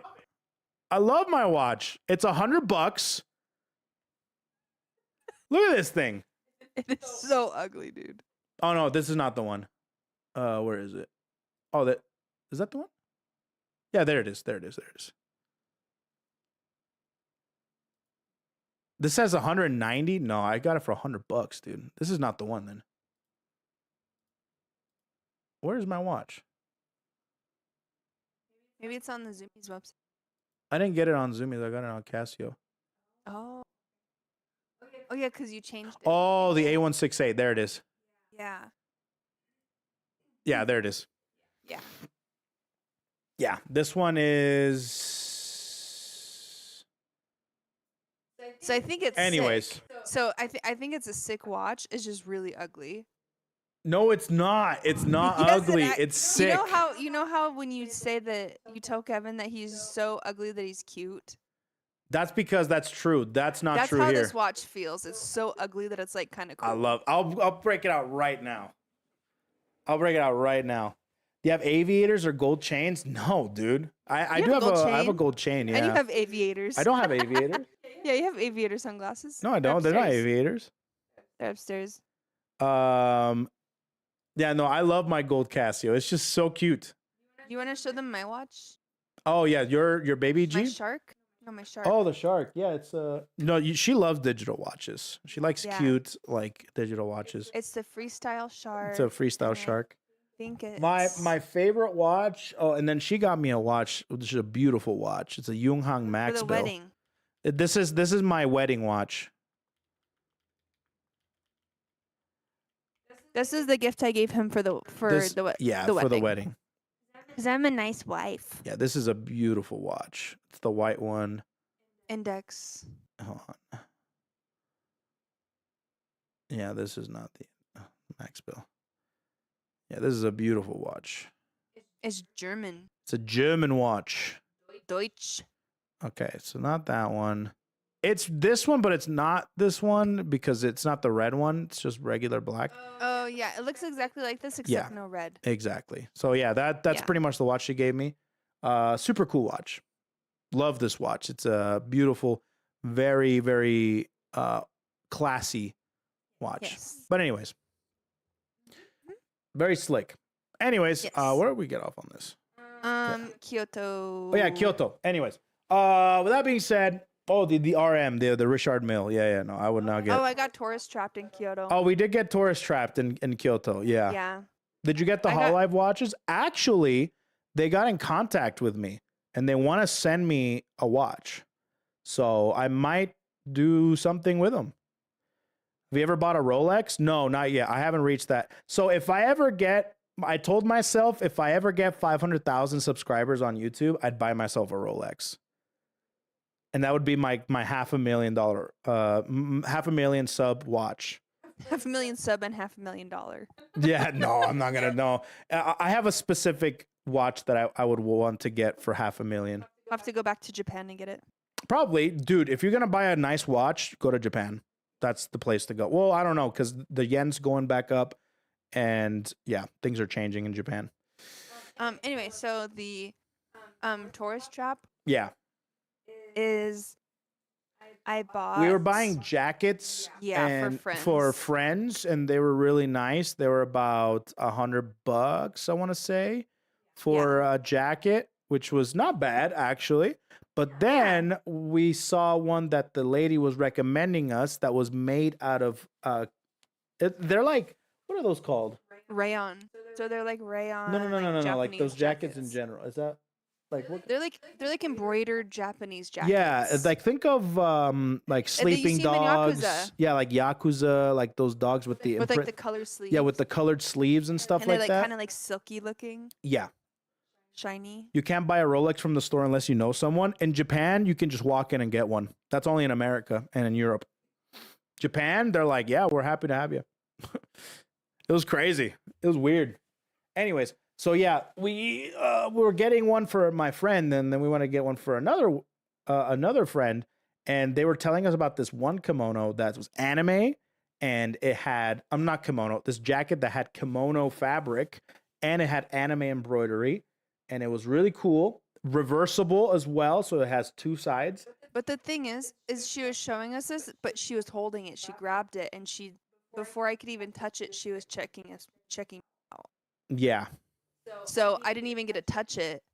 And she's like, it's kind of busy in there. And so she's like, okay. And then she scans it in and then hands me the thing to put my card in. And then I put my card in and I see the price because she's like rushing me. And I was like, oh, fuck. I just spent $300 on a fucking Naruto jacket. Yeah. It was like, I was like, oh, are you fucking kidding me? Yeah. That It was was rough. bad.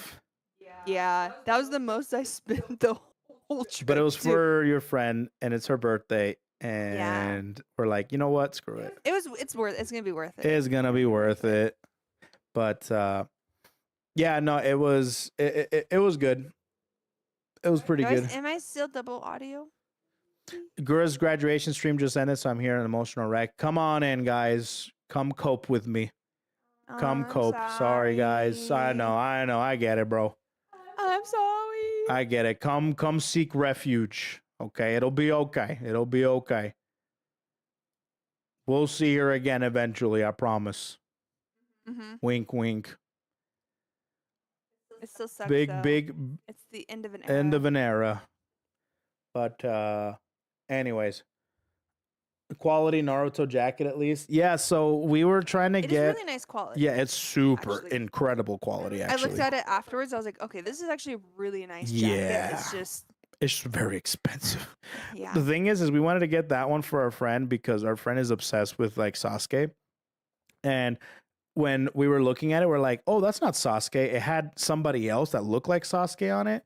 But then we opened the jacket to see the reversible side, and it had him and Sasuke kind of holding heads together, and it kind of looked kind of Gage for a second. And we're like, this is perfect for her because she loves the BL shit. She's obsessed with like impreg. So like, I'm like, oh, dude, this guy and Sasuke, I don't think they are like Gage, but it looks kind of Gage, and she loves Sasuke and stuff. So you know what? Give it to her. You know? Yeah. I don't know. Some dude, some other dude. Brother, that incest. It's fine. That we'll might just be his ignorant. brother. I don't know. Do you want to get it to see if we can confirm? You're gonna have to go grab it. I guess it's fine. It might be his We'll show brother. it I later don't know. because she follows us. She might be in here. Yeah, right she now. might be in here. That's okay. We'll show you guys when we give it to her. So, anyways, yeah, we that's bought the only that. time we got tourist. Yeah, we got. trapped. That's the only time we got tourist strapped. Only time. Yeah. Let's see, what else? We went to the stationaries there. We went to eat the most amazing ramen I think I've ever had in my life. Yeah, it was not ramen. It was wamen. It was ramen. Yeah, you're right. It was wamen. It was called ramen. Ramen, like straight up ramen. I'll have a bowl of I'll have a ramen. bowl of ramen. Yeah, it was pretty awesome, dude. And they had like the Wagyu beef on it too, so they were cooking it in front of us, and they cooked the noodles, and they were so delicious, and the broth was something I've never had before. It was so freaking delicious. It put all other ramen bowls to shame. And the guy that was cooking was a pretty boy. Dude, the guy that was cooking was like straight He up, looked could be like a a cape, like model. a J-pop idol, straight up. It was crazy. It was nuts. I'm like, dude, his skin is glowing. What the fuck, dude? And his hair on point, and his face, ikemen, you know? Oh, he had like that V on his like chin. He had like the V chin. Oh, he had literal Giga Chad cooking our food. Yeah. It was nuts. And anyways, so went to eat some ramen. Oh my God. And we ate a Whopper there that was, Burger Guys, King in Japan is kind of sick. There's this Whopper. There's a special Whopper in Japan called the Creamy Mexican. We saw that. We're like, we got to try that. I ate it. It was actually really good. It was a burger. It was the Whopper with avocado and like this like taco sauce. Yeah, like a guacamole type thing, right? It was just avocados. Yeah. And then it had a it had this like sauce. Like, have you ever eaten Taco Bell like quesadillas? Yeah. It had that sauce on it in I the see. quesadillas. Yeah, no, It's actually really it good. was really good. The Whopper was fucking and the fries were fucking awesome, dude. Did we was have like, what- McDonald's? We did. It wasn't great. It tasted exactly like McDonald's. Yeah, it wasn't great. We just shared a little. I bit. had the soy burger, and I'll be honest with you, when I had the soy burger, I was just not a fan because when I want a burger, I want something savory and I want something that tastes like a grill and I want something that's, charcoaly. This was like sweet and soy based and it was just not great. It's a soy burger. Why did I get a soy burger? Because I wanted to try out the Japan exclusive stuff. So I'm like, okay, now that I had this, I definitely just prefer like a regular burger now. Yeah. And since then, I've had the Whopper was fucking awesome, dude. I was surprised because I fucking hate Burger King. Yeah, I just came from Gura's graduation stream. I'm on the phone with my girlfriend right now who's very distraught over her Kamiyoshi. How do I cheer her up? Give her a hug.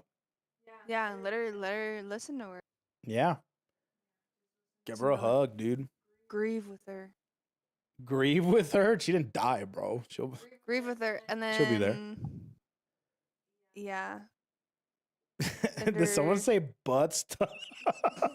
Butt stuff. Wait, is that supposed to be for that comment? That's not supposed to be for the comment, right? Don't do that. Unless. Well, she might like butt stuff. No, I'm just kidding. Yeah, give her some butt stuff. No. Stop, chat. Stop, chat. Stop. It's fresh off, so just it's okay to let out emotions and just to be sad. But tomorrow pick it up. She'll come around. Yeah, she'll come around The eventually. spirit of Gora is so alive. Yeah, no, and I can guarantee you she'll be back. Just know, that's it. But for sure, it's sad. That's why I don't like watching graduation streams. Like, I tuned into a little bit of Mume's, and I'm like, I can't do this. Oh. Yeah, I can't do Mume's this. is hard. I can't do this, dude. She starts singing Mume, and I'm like, nope, I can't. Nope. I'll see her. I'll for sure see her later. I'll see her eventually. See her around. I'll see her around. Okay. I can't, bro. But yeah, no. Just hang out, chill, have a good time. We're just talking about my Japan trip and stuff. Yeah, that's that. I'm sad as a human. I know, right? There's just back-to-back punches in the gut for sure. Yeah, those are two very high profile. Oh yeah. But yeah, no, we went to Kyoto, had some Burger King, had the creamy Mexican, delicious, and we had the ramen, which was delicious. And then the day after that, when we went to Teramachi, what did we do the day after? We went to the needle shop. Oh, we also went to Pug Cafe. Oh, that's right. We went to the Pug Cafe. Yeah, the Kyoto So Pug Cafe. there was a room. cafe that had pugs as employees, and they were everywhere. Okay, you just sat. They were you went in there. You crazy. paid cash only, and that day there was unlimited drinks. So you just go into an area. You sit down on the floor with this little cushion type couch thing, and then you just have the dogs everywhere, and then you have treats for the dogs, and the pugs are everywhere, right? And some of them are old, some of them are young, some of them are straight up just sacks of potatoes that are just like begging for food. Like what was his name? I think Gontaro. Gontaro. Gontaro was just on me like a mag. He was like 12 years old. He was just a sack of potatoes, and he's just like, he's so calm and so cute. And he's just like patient, right? And then you had some crazy motherfuckers like what was his name? Santa. Yeah, he was going Santa nuts. was crazy. And then there was a Ponta. Ponta was crazy. And then there was a dog there that said, "Do not give treats." Moon. No snacks. I know, right? So no snacks whatsoever. So we went to the Pug Cafe. That was really fun. Had a great time. We had some videos of that too. We're just having actually there was a Gura moment just where graduated. Hope the best for her. Yeah, dude. Yeah, Gura just graduated. Yeah, so if anybody's just coming in just after the whole thing happened, I get you guys. It's hard right now, but come on in, guys. Come on in. Just have a load off, We're chatting about Japan. Talking about our trip. Japan trip and just chatting, you know? Keeping it positive. Yeah, exactly. Keeping it positive. But no, it's sad. It's sad. Just hang out. Just hang out, have a good time. Or if not, go play video games. Go have some food, actually. Bro, one of my favorite things to do when I was sad, I'm not even kidding. I don't know if this is something that people have tried, but just going to a restaurant and eating food by yourself and then going to a movie by yourself is like top tier, like self-therapy. That shit was so sick. And if you have an arcade, going to the arcade by yourself is also really nice. But also having somebody there with you is also fun, just like a friend. Or do butt stuff. Or do butt stuff. You can also, I mean, butt stuff can actually kind of cheer up the mood sometimes, you know? You can do butt stuff. Maybe that'll help. I don't know.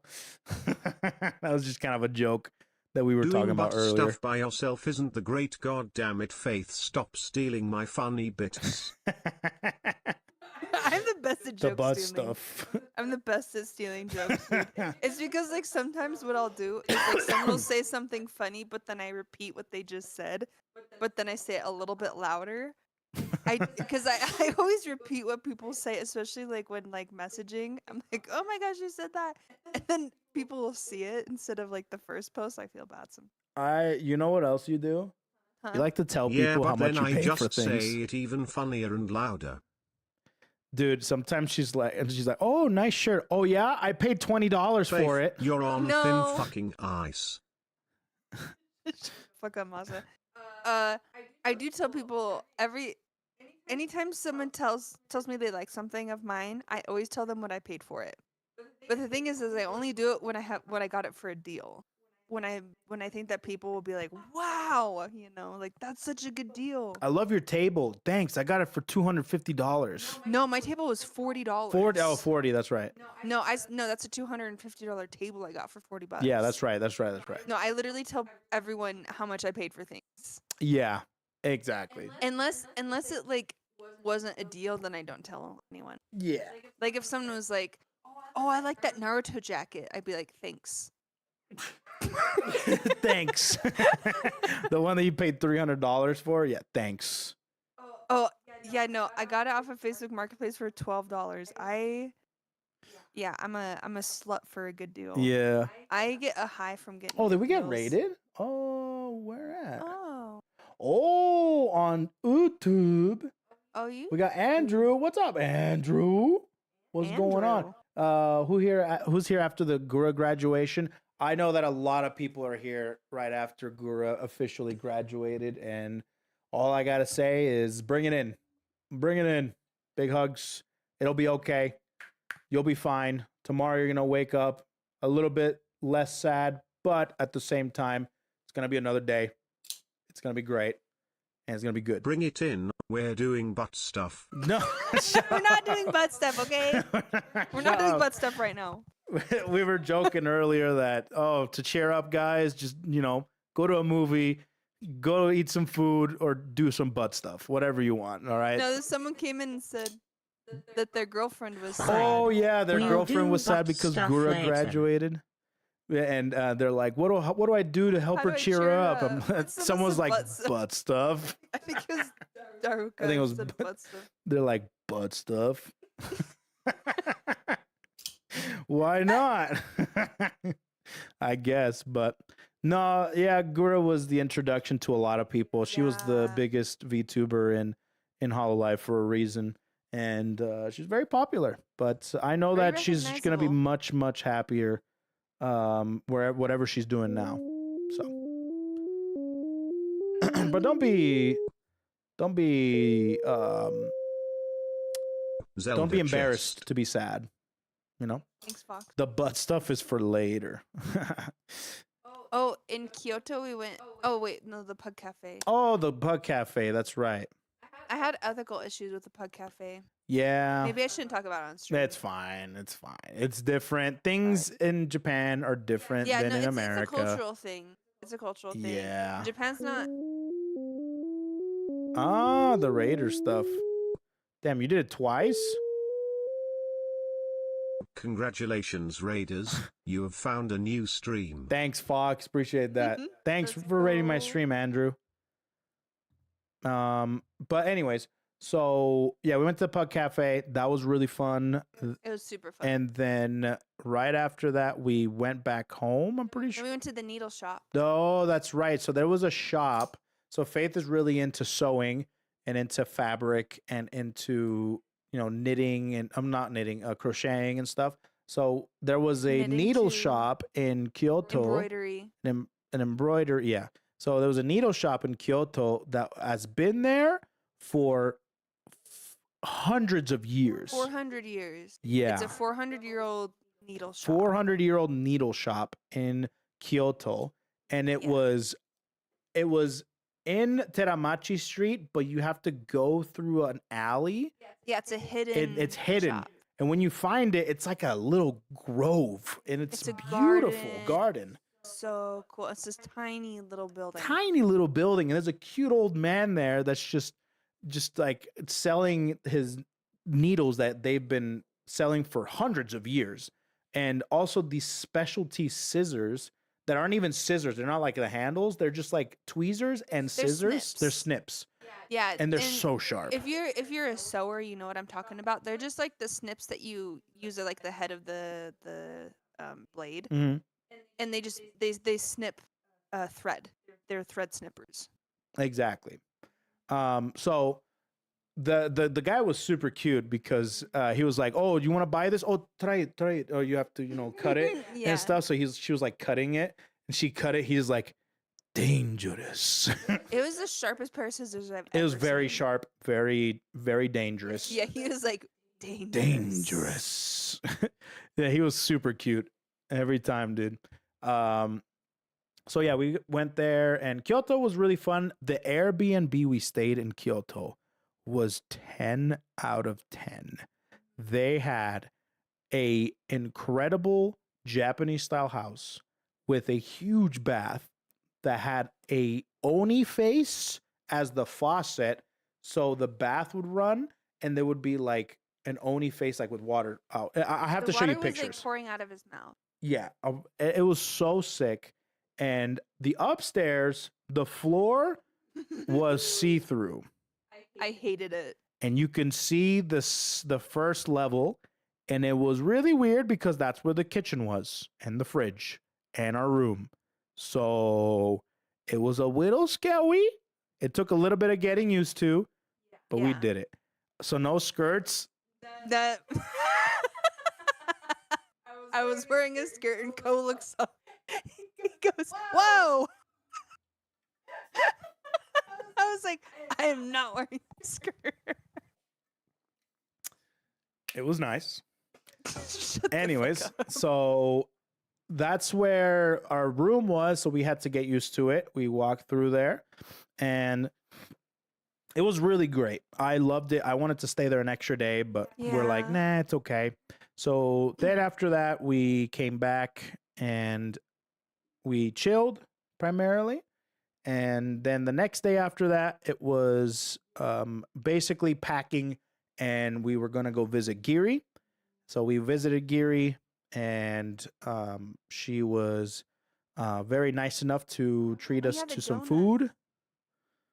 Ko donuts. Oh, that's right. So we were walking by, in Kyoto and Teramachi Street. We saw a shop there that said Ko Donuts, just like so we had that. to take a picture. So I said, "This is Ko's donut." Yeah. So we took a picture. We did a thing. So for those of you who saw that on Twitter, just letting you know, I don't actually own a donut shop called Ko Dude, Donuts. I don't know why. I don't know if it's because of how I worded it, but I think people legitimately thought that you. I were think some opening up a people donut actually shop. thought that. No, I'm not. And- I don't own a donut shop. Dude, do you want to know how many views that post got? How many views? 72,000 views.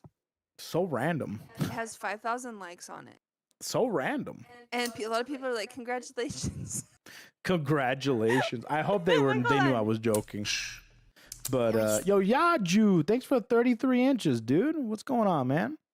So you're not the Oh, then owner Gary. for now. Then Gary.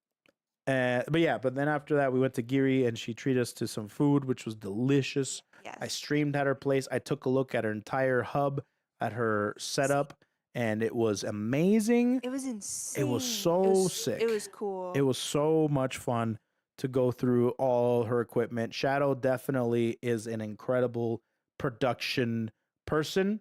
Knows how to set up the IRL streams, the cameras, the microphones, the lighting. I mean, he set up the whole thing with Raccoon, and it's just so good. 10 out of 10. Dude, it was really cute because I told Giri, I was like, I like all your stuff in here, because I was like looking at the cameras and the monitors and like everything. She goes, "Oh yeah, I just got these Pikachus." Yeah. And then she pulls out the She was Pikachus. obviously looking at the camera and the equipment and all the different server things. And she's like, "Oh, thanks. Yeah, this is just stuff from the IRL streams. And then I got these Pikachus today." And then Shadow was like, "I think she's talking about my cameras." He was like, "No, I think she's talking about my Pikachus." After that, I This was is the talking Pikachu. about the Pikachu. Those Pikachus were sick. It was cute. It was those Pikachus were actually so sick. You tried the ponderings? Yes, and they were amazing. Way better than over here. I got to sit in Giri's, what is it called? Oh, her it's like a couch? kotatsu. I think that's what it's called. It's basically like a floor couch where they have it set up in front of a TV, and that's like their chill station. Apparently, sleep. that's where a lot of visitors go there, and it's like a cuddle station. So that's where they go to relax, and it was like a Pokemon themed one, and they have a Switch, they have like games there, and they have things to watch movies, and I guess that's where like a bunch of the visitors go to cuddle. So yeah, that's where Faith was during the stream. She was butt stuff. Shut up. I fell asleep. But It was so comfy. yeah, it was very comfy, very comfy. Yeah, no, and then that's pretty much. Oh, and that day too. So the day we were going to Giri's place was the day I also went to Shibuya. Oh yeah, we went to Shibuya. And I visited the Hollow Advent pop-up shop. That was only open for like a week. That was only open for a week. So I went to visit the Fuamoko statues. Yup. Took We got video of it, and I pictures. got a bunch of merch Yeah. and a bunch of pictures. I'm actually wearing my Shiori sweater right Yeah, now. you're wearing a Shiori one, right? Comfy. Yeah, I got something for every single one of the members. So Yep. I was gonna upload that yesterday, but then I got too tired, so I might upload that tomorrow. It's a full size, yeah, real size Fuamoko, yeah. And the statues that they were based on, they were selling it too, but they were too big for me to actually buy. I was thinking about it. Yeah. It was $600 for the both of them. So I was thinking about it, but I decided not to. But that pop-up store was really fun in Shibuya. It was smaller than I thought it was. Never been to a pop-up store before, but it was really cool. They also had other Hololive stuff, like a lot of Suisei stuff. They love Suisei over there. And they also, a fourth, I think, I don't really know who the creator was or how big they were, but there was like a life size. Like I'll show you can you send me the picture? I'll show them to chat. On Discord? Yeah, on Discord. I'll show them my picture. I don't think I posted it. I'm an idiot. I should have posted that. Yeah, what's wrong with What's wrong with me, dude? Jeez. Gura graduated and you came back. Sus. You got me. They've never been in the same place twice at the same time. You got me. How was the food there? The food in Japan was next level. There's only one garbage food. There we was ate. only one food that we ate that I didn't like very much, even though I ate it all still. Oh, it's the noodles. But the thing is, it cost 500 yen. Literally like $3.50 for a full bowl of noodles with the broth. shrimp on it. No, the shrimp one was 600 yen. Oh boy, so much more. 600 yen, you get a nice shrimp tempura on top, but it's a bowl of noodles for $500 with broth. The noodles were overcooked, but it was 500 yen, like $3.50, dude. I couldn't really complain. That's the only one where I'm like, okay, it's not that great. But everything else I ate, oh my God. Did That you have pizza fami was- chicky? Yes, I did. All the time. The pizza was gross. Oh, dude. Oh, I sent you Discord. Okay, let me see. So we went to this restaurant called California. This was at Disney, and this was like our first night. And I was like, I want something just like refreshing. I want to get a margarita pizza, which is generally like a little sauce, like tomato sauce, mozzarella, And tomatoes, basil with like Yep. normally some like balsamic vinaigrette. I got the pizza, and it was Cheese Whiz topped with like lukewarm cheese on top. Yeah, that was bad. It was disgusting. I was like, okay, so don't get pizza from Japan. I will remember that one. Okay, here it is. There's the Fuamoko statues, the life-sized. I was in front of it. Yep. Show you the statues a little bit more. There's Mokoko. There's Fuawa. There's Ah. that bitch. Yep. Pretty cool. Yeah, it was awesome. Pizza in wasn't- Japan. Yeah, we were trying everything, dude. We're trying pasta. I tried the The risotto. pasta was actually really good in Japan. The pasta was legit really good. The noodles were cooked to perfection every single time. And the sauce, while not great, it was really good, especially the meat sauce. Like the marinara meat sauce was really good. So pasta actually low key kind of really good in Japan. Mm-hmm. Yeah, they have the full size, and then the statues were over here in this box over here. But yeah, there's the full size ones. Yeah. Oh, do you know what else we did? We didn't tell them about. What? Before we left Kobe, or before we left Kyoto, we went to Kobe. Oh yeah, we had Kobe beef. Yeah. Yeah, we went to Kobe and ate Kobe beef for lunch. Yeah, exactly. So we ate Kobe Kobe beef. was actually really cool. And it was fucking so delicious. Is it 600 per figure? Is it? No, it's 600. So it was about 700,000 yen. So about, no, not 700,000. It was about 70,000 yen for the two of them, I think. I'm pretty sure. Something like that, yeah, together. Yeah, together. The fourth. I think, I don't know if it's fourths or eighths. I don't remember. I didn't really look into it too much, but I'm pretty sure it was 70,000 yen for the both of them. So, yeah. I was thinking about it, but then I'm like, I don't got no room. We don't have room. No room. But anyways, yeah, we ate Kobe beef. It was amazing. It was so delicious and succulent and so tender. Here's the thing about Japan, chat. I ate meat all the time there. And every single piece of meat that I ate there was always so tender and so succulent and so delicious. And it had a taste. And it tasted like meat. And I loved it every single time, dude. Sometimes when you buy meat here in America, it tastes like fridge. And over there, it just tastes like meat. It's so good, dude. So anyways, Kobe was incredible. It was so much fun and so good. The Kobe beef, I ate Kobe beef in Kobe, and I couldn't. That's a bucket list item. That's a bucket. That's a item. bucket list, dude. The bite of the Kobe beef is like biting into butter, dude. Butter Yeah. wishes it was that delicious, dude.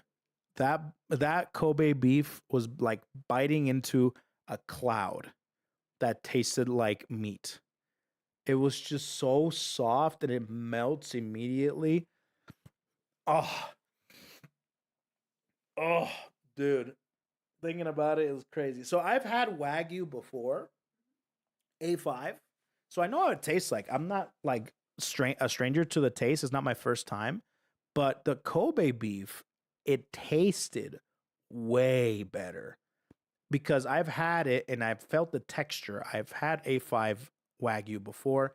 Know what the texture's like. It's fatty, it's buttery, it's smooth, it's tender as all hell. It's melts in your mouth. So I'm no stranger to that. But the Kobe beef was it was like delicious. It was Mhm. like the taste of it was nothing I've ever tasted. Wagyu and Kobe Wagyu are two very different things. Also, we had sukiyaki for the first time too. Sukiyaki was awesome. Yeah. And not just that, we had what was the sukiyaki what was the beef was from? The beef was from the oldest Wagyu farm in Japan. Twitch Prime. The oldest Wagyu farm in Japan. I cannot remember what it's called, but we had Wagyu from there because there's like three sections that produce the greatest Wagyu in the world. Kobe is one of them, and we had one of those, which is the oldest one. I can't remember what it's called. But Domo with the Twitch Prime, 22 inches. Thank you so much. Appreciate that, dude. So anyways, that sukiyaki place also had a hybrid shabu shabu. So we did shabu shabu and sukiyaki hybrid. And it was so freaking delicious because the way that they do the sukiyaki was very special. They plopped it on top of the meat. It was a cotton candy. And then they melted it with some sauce. So it was like a little bit sweeter, but it's not like super sweet. But it gave a little bit of sweetness to the meat. And it was so... It was like teriyaki kind of. And yeah, they showed us the certificate. Yeah, they showed us their certificate for the certified beef and stuff. In Kobe, they have like a string of restaurants that are Kobe certified, and they advertise like Kobe certification. Yeah. And that was the one we went to in Kobe, and then the other place in Kyoto, it was like another kind of Wagyu. Mm-hmm. And then they brought out the certification, showed it. Oh yeah. They show that shit off. That's interesting. Yeah, they showed it off. It's so good, but the Kobe, I cannot eat Wagyu too much. You can only have like 100 grams or 150 grams. So like 3.5 to 5 ounces at a time. I can eat 50 grams of Wagyu beef. Yeah. It's supposed to be eaten in small portions, and the way that they cook it, they cook it so nicely and they cut it up for you so it's like little pieces and you can just enjoy every piece so nicely, right? But if you're going to be doing like multiple runs of steak, then you want something a little bit leaner. That's not Wagyu, but if it is Wagyu, it can be like A4 maybe. Or if it's something more lean or something a little bit less cut. But either way, no matter what cut you get in Japan, it's always going to be tender. That's what's insane about the beef in Japan. So, yeah. Went to Kobe, went to Kyoto, went to Aomori, went to Akihabara. We went to Shibuya, visited the pop-up store. And Harajuku. We went to Harajuku. You went to get your hair done in Harajuku. Oh yeah, I went to the salon. Yeah, she went to the salon. That was the best salon experience. I think it was like 40 or 50 bucks. $50, dude. And it was like this lady, she took me back and she had the most tender hands. It was insane. But then like she had these tender hands, but then like they were strong. And she massaged my head the nicest it's ever felt. Like I think all of my stress just melted away. And she gave me like a full head massage, like washing my hair and everything. And then she took me to get my hair cut and she gave me like an upper body massage. Oh. Like she massaged like my neck and like my upper back and like my arms and stuff. And like to release all the tension. And she put like this hot towel on my head while she like massaged my back. Heavenly. Oh my god. I like was falling asleep. Heavenly. So good. Heavenly. It was a great haircut. You looked awesome. You look great. Satellite Sapling, thank you so much for the member on YouTube. Thank you so much for tuning in, amigo. Much love, dude. Have you gone to the Hachiko statue in Shibuya? No, we haven't. There's so many things we didn't do. We missed a lot. Well, because like we can only do so much. We can only do so much. In like 2 weeks. So here's the thing with Japan. If there's a piece of advice that I would bestow upon somebody that's never been to Japan is don't have an itinerary. Well, have certain things you want to do. Yeah. And then basically put them in places throughout your schedule while you're in Japan, and don't plan in detail. Don't have like a step-by-step. Don't have a step-by-step. Every single day, or like every single hour is planned, because it's not going to happen. If you want to go to Kyoto to visit Teramachi Street, put that in on a day and that's it. After that, you just go and do your own thing. Yep. Another day, you can do Tokyo, right? And then visit Akihabara. Do Tokyo stuff. Do Tokyo stuff, right? But like, But I've don't seen be some like, people's itineraries where it's like, dude, did you get see up that at- itinerary with all the crazy step-by-steps? Like taking they the have trip. them like all over. Dude, like there's some itineraries like day 1, go to the Shinkansen, go to Kyoto, go to Kobe, eat beef, come back to Tokyo, go to Akihabara, etc., etc. Then day 2. Day 2, then you go to whatever Hiroshima. whatever, like all that stuff. Don't do that. And the funny thing is somebody posted their itinerary on Reddit, and the top comment after doing a 7-day long itinerary jam packed full of stuff, and day 6 and 7 were like rest days, and then they go home on the 7th day too. So the top comment was day 1 not doable, day 2 not doable, day 3 not doable, and the only days that are doable are probably day 6 and 7, basically the days where she's resting and they're leaving.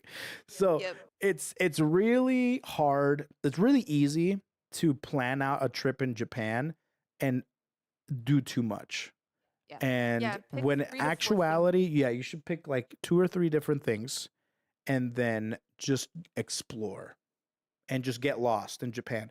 One of the few countries that you can get lost in and be safe and have a great time. You can find your way back home. You can find your way back home easy with Google Maps. Super good.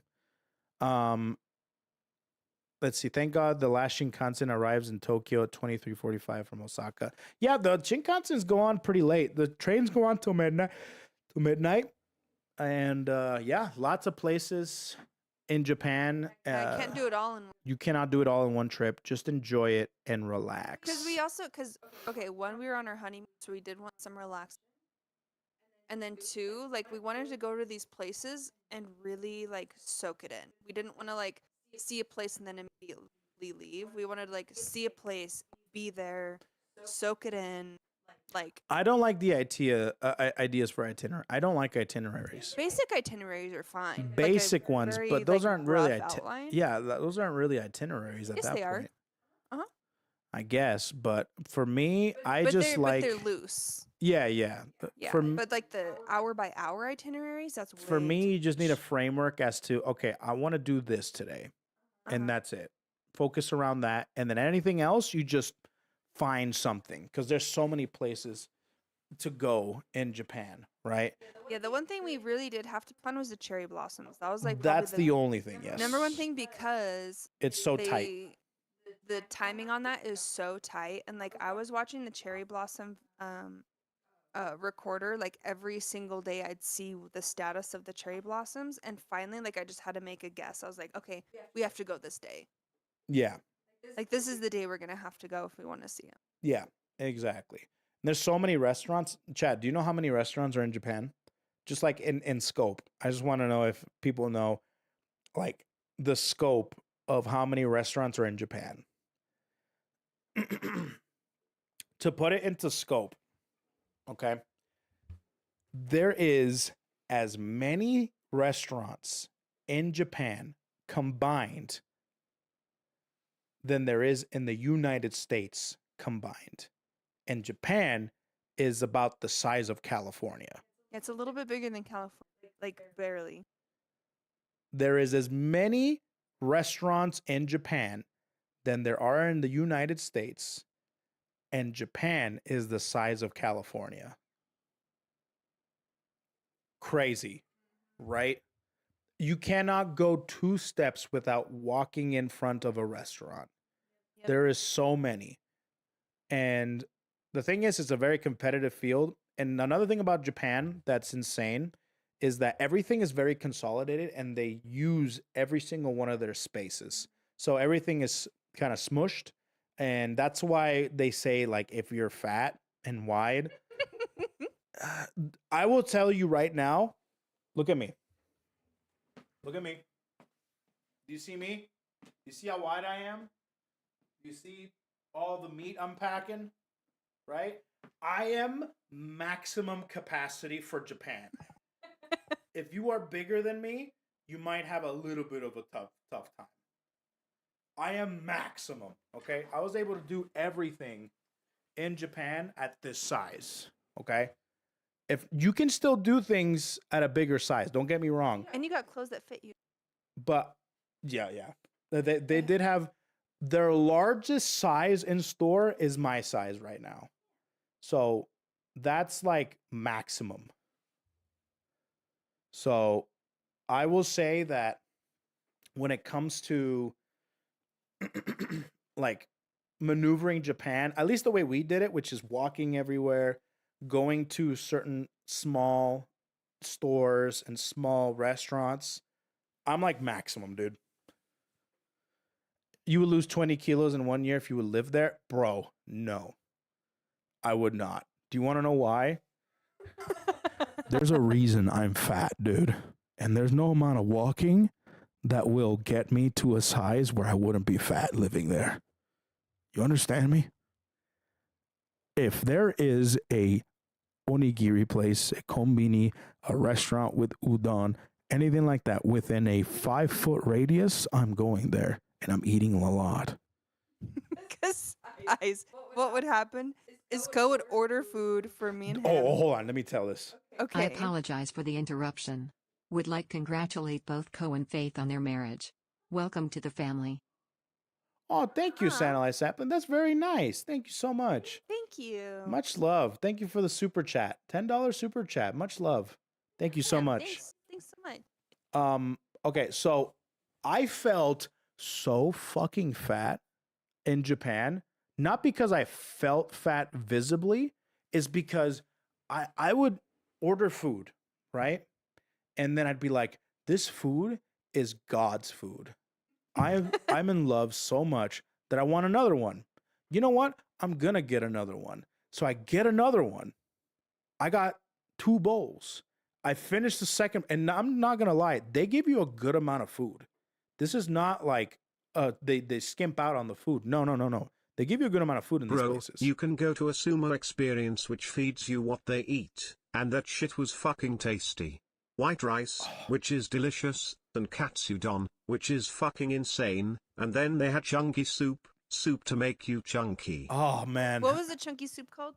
Chanko. Chanko. Chanko. Yeah. I love chanko.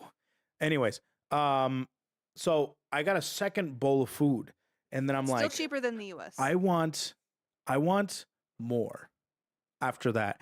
And their salad, it was just cabbage, and they had the sesame dressing on it that I'm like, I want like 4 of these. So guess what I did?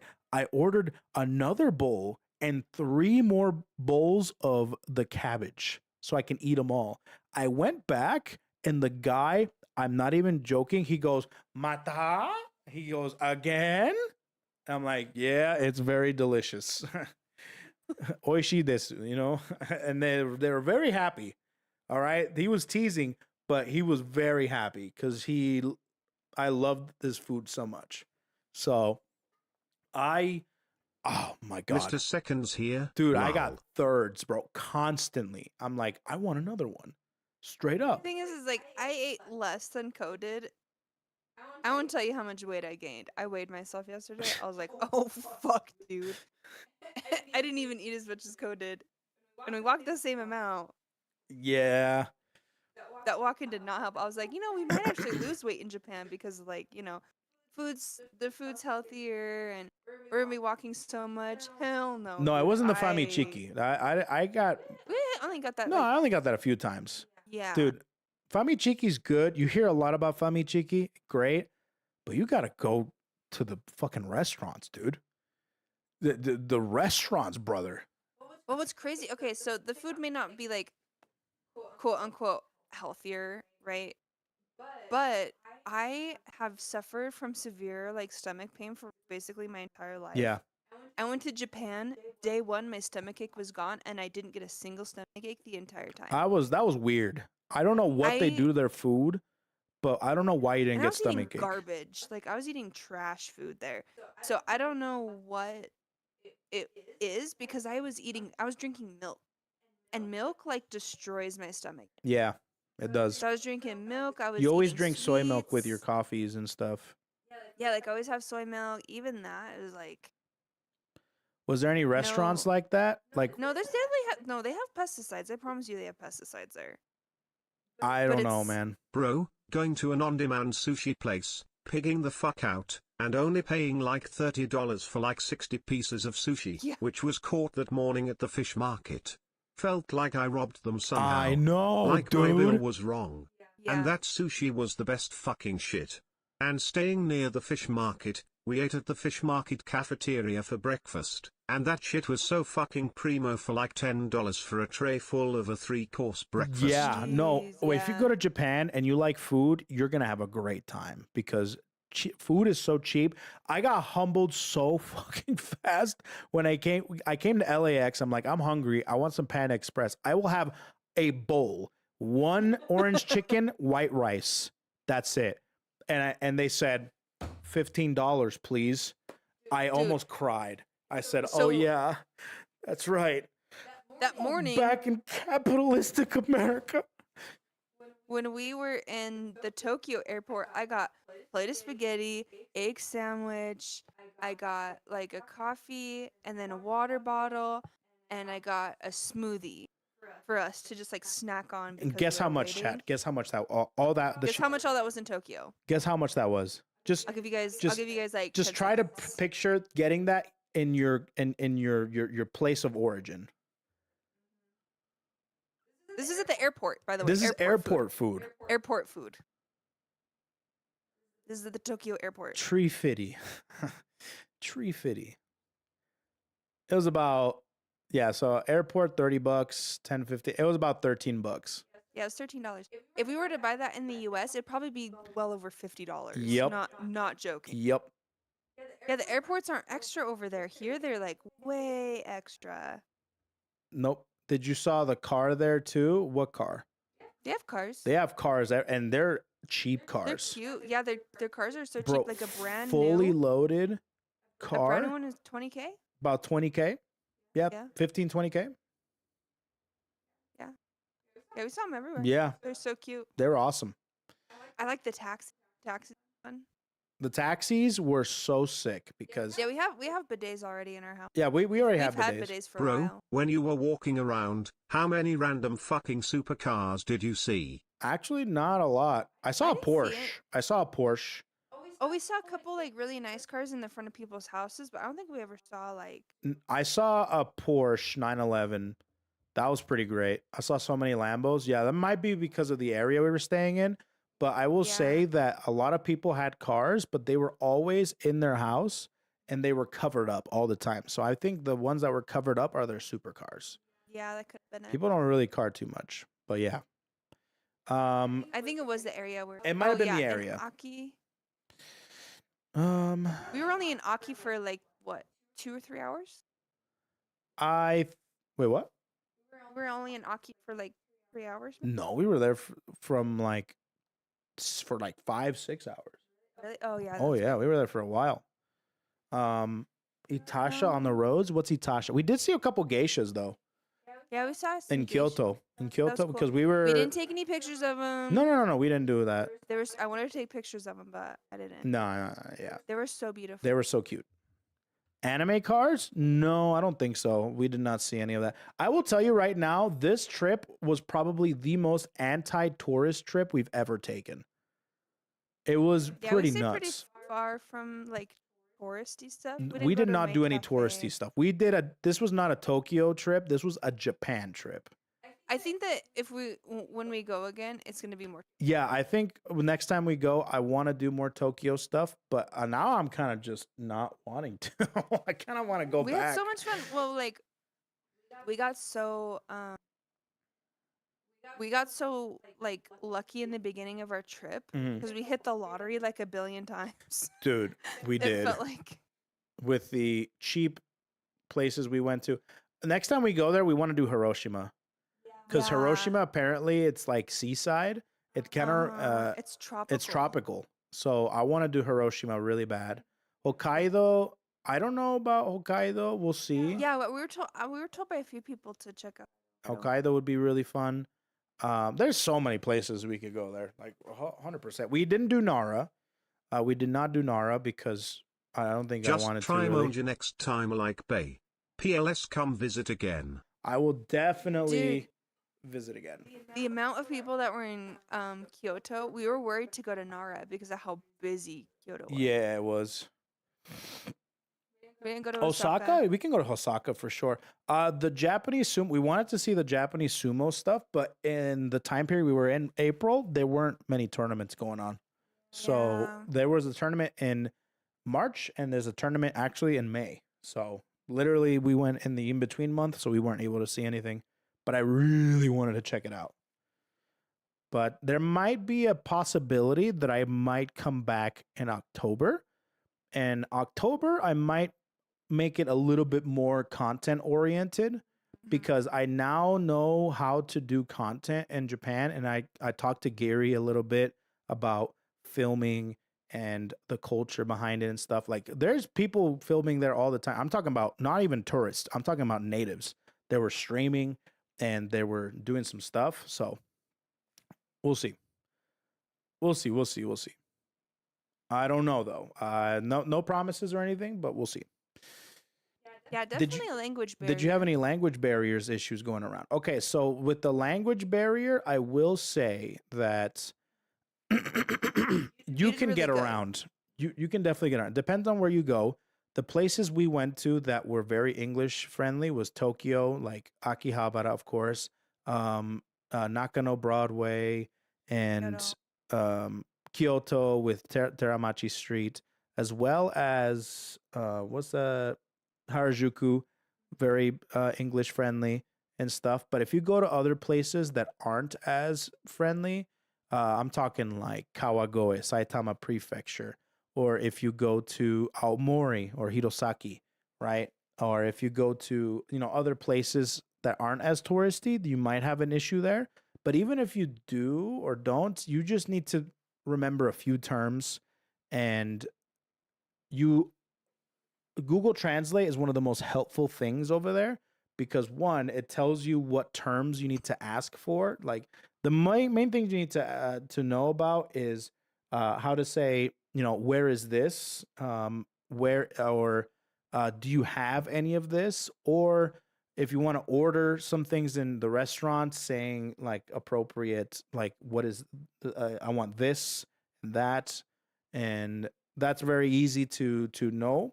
And of course, if you're going to go to convenience stores, you need to know the lingo in there, which is not hard at all. They're going to ask you, for a bukuro, which is a bag, because you have to pay for bags over there, and the points, which in that case you just decline. You say, keko desu, and stuff like that. So Google Translate is going to help you out a lot. If they're very open to tourists over there, especially if they know that you don't speak Japanese, right?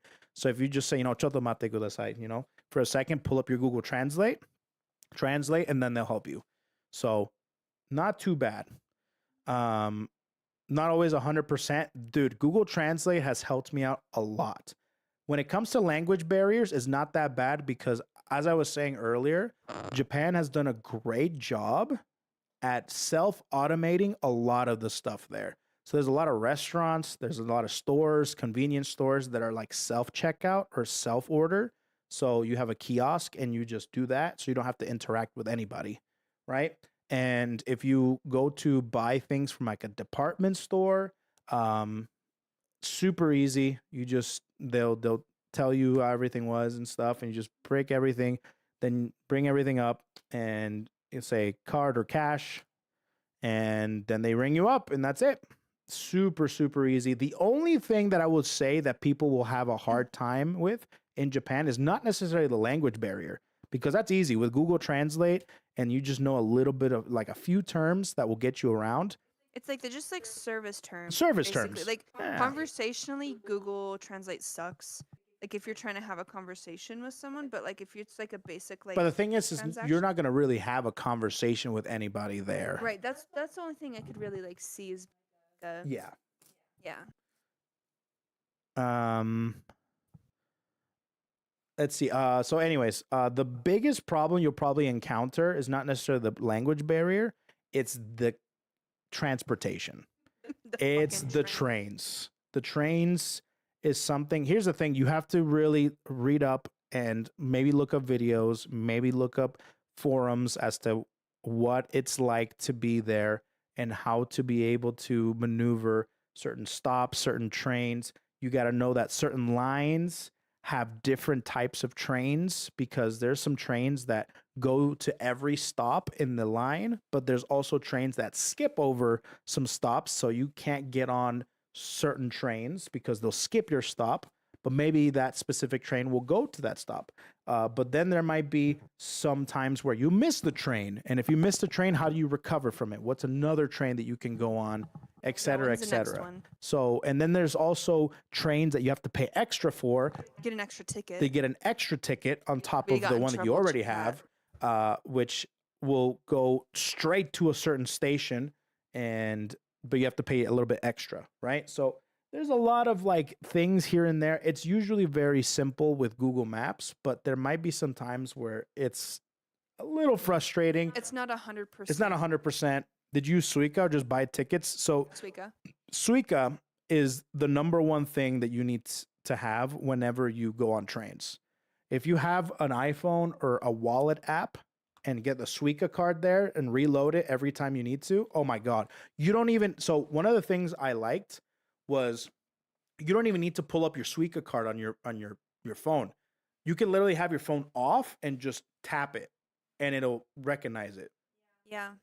We learned that. We learned that on the last day. On the last day, we learned we didn't have to actually have the wallet app open. Yeah, we didn't need to have the wallet app open. You can just tap it. We learned that on the last day, and I'm like, man, we could have used that a long time ago. But when it comes to Shinkansen tickets, if you're going to go to certain other prefectures, you can buy them same day at the station. They sell out pretty quick, but you can also go through KoeKoe. KoeKoe is a service. It's a middleman that you get that basically buy them for you, but you don't have to operate the website, which is very hard if you don't know how to speak Japanese. But so there's two different. There's JR East, JR West. Yeah. So JR West, which is Tokyo, Kyoto, That's a lot of people go Osaka, there. That is very English friendly. Yes. It's a website called Smart EX. Yeah. And it's very English friendly, and it's very easy to buy Shinkansen tickets there Yep. if you want to buy them in advance and get like reservations. Yep. But if you are doing JR East, Yeah, if you're going to go to Aomori or Aomori, or that's a Hokkaido little or bit more difficult. yeah, Hokkaido up there or Aomori, Yeah. like those So places. That's when we had to go through KoeKoe because like I just straight up could not figure out the website. Yep. So KoeKoe can be very helpful if you want to It reserve. has a little bit of premium. It does. It's a little bit of an upcharge. It's about $20. But it's worth it. For us, it was worth it for Aomori so we can get the grand class seats And sit together. together. So we wanted the full experience there. But coming back or going to Kyoto, we did the green cart and we kind of, like I said, they sell out fast, but there's so many trains going to Kyoto and to Tokyo. That's super easy. No, we got the grand class. We did grand class, we did green car, and we did ordinary. We did all three. The grand class. I think is only on East, JR East. Maybe, yeah. I saw them going to Kyoto. as Yeah? well. What Oh, did really? you buy the Tark Ear Dragonstorm booster for? Saw your suitcase tweet. Is that the magic cards? Oh, is that I the think that's the Magic the Magic Gathering cards? cards. Oh, so Those are mine. so those were for my brother-in-law, her brother. Yeah. He collects Magic cards from all languages. He loves Magic. He plays it all the time. He's a super huge nerd. magic nerd. Yeah, he's insane. So we just bought some Magic the Gathering cards that were in Japan. in Japanese. Yeah, and just are giving it to him. So no, I'm not playing. That's not for me. So I don't know. Okay, and then last thing. Yes, I did buy the Yaoi books. I don't know. I tweeted it out. I don't know if you guys saw that, but I did get them. I got 2 of them. Dude, okay. We bought them at Teramachi Street. So Okay, you guys have to know this about Ko. Like, he has a very animated face, as you know, and he's very, like, you can tell his emotions on his face immediately. And the thing was, is when we went to the yaoi section, there were people there, like checking out yaoi. There was like men there checking That out section, yaoi. there's so many. That dude, they did a whole fucking aisle.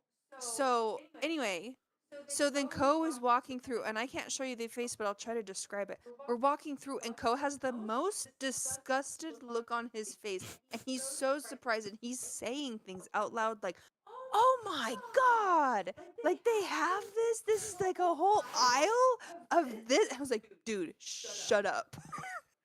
Like because there's people like looking at books there, and I didn't want to get like a fit. It was really funny, but also like people were right there, and I was like, I didn't want them to feel bad for looking at yaoi, right?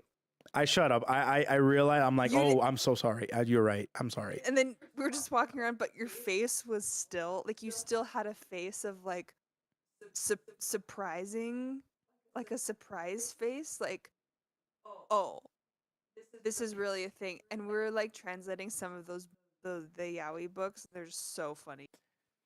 There were Like, so many. I couldn't was- believe it. And I'm like, Yeah. all right, where's the opposite of yaoi? Where's the titties? Like, dude, Where's these the these lesbians? yaois were like straight up Hello, like back nipples from and Japan, waving hand emoji.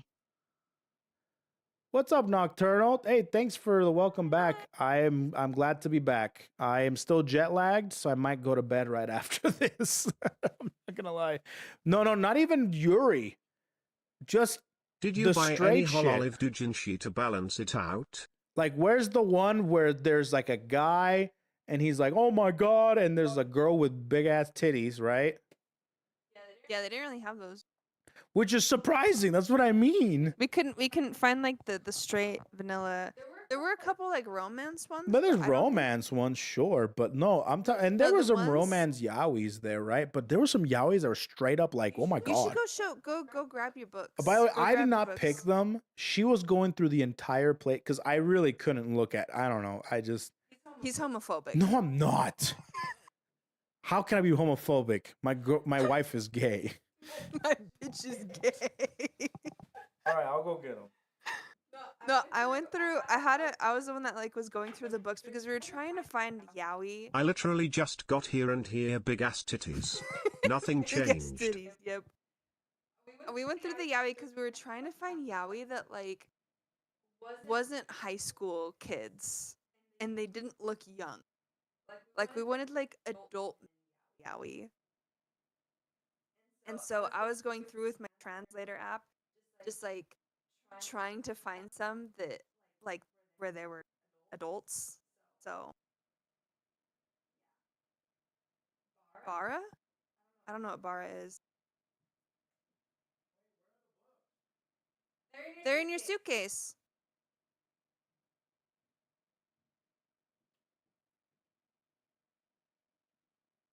Oh, Bara is like big burly men. Well, I actually couldn't find it. That would have been nice though. If we...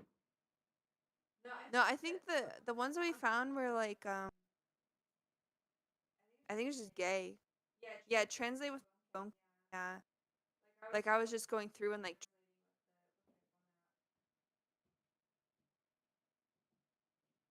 Bara. Good to know next time. Next time Ko gets yaoi, I'll make sure that he gets Bara. Do you find him? Okay. Did they survive? Yeah. Actually, I got the other stuff here too. Okay. So here's the statue that the bar owner gave me. Pretty cool. That was this is what the izakaya bar owner gave me. That was Now, pretty where is awesome. Bear? I haven't seen Bear. Look at that. Pretty cool. And then here is the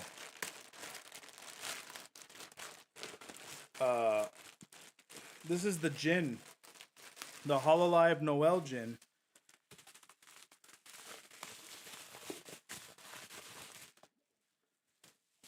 I was Yeah, you were debating on which bottle of alcohol to. Yeah. Yeah, there it is.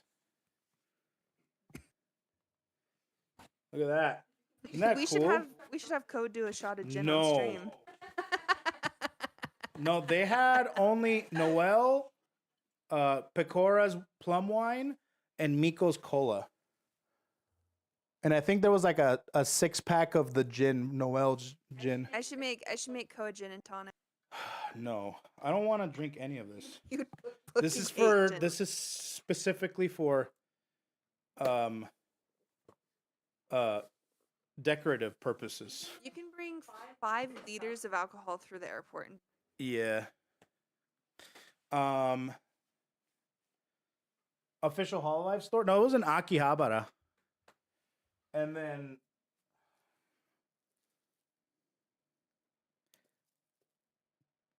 okay. Well, here's the books. here's the boys. There's that one. And dear God. There's that one. Wait, can you hand me quick? Yeah. You seem so defeated. There you Show go. 'em to me.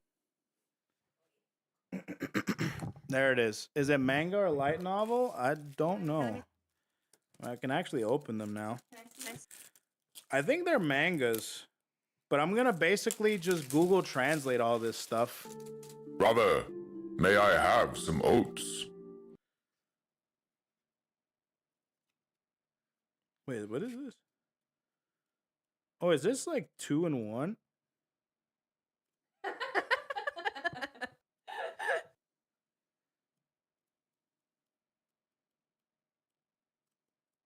This is not too bad, actually. Like, I always expect... No, it's not too bad. Okay, We should. that's not too bad. Wait, did we get the one where he's like jacking him off? I don't know. Wait, no, look at the front cover of that. Oh, yeah, that one? Oh, that's the one he's jacking him off. We did get that one. God. Do you see it? What do you mean? This one? Is that? Oh, okay. This one's gonna be fun.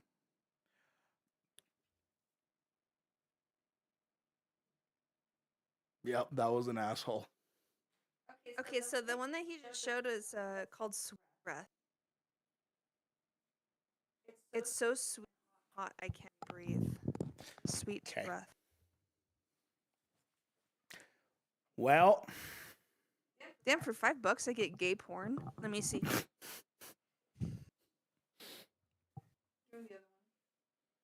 butt stuff, literally. Yeah, butt stuff. Anyways, yeah, the first one's not too bad. The second one might actually be straight up just hentai. So I think that one of them. Wait, hold on. Hermes. What? I took the band off of it. Oh! That was a band on the cover? Yeah, And it was there's a, censoring? he's straight up pulling his cock out. Oh, I can't show that on stream anymore. Yeah. Oh my God. Oh wow. Well. Anyways. So, Oh my god. yeah. This is straight up porn on. Yeah. Well, you sure know how to pick them. Yeah, the cover had a censor. Yes. Guys, I did a good job of picking these. Anyways. Yeah. So there's that. I'll do a video on them. Yeah. Kevin. Over here. Wow. There you go. Dog. Over to her. Ding. There's a scene in here where he's literally spitting on someone's butthole. That's crazy. Oh my God, dude. Good luck, man. Wow. You got the color cover and everything. Oh, yeah. Anyways, so we're going to go ahead and that's it. That's pretty much right for a Japan trip. I think that was it. think that was We didn't play in any arcades. No, I found an arcade that was all rhythm games. Oh my gosh, dude, Fox, thank you so much. What the hell? Why isn't my alerts working? Hello? It happened to a couple of them. What the heck? I'm so sorry. Thank you so much for. Oh my god, it's a tier 3 sub. A tier 3 sub. Hey, Saturi with the tier 3 sub. Thank you so much. And Fox with 1,000 bits, dude. Thank you so much for 1,000 bits. Back to butt. It all comes back to butt stuff. Yeah, Charlie died. Damn. Saturi, I'm wearing my Shiori sweatshirt. No, We didn't go to museums. No, we didn't go to any museums. No. There's some that I wanted to go to, but we were running out of time. Yeah, no, we would call it a day at like 6 p.m. Yeah. Like we were done at like because we wanted to do that because, dude, we didn't want to get into traffic again.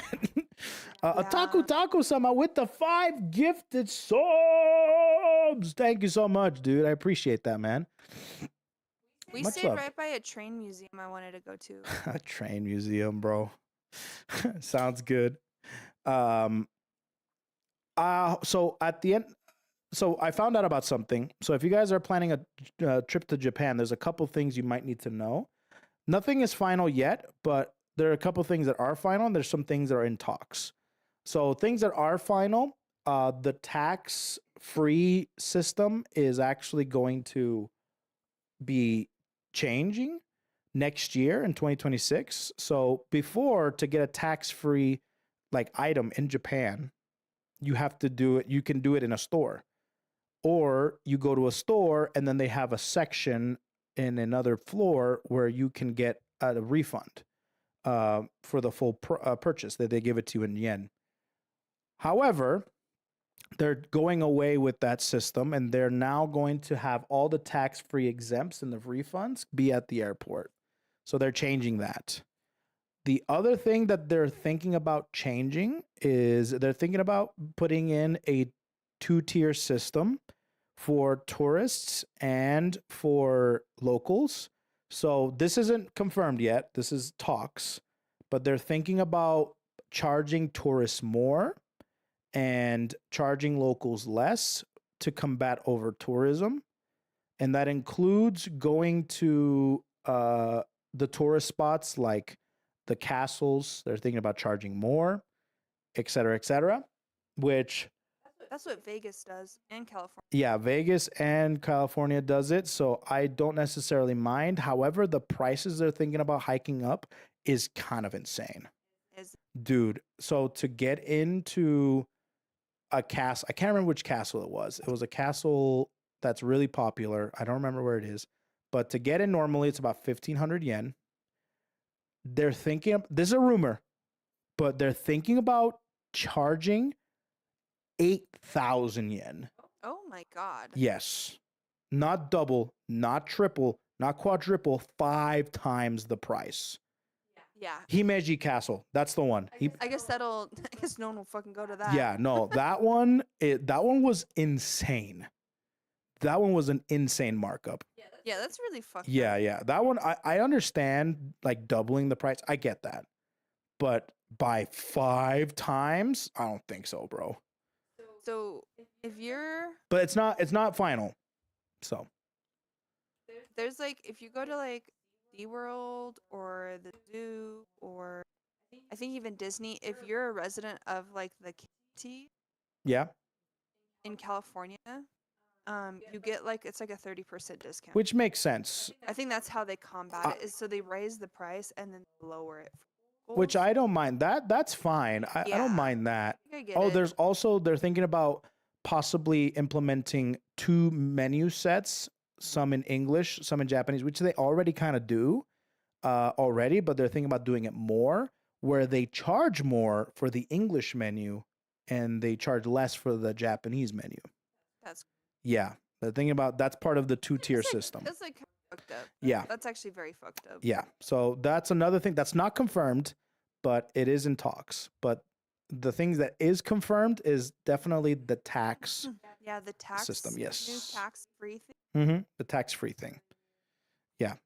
How was Disney in Japan? Oh, my favorite Disney experience I've had. So here's the thing about Japan, and it became apparent as soon as I had landed in Japan and in Disney. But Japan back in the 1980s felt like it was early 2000s. Japan in 2025 feels like it's the early 2000s. Yeah, they've been in the early 2000s since the 80s. They've been in the early 2000s since the 80s, bro. Like everything's still on paper. You can still get things physically. For example, Online sucks ass, dude. You like have trying to to find actually. any online information, even like with Japanese websites, just suck. Yeah, no, dude. Japanese websites are awful, dude. And this also happened. You know what's really funny? A really funny correlation with the fighting game community and Japan. So back in the day, fighting game community footage and streams was god fucking awful to try and get and try to see some footage of Japanese players in fighting games. It was fucking awful. They were terrible at streaming and having some good quality gameplay. But now they're a lot better, but that also kind of correlates with everything else, right? It's just like very bad internet organization, online organization, but so everything incentivizes you to go out and find things, right? And et cetera, et cetera. However, they still have, of course, their fair share of like online presence. Some have online menus and et cetera, et cetera. But there's some like gold mines that you can find that aren't on the internet and you have to find yourself. All of our best things that we did, I think we just like stumbled upon. Oh, dude, we stumbled. Actually, most of it. We stumbled across this really fun yakiniku where they had a set where it's like sashimi, meat sushi. Oh, that one. Yeah, I forgot about that. Yeah, meat sushi. And most of these places, this is another thing too. A lot of these places that are really nice and they require a little bit, they're a little bit more expensive, right? It's like yakiniku, shabu shabu, et cetera, though they require reservations. So if you go to Japan and if you're like, I want to eat sushi or I want to do this or that, especially in heavily populated areas, get a reservation because they won't accept you. But there's some places where you can just walk in. So, but it relies on you being there and going to places and trying to find places, et cetera, et cetera. Did you go to any convenience stores that are chains that are famous? Dude, I went to all of them. I went to Lawson. Yep. I stayed. My Airbnb was literally right above a Family Mart. No joke. So I ate Family Mart every day. And then I went to 7-Eleven. I went to Lawson. Tier list, Lawson is top, Family Mart, then 7-Eleven. Personally. Did you look at any stationery shops? Bro. Oh. We spent so much money on stationery. I brought so many notebooks and pens, bro. We bought so many pens and notebooks and that's one thing that I don't want to share because I spent too much money on pens, you know. I love them. That was actually one of the things we spent the time to go up to the tax-free counter. Yeah. Because of how much money we spent. Yeah. On Did you have any vending machine coffee? We didn't hardly have any coffee. We did go to a coffee shop in was it Kawagoe? Yeah, it was Kawagoe. Yeah, I'm more of like a matcha. Yeah, tea no, person. I'm not a I coffee love tea. person. So. Oh, do you know what I loved about Japan? What? Everywhere had iced tea. Oh yeah, that's right. They had unsweetened iced tea. Here in the US, like if somewhere has iced tea, it's most likely like really sweet. Over there, it was just like basic ass like brewed iced tea. Yeah, they had that. Oh, by the way, get ready to not have a lot of places have diet soda. There's some places that have Coke Zero, but Diet Coke non-existent over there. Does not exist. Oh my God. So, okay, listen. I don't like melon, and I don't necessarily like soda anymore. But we went to a place, and I'm like, I'll try this melon soda because Faith was trying it. I tried it, and I said, this is amazing. So I had so much melon soda. Yeah, melon soda. Because it did not really taste like melon, but it tasted really good. I loved it. But I really liked in the convenience stores, bro, the sandwiches with the strawberries and cream was so freaking good, dude. Oh my god. They were so good, bro. Oh. Vanilla Coke. Oh, I went to vending machines all the time too. One of my favorite drinks, and I'll tell you, oh, you know what they have a lot is ginger ale, and I had a lot of ginger ale. They had green tea by the carton. Yeah, green tea by the carton. Insane. I love tea. Like I really love Yeah. tea, so it was really cool like seeing tea everywhere. Yeah. So I love the fruit sandwiches. Dude, the egg salad sandwiches were top tier. I ate too many. Bro, they had these sweets where it was like a soft waffle, and they fill it with cream and they shape it like a taco, right? And they give you like 4 in a container, and it's in the refrigerated area, so it's like nice and cold. Oh my god! So at Family Mart they have the vanilla cream one, but at 7-Eleven they have one that's filled with like a chocolate cream, and they have little bits of chocolate chips in the cream, so you get like this amazing texture of like soft fluffy with like a soft cream, and then a little bit of the textured like crunchy chocolate chips, and I'm just, It was good. oh my god, dude.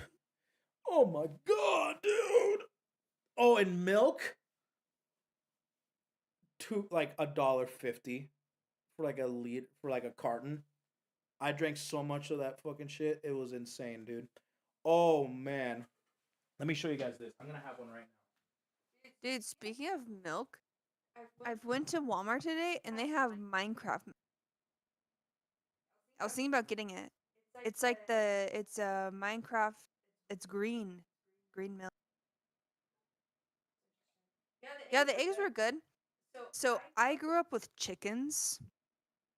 Yeah, it's creeper milk. I grew up with chickens, and our chickens were like free roam, and we would just feed them all of our scraps of food, like all of like our watermelon rinds, and we eat them, give them like worms. They'd eat like all the bugs out in our yard. And so like I grew up with eggs that were like super dark, like the dark like orange, and they're very flavorful and very like healthy. And I love, like, I want to get chickens again when if we ever like get like a house of our own. But then when I moved out, I was still getting some of my dad's chicken eggs when I'd go and visit him. But then after a while, I moved like pretty far away, and I started having to buy eggs for the first time. Fucking garbage trash. So then going to Japan and getting the eggs, it was like getting like my dad's chicken's eggs again. It's really nice. I love it. I love chickens. You can eat our eggs raw here. You just have to make sure that they're like washed off. Like in the US, that you just have to wash them off. Cuz well, you should be washing any egg if you're eating it raw, because what makes you sick is the salmonella from the eggshell from you like shitting. Hi Dust. We have fun. You were right. I think Disney was our second favorite Japan. The first thing was the Cherry Blossom Festival. That was our first favorite. And then the second favorite thing was Disney Tokyo. All right, chat. Yeah, we went to Disney Sea. We spent 2 days. I want in to show Disney you Sea. guys this real quick. What is These are cakes that I found at the Tokyo station, and they're the most amazing cakes. Aw, thanks, ever. Bear. Dude, first and foremost, they come in a box, really pretty, big old banana in the front, and they get these. This is a banana cake shaped like a banana. You get them at the station. I haven't seen them anywhere but at the stations. Brother, may I have some oats? Yeah, they have Pokemon ones. Oh, they have Pokemon ones. Look at that. Wait, can you hand me? I only have one.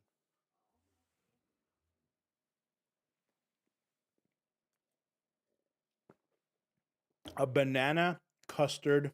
Here. This is the Tokyo banana? Yeah. I didn't know they had a name.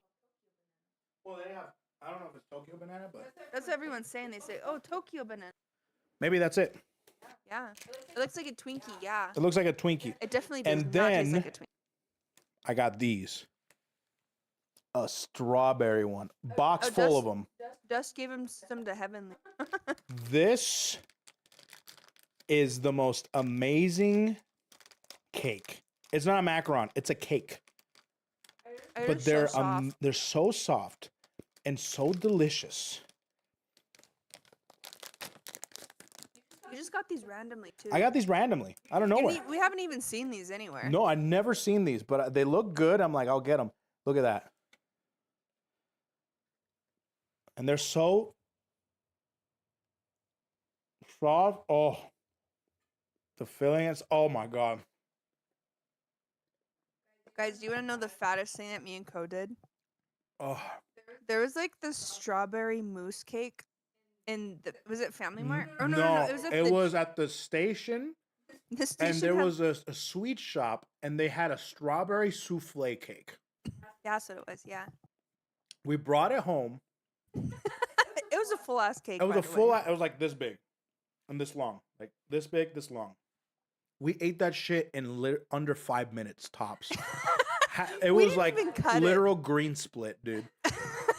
Dude, that shit did not last 5 minutes. We literally just sat there with a fork and just ate the cake. Next day, we got another one. This And time, did it another again. green split, 4 minutes with milk. And we drank an entire carton of milk while eating. Dude, that shit was amazing. Yeah, we ran it back.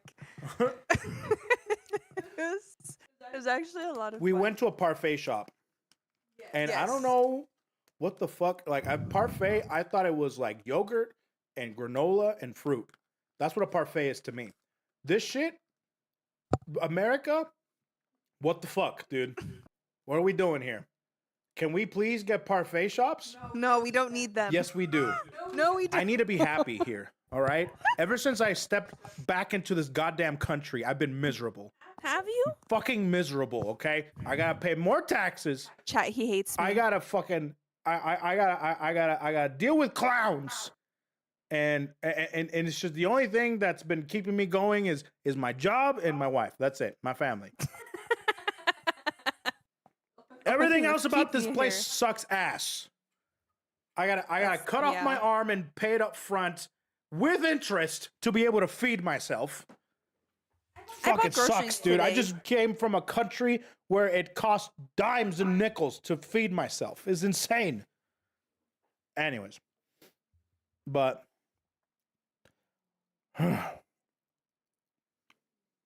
Have you seen self-employment tax rates for citizens in the U.S.? bro, If you're complaining about tax elsewhere, look at the self-employment taxes for the U.S. so That that's shit- definitely the worst part about this that job will is shock definitely you. the taxes part. But shocking. that's why people go to Texas. That's why people go to certain You know, areas that they get a Texas? break. I'm not part of those countries, those states. So Yeah. that's why Nags moved, because he got butt fucked by the government for years. Yeah. Oh yeah, and if you move outside of the U.S., you still have to pay U.S. taxes if you're a citizen, even if you're working for a company in that country. Yup. Yeah, that's why content creators move to Texas is because I don't think they have a self-employment tax. It's just a regular, like, because you always have to pay like our base tax. Yep. But then you have to pay in most states, you have to pay the base tax on top of a self-employment tax. Yep. But then in Texas, you don't have to pay that self-employment tax, or it's really low. I can't remember. There's a couple other benefits too, but that's pretty much it. Yeah. For people that are self-employed, it's not just streamers, but just like people that own businesses on the side, like artists. I business can't even imagine owners. artists, bro. Dude, your country sucks, bro. Have you? Get in line. Shut up, dude. I don't want to hear Your that country as you fucking laugh sucks. and European over there. I How don't do want to hear it, Europeans dude. laugh? Your grocery stores aren't even open on Sundays, bro. Don't give me that shit. Yeah, you guys sit down when you pee. Yeah, you guys Just sit kidding. down when you pee, Actually, bro. I think that's good. Get out of here, dude.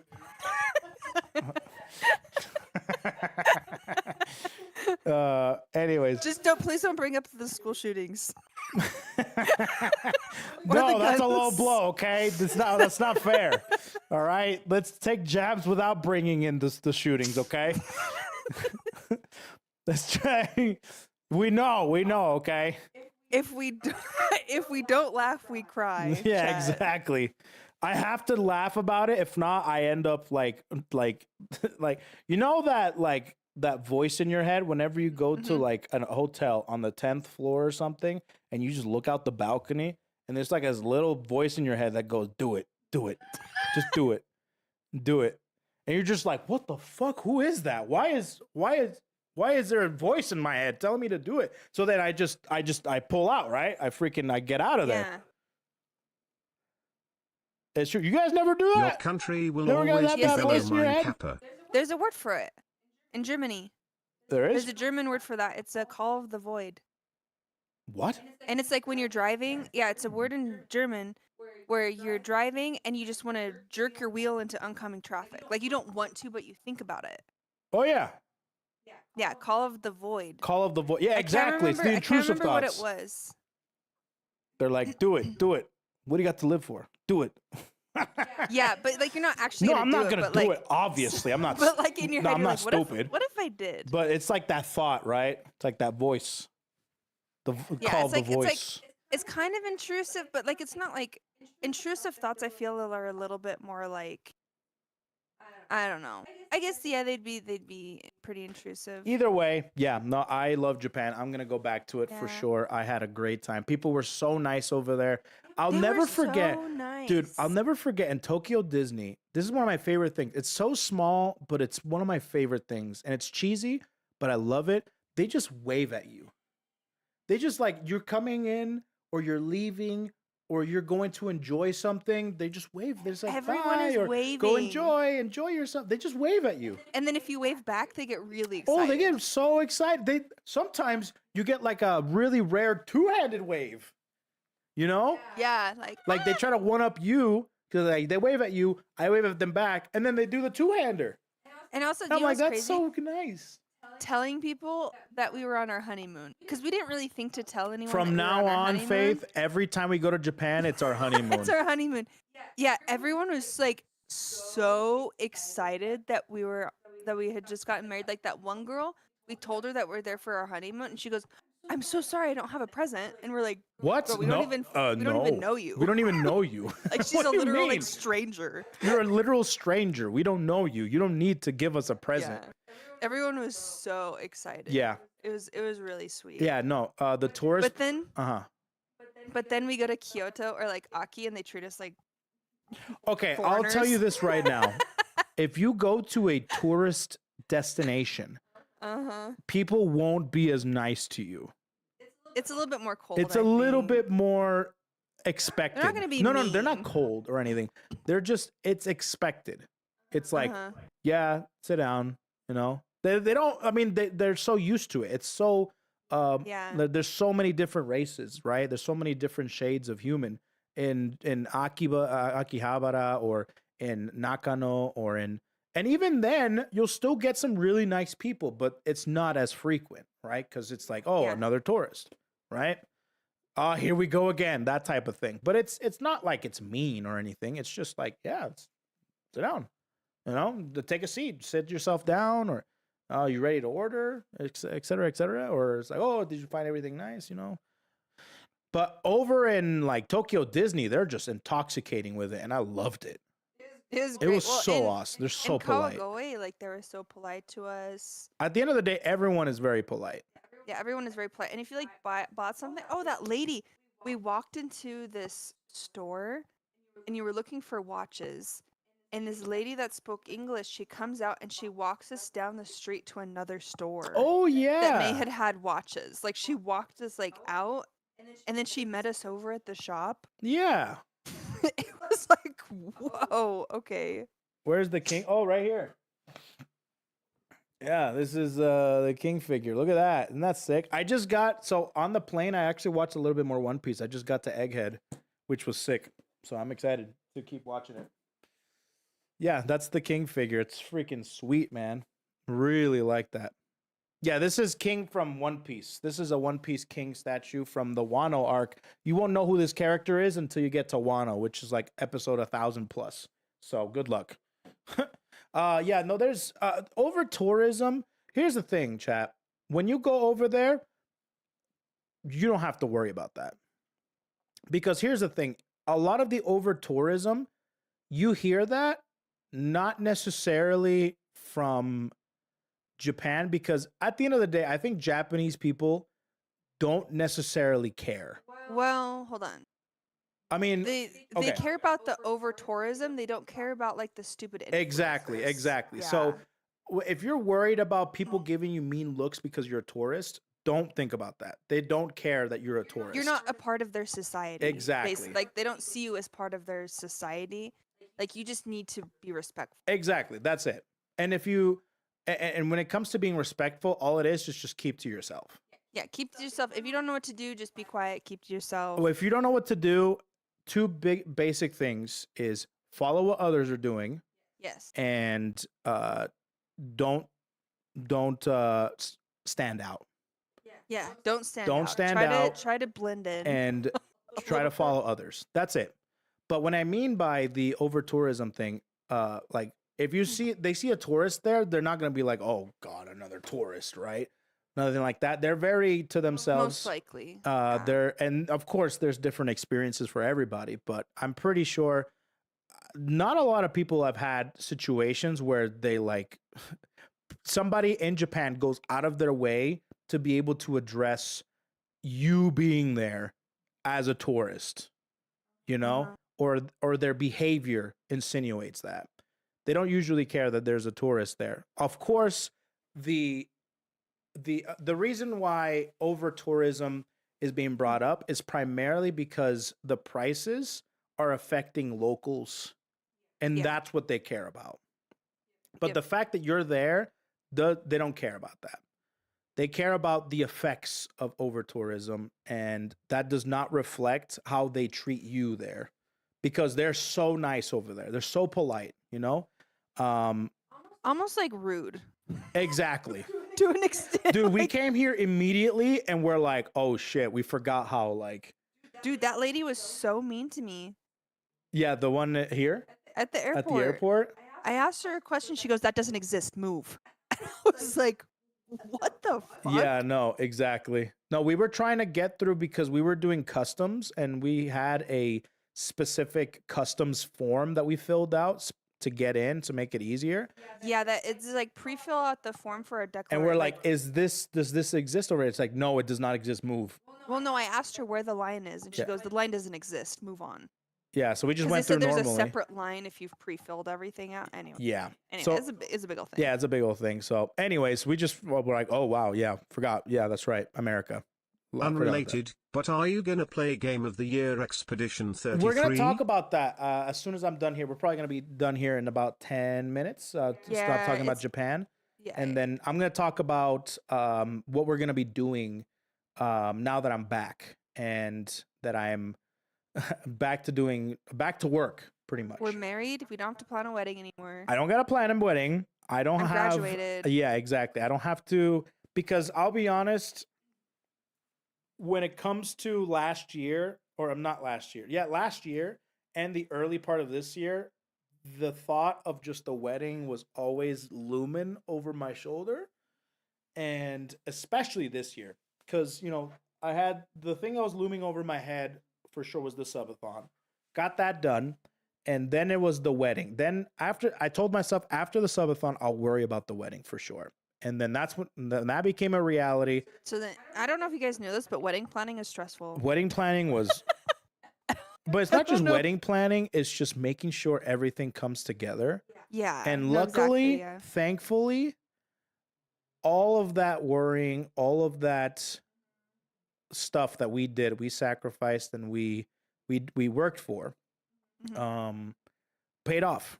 Everyone had a fantastic time. I was surprised. Everyone. Sorry you guys weren't there, chat. Apparently, so just to let you all know, chat, apparently, a lot of people there were saying this was one of my favorite weddings to attend.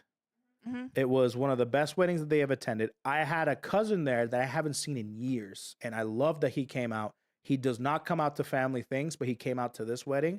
He told me that he's been to weddings that are hundreds of thousands of dollars, rich weddings, and this was by far one of the best ones he's been to. And I'm like, Yeah, and our wedding was not crazy. no, our wedding wasn't crazy. Like, it was I mean, it was on the less than 100 beach. people. Yeah, it was like on the beach. It was. Yeah, it was on the beach. It was on a Wonderful. terrace. Our reception was on a terrace. Food was We're gonna everywhere. send you guys. We'll show you guys pictures when We'll we get show them. you guys all the pictures when we get them from the photographer. Yeah.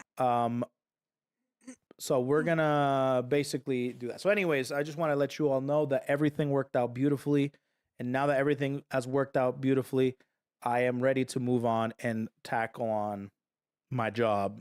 And I can help Ko now. Whatever she can help me with. I don't need help from a girl. Yeah, I'll just get in the way. Just get in the way. God. Anyways, but for the most part, everything turned out amazing. The honeymoon turned out amazing. A lot of really great things. Next time I go to, last thing I want to show you guys before I continue on. Look at the statue picture. Look at that. Me with the life-size Fuamoko over in Shibuya in the pop-up store for the Hollow Advent pop-up. That was freaking awesome. What should you caption this? Huh? Well, what should you caption on? This? I don't know. What's the caption, chat? I don't know. They're releasing that? There's no way that they're going to sell life-size statues. They have the small ones. They have the small ones. The small ones were over here. No, we didn't go to any maid cafe or muscle woman. No, cafe. we didn't go to. Okay, here's the thing. We almost went to the All muscle right, all right, all cafe. right. Let me go ahead and say this real quick, okay? There's a couple things that I didn't do from the punishment stream that I promised I would do, but I didn't do them, okay? He's gonna make up for him. I'm going to make up for them. One of the Times ways I was 5. going to do it is to go to the muscle bar, but we did not have enough time. Okay? So, Wait, was that a punishment? no, it was not. But I was Okay. going to use the muscle bar getting slapped as a way to make up. Okay. One of the things that I did not do that I really wanted to do, but this was completely 100% my mistake. It was me going to the Raku Spa Hololive collab. I ended up not going there. Why? Because the day that I was planning on going just so happened to be the final day, period. So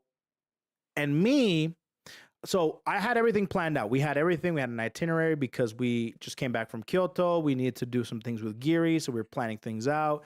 We wanted to do Shibuya. We wanted to do Akihabara, etc., etc. So I ended up planning, okay, I'm going to Raku Spa on the 24th. Okay? Or I'm sorry, the 24th. I did not realize that the collab ended on the 23rd. Okay? And there was some mishaps with me and my time because I am a watch guy. I like wearing watches and I don't usually look at my phone for the time.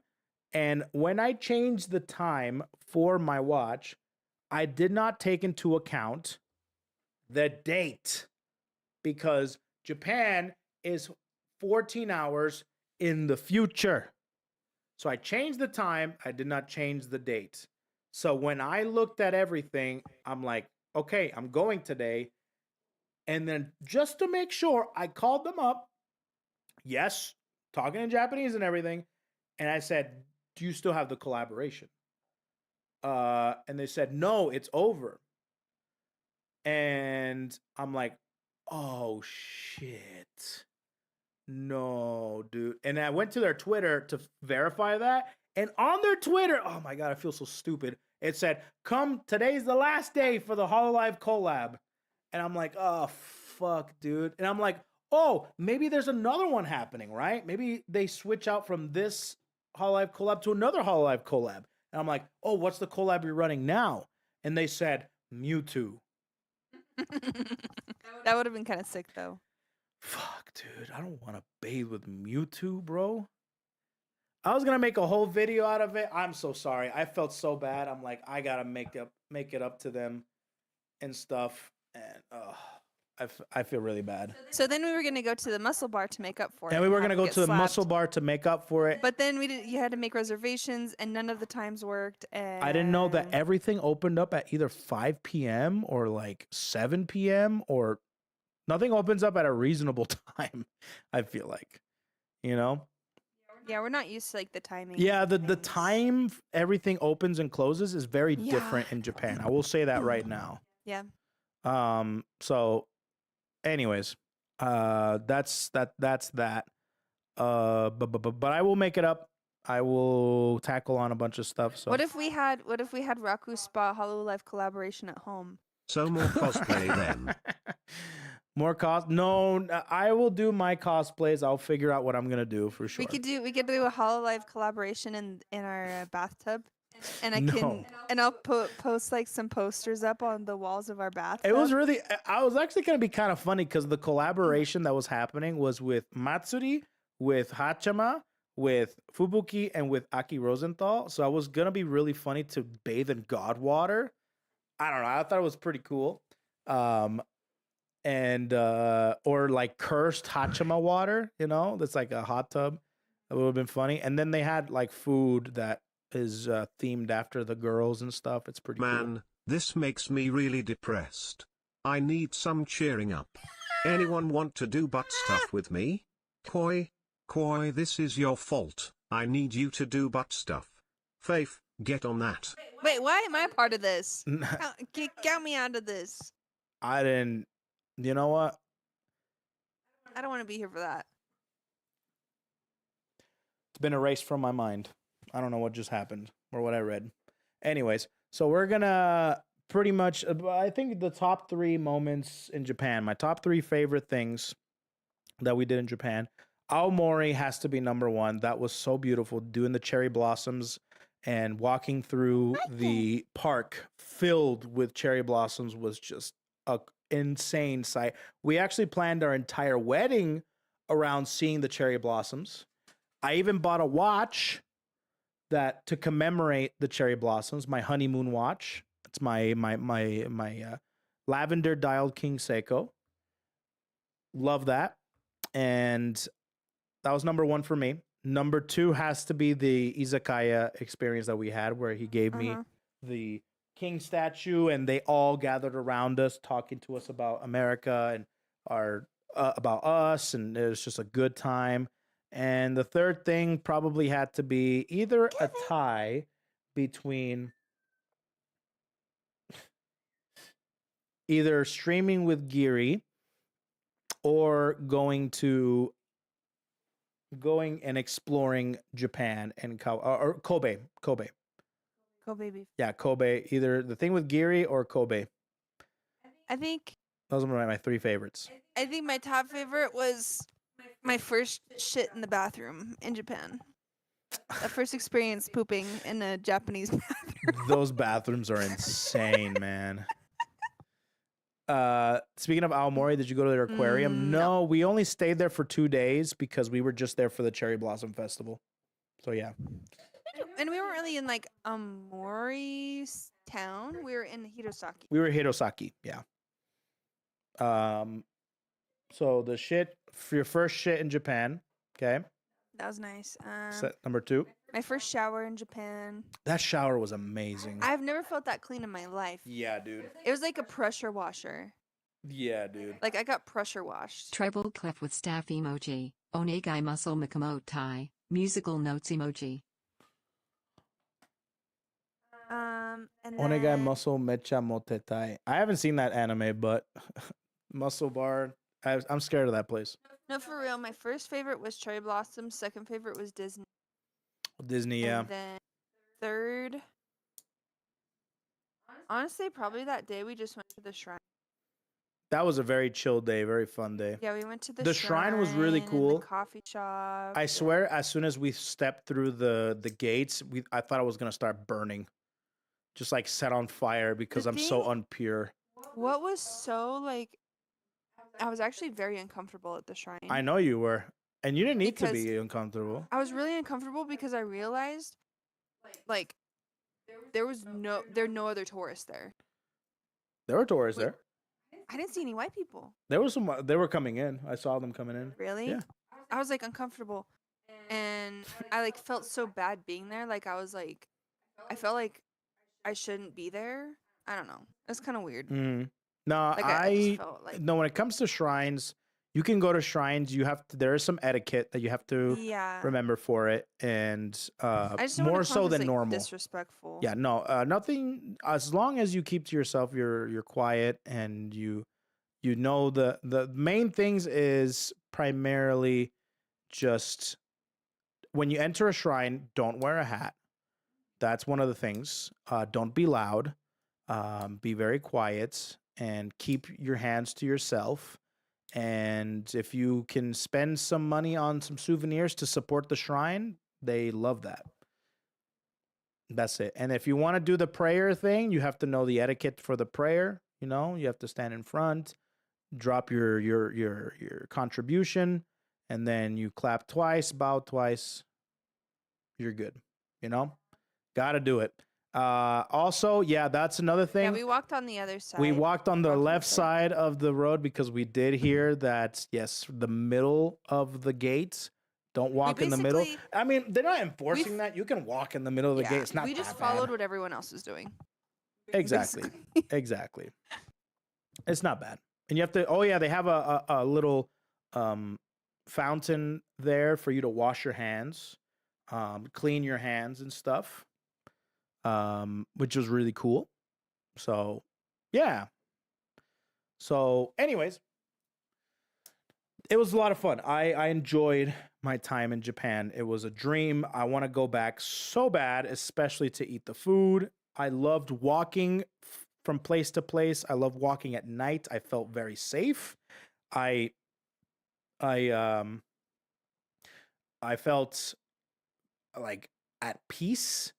It was very mind clearing.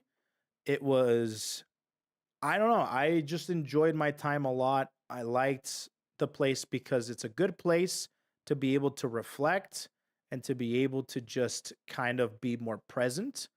Everything here in America is very, I guess, automated to be online. So you don't really get to have a lot of time to yourself. Everything is very optimized. Like you have Uber Eats, you have cars, you have all sorts of stuff. In Japan, you need to go out to find food. That's very much it's very much encouraged for you to find food because number one, food is cheap. Two, kitchens are small in Japan, so not a lot of people eat in.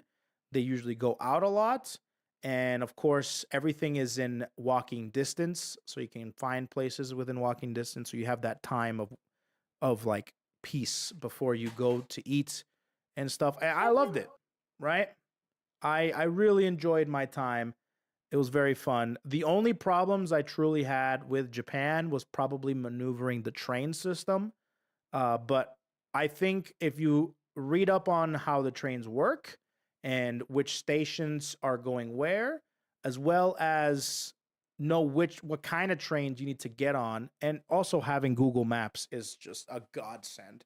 You'll be fine. However, you have to realize that you're gonna miss trains. Gonna get on And you're going to get on wrong trains, and you have to learn how to kind of adapt and be like, okay, I got on the wrong train. How do I get back? Right. You have to give yourself time to be able to get lost or not have enough time to catch the next one. So you have to wait for the other one, et cetera, et cetera. So there's that. And yeah, I think there's a lot of things that you can't know until you're there, because there you can watch as many YouTube videos, read as many forum posts, read as many articles as you can, but you won't truly know until you're there yourself, experiencing the commutes and experiencing the culture to be able to know where to go when it comes to trains. Because after a while, we start to get familiar as to which stations we need to go to. So if we're at a place that we're not there all the time, or we haven't been there at all for the first time, you know, we're like, okay, how do we get to this certain station? Because from that certain station, we can get to a certain line, and that takes us home no matter what. Our station of comfort was called Takonobaba, It was Baba. yeah, Takanobaba, which was a station that we ridden all the time. It Because gets the express train would get there. yep. And yeah, So Takanobaba. Kevin, get over here. Takanobaba. Kevin, come. Is he being a dog? Come. I don't trust you down here, dog.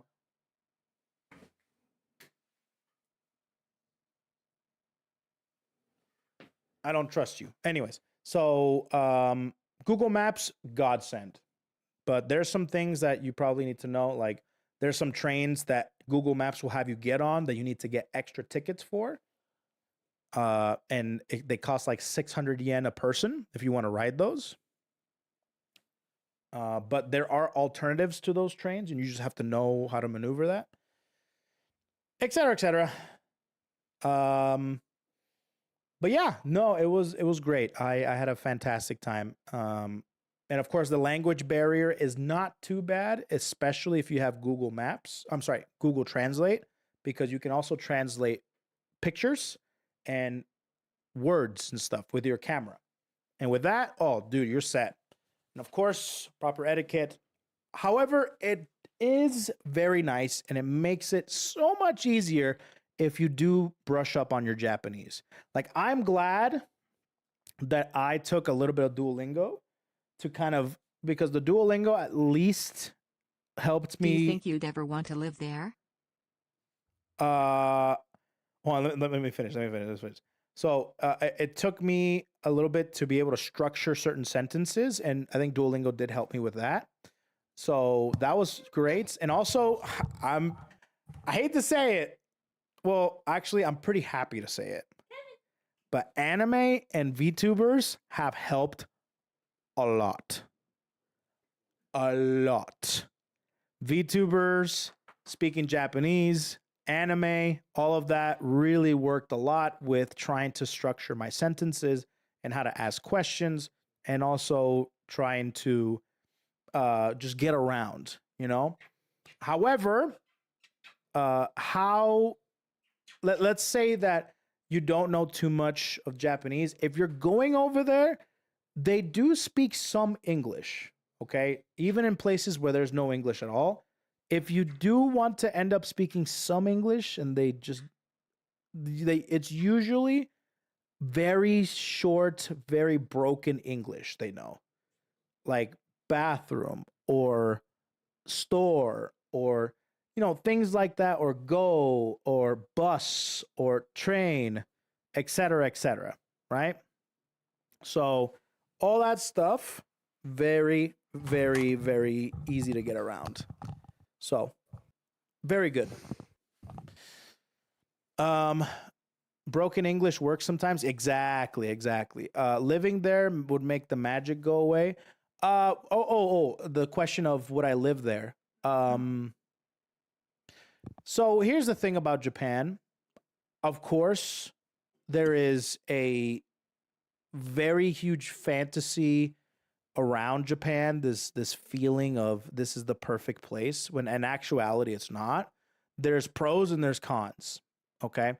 And to be able to live in Japan, there's a couple of things I would need to do. First and foremost, if you want to or are serious about living in Japan, I feel like multiple visits are warranted. You need to go there multiple times, as not just as tourists, but as someone that wants to live there. So go there for like 3 weeks, stay there for like 3 weeks, and see how you enjoy the actual Japanese life. That's kind of how we did it. We didn't do too many touristy things. We kind of lived the Japanese life. We took trains all the time. We tried to go to, we went out all the time. You know what I mean? It's not necessarily like a lot of touristy stuff, but we tried to do as many Japan things, not tourist Japan stuff. So that kind of helped out a lot. And where was I going with this? I lost my train of thought. Oh God. Moving to Japan. Moving to Japan, that's right. So yeah, multiple visits are definitely needed before that big decision is made.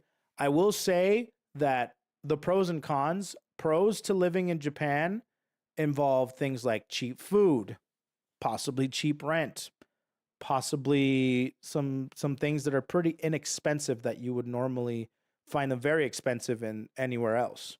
The cons.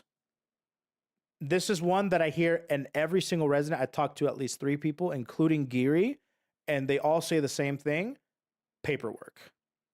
Paperwork Bureaucracy. sucks ass. Paying taxes, being able to file certain things for mortgages, being able to buy a car and you have to be able to go through paperwork and stuff. Renting, getting your driver's license, all Bringing your that dog sucks ass. But if you can get through it, it might be worth it. Those are all cons that you have to live with in order to be able to enjoy Japan. But are the cons outweighing the pros or vice versa? That's what truly determines it. For me, I can't say yet completely. Right now I'm in the honeymoon phase. I could 100% see myself living there though. 100%, because the Japan life is a life for me. I love how everyone's to themselves. I love how everybody is respectful and they're very nice, obviously. And of course, I'm a tourist, so I might be treated differently.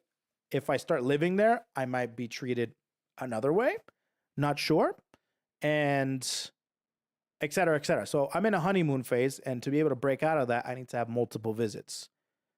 But yeah, I would 100% live there based on the things that I know already, which is cheap food, nice people, a whole bunch of entertainment, let me tell you, and last but not least, a peaceful life. You know, Japan's low-key racist. Bro, there's not a place on this planet Earth that's not low-key racist. You're going to get that shit no matter where you go. So the racism stuff is definitely something that you need to figure out. They definitely have some rules for certain areas and certain businesses. For example, they don't want any foreigners in certain places of residences. So they don't want certain foreigners in certain areas. They will treat you different and they will deny you. It's like imagine being poor in the United States. That's how you're treated in Japan as a foreigner. You know, you might be onto something there. They don't actually. want you. You might be onto something there, to be honest. You know, but yeah, no, there's a lot of things that will definitely be very. But that's how it is. That's how it is. But at the same time, there's a lot of places there that you can go, right? And yeah, not too bad. JP is tired of foreign streamers wreaking havoc. Oh, I heard that the foreign streamers wreaking havoc, there's only a few times where that truly made like Japan news. I think, which one made Japan news? I think it was the Johnny Somali guy, no? Yeah, and then that guy that was blasting the music, and then I think that was Johnny Somali. Oh, really? And then the forest. Oh, Miskiff, right? No. I don't think. Oh, the Miskiff Logan thing. Paul. Yeah, Logan Paul. That's right. That's right. No, I don't think even the Miskiff thing. No one really. In Japan, I don't know. No, like in if that Japan, made, like that's what I mean. Like in Japan, I don't think a lot of people heard about the Miskiff thing. That was mostly online. But yeah, no, Logan Paul definitely did, and Johnny Somali definitely did. But for the most part, a lot of things, from my understanding, you will not get treated differently for being a foreigner there. You will, like, for an example, like if you go to a certain like tourist spot, you won't be like, or a certain spot in Japan, you won't be like, they're not gonna go out of their way to tell you, oh, you're not welcome here. You know what I mean? It says the people that do that are like the really Oh old yeah, school, like those are like Japanese. so rare. that That's like the right way. yeah, Sorry. yeah, it's like the super conservative like Yeah. Japanese people, which are actually very rare and you normally don't go there anyway unless you know how to speak Japanese for sure, like outskirts and shit, right? But for the most part, everyone's very welcome to tourists. Everyone's very nice, and The yeah. issue that I have living there is I am covered in tattoos, Yes, even exactly. my hands and everything. And so It doesn't that's matter like, where you're from. If you have tattoos, they will definitely treat you very different. yes. You cannot go to certain establishments if you have tattoos, And period. I have stretched ears and body mods Yep. and body piercings. Yep, yep, yep, yep, yep, yep. Yeah. So as a tourist, they're probably totally fine. But if I live there, I think it would be a very different experience. Correct. That's like one thing that I don't think I could. Japan, Yeah. Unless like If I were to move to Japan, I'd want to live there for like a year, tops. A year, maximum 2. so there's no onsens that are tattoo friendly. There's no public onsens that are tattoo friendly. They have to be private. They have to be private, or you can go to what's called, I forgot what it's called in Japanese, but it's basically a public bath. A lot of those allow. Yeah. Even if it's just one single It tattoo. depends on the place. Some place will allow you to cover it up. Yeah, there's some place that has like a something to cover it up and you'll be fine. But you won't necessarily get judged for having a tattoo, especially if you're a foreigner. If you're a foreigner, Yeah, if you're a foreigner, you're fine. you're fine. No. But if you like try to live there and try to like be there, I heard it's really Yeah, difficult. but like Japanese residences with tattoos, they definitely get looked down upon a lot more. That's why if they do get tattoos, they're very hidden. Very hidden. Like we talked to that one girl. We stumbled across Yeah. a Guess outlet store, and there was a Japanese girl that she was so nice, and we were talking for a while. Oh, it's because she noticed my sweet. She knows her Suicune tattoo, and we were talking about Pokemon. We were talking about how long we were here in Japan, and then she showed us her tattoo, and I think she was definitely one of those like, what are those called where they like not alternative. What are the Japanese girls that they? Garu? I think it's Gyaru. But it's not. She's not like tanned or anything. But she had like you don't have to be tanned to be Gyaru. long nails. She had tattoos. She had earrings, and like stretched ears and stuff like that. It's basically like delinquenty type thing. It's kind of like kinda rebellious, delinquent. right? Because in Japan they expect you to not have. She looked perfectly fine in the U.S. Like, Oh, in the no U.S. one it's would like look she's at her. fine, right? But she wanted to be different. She wanted to be different from the rest of the Japanese people that you're expected to not have any tattoos, no piercings, no nothing, be completely clean and like kind of punky. Yeah, exactly. Yeah, I think she was like kind of punky, kind of like. Yeah, she was super nice. My God. Yeah, she was. But Sukeban, I don't know what it is. Yeah, but they kind of like, yeah, it's against the norm when it comes to appearance. It's kind of alternative in Japan. Yeah, like here you just be called alternative. Yeah, yeah. And people over here, they love that shit. Oh yeah, Sukiban is a delinquent girl. Is that what that is? Okay. Cool. Yeah. But yeah, no, that was that. But yeah, no, I had a great time. I'll be back next time I go over there. It's probably a little bit more content focused, and but this time the honeymoon was amazing, and I will be releasing my honeymoon tape very soon. Don't call it that. What, the video? Don't call it the honeymoon tape. Why? It's the worst. Stop. That's like the worst possible thing. what are you talking about? Because it insinuates it's like a sex tape. It's like a honeymoon sex tape. Coke got tapes. Yeah. See, chat's like, I don't Well, want what to I mean see. by the tape, I mean like the video, you know, like I the know. honeymoon explaining everything we've done, but with footage. Yeah. With, you know? It sounds like there's butt stuff involved. No, you cochinos, The vlog, dude. the honeymoon vlog. That's a good one. Yeah, the vlog. There you go. The honeymoon. Yeah, Well, it's not honeymoon really vlog. a vlog either, because I'm gonna make it. Anyways, don't worry about it. It's fine. Either way, that was pretty good. Now I want to talk about a little bit and go into what I want to do next. right? Brother, may I have Thanks, some Zurkin, for oats? gifting us up to Cochino. Cochino. I'm actually gonna head off. Yeah, go for it. Are you gonna make Okay, that bye, soup? chat. Huh? Can you make that soup? It's 8:30. Yeah, I can make. I need to start on it right now. Okay. Sounds good. Let me turn off the camera so she can go. Actually, hold on.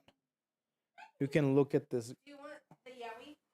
No, I'm not gonna show the. The uncensored yaoi? No. You can look at Noel's gin. Look at that. Okay, go. I think you would throw up if you ate gin. I don't want to drink this at all. You know what it tastes like? No. It tastes like Ass. you go into a forest and you take like a pine needle off. That Weird. with mouthwash. With mouthwash? I don't know about that, dude. I actually love it. Okay. Sounds good. Anyways, what is that? This is a Hololive liquor. I think it's not necessarily her own liquor. This is just a collaboration that Noelle had with what's it called? I don't even know. Key Botanical. I don't even know. But it's basically Noelle's Potion, premium craft gin. Made by Meidi Shurui. 40% alcohol. Cool. Dancho liquor.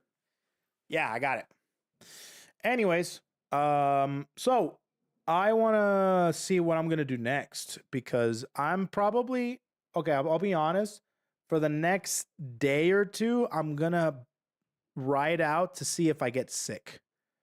Which is why I said in my Discord that this might be like the last stream until I take a little minication to see if I get sick. Because I feel it. And you kind of hear it. Yeah, I know. I'm taking like so many medications right now to try and like offset it or shorten it. So I'm going to ride that out. And when I come back, I would like to play some games. I would like to do some stuff. I have to get back into fulfilling the sub goal stuff. I have to book the pole dancing studio. That's still happening. I need to do RE7 VR. That's still happening. I need to do the cosplay streams for Ollie and for Elizabeth. Those are still happening. I'm not sure if I'm going to do a cosplay stream for Elizabeth, but I definitely am doing a cosplay stream for Ollie. Okay? But there might be a video. So, Armored Core 1.0. I have to do that too. I want to play Marvel Rivals. Okay, so here's everything I want to do. Okay? Let's go ahead and do a new tab here. Things I want to do. Okay, so I need to do RE7 VR. Pole dancing video. Need to do Armored Core 1.0. Okay. I have to do Ollie cosplay stream.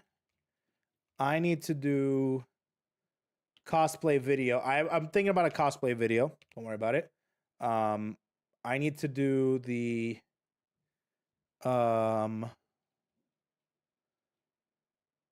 let's see. Subnautica 2? Never. No. City of the Wolves? I might play City of the Wolves. I definitely want to. I want to play B Janet really bad. I would love to play Yakuza Kiwami 2. I would love that. I would love to play Expedition 33. A lot of people are saying so many good things about it. I would love to play Oblivion. Oblivion remake. Love that. Zurican, thanks for gifting a sub to Gay Butt Stuff 69. What the hell, bro? Thanks, dude. So I would love to play those. I think in particular, basically the two games Mac played. I'm so upset that he played those on stream because I wanted to play them. My playthrough is gonna be better. I'm more entertaining. Brother, Let's see. may I have But if you some want to know oats? is about Cinder, I can't bring the drama. Oh, we already talked about the Cinder drama earlier today. Oh, we already talked about the Cinder drama. That was nuts. Man, Lily chewed her a new one, didn't she? Crazy. Test Venom and Strive. I don't like Strive. That's one of the things that you'll probably not see me playing is Strive. Let's see here. And the reason I can't bring that up is to avoid. Oh, I respect that. Thank you for that. But no worries. No worries. It's okay to bring it up. But I talked about it earlier. Play Assassin's Creed Japan just to mold on it, dude. That sounds like so boring. Oh my god, dude. Why would I want to pay $70 to Shitty Soft for me to say this is a mediocre? Do 2 streams maximum and never play it again.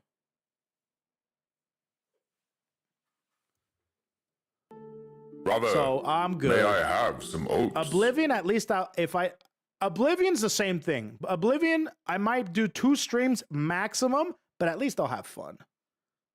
No, in all actuality, I'll try to finish it straight up. If people show up to watch it, then maybe. Expedition 33 might also be a playthrough. KoeKoe, thank the sub I gifted to Butt Stuff and Mr. Streamer Nagai. Thank you, Masa, for gifting a sub to Butt Stuff MD. Medical degree butt stuff, huh? Dear God. Okay. Hollow Knight. I definitely want to do that. I want to do more VSVCs. Oh, I owe you guys a You Smile You Lose cosplay.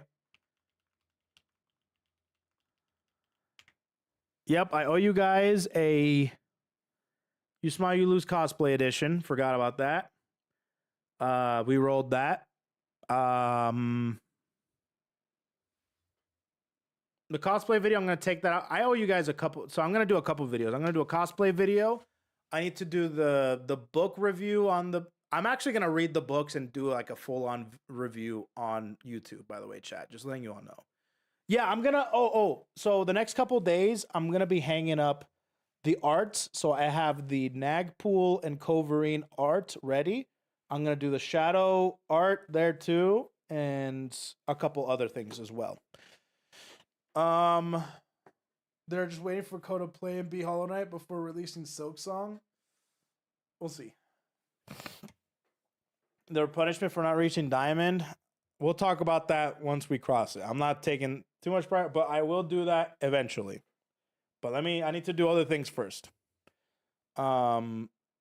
City of Wolves got advertised by WWE doing... Dude, they're going... Dude, that Saudi Arabian money is taking them far with marketing. Let me tell you something. Let me tell you something with that, dude. Insane. But...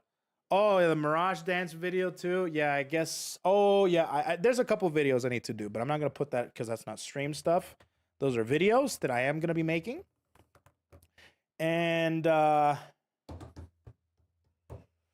I'm going to be playing... So the next thing that I want to do... oh, man. What do I want to do next? I also want to do some more Discord streaming. I'm sorry, Discord streams where we do some more Doink memes. I want to do that too. Just chatting. All that good jazz. I'm going to be going hard with... Content is going to be coming left and right, chat. I'm just telling you right now. A lot of content's going to be happening. And we're going to be doing a lot of fun stuff. I'm going to be trying to plan out some collabs, and I'm also wanting to do, of course... Oh, FF14's another one? Oh, I got to put that on there, actually. FF14, continue on with that. When is Coyote joining Idol Showdown? I don't know when the release date for Coyote is, but I would like to play Coyote. I think that'd be fun.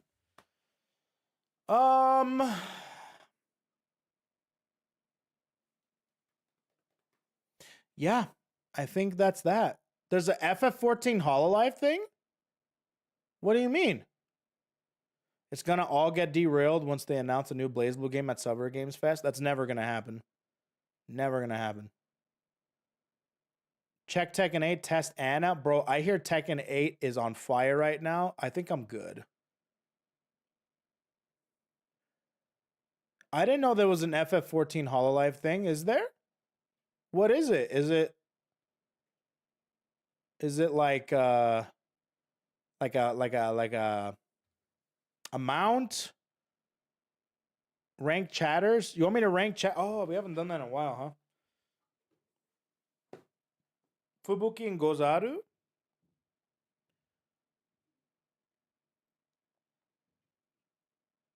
Yeah, is there like official items? Isn't it a raid thing?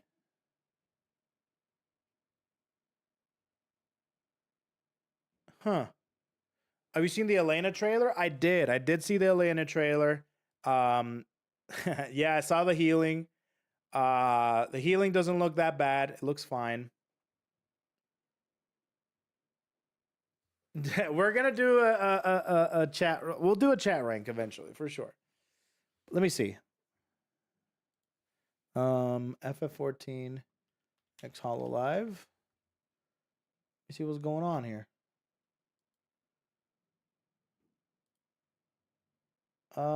Transcendental Enjoy Project started with Fubuki Shirakami, Iroha Kazama from May 4th to 6th to clear the Extreme Titan Extermination Battle.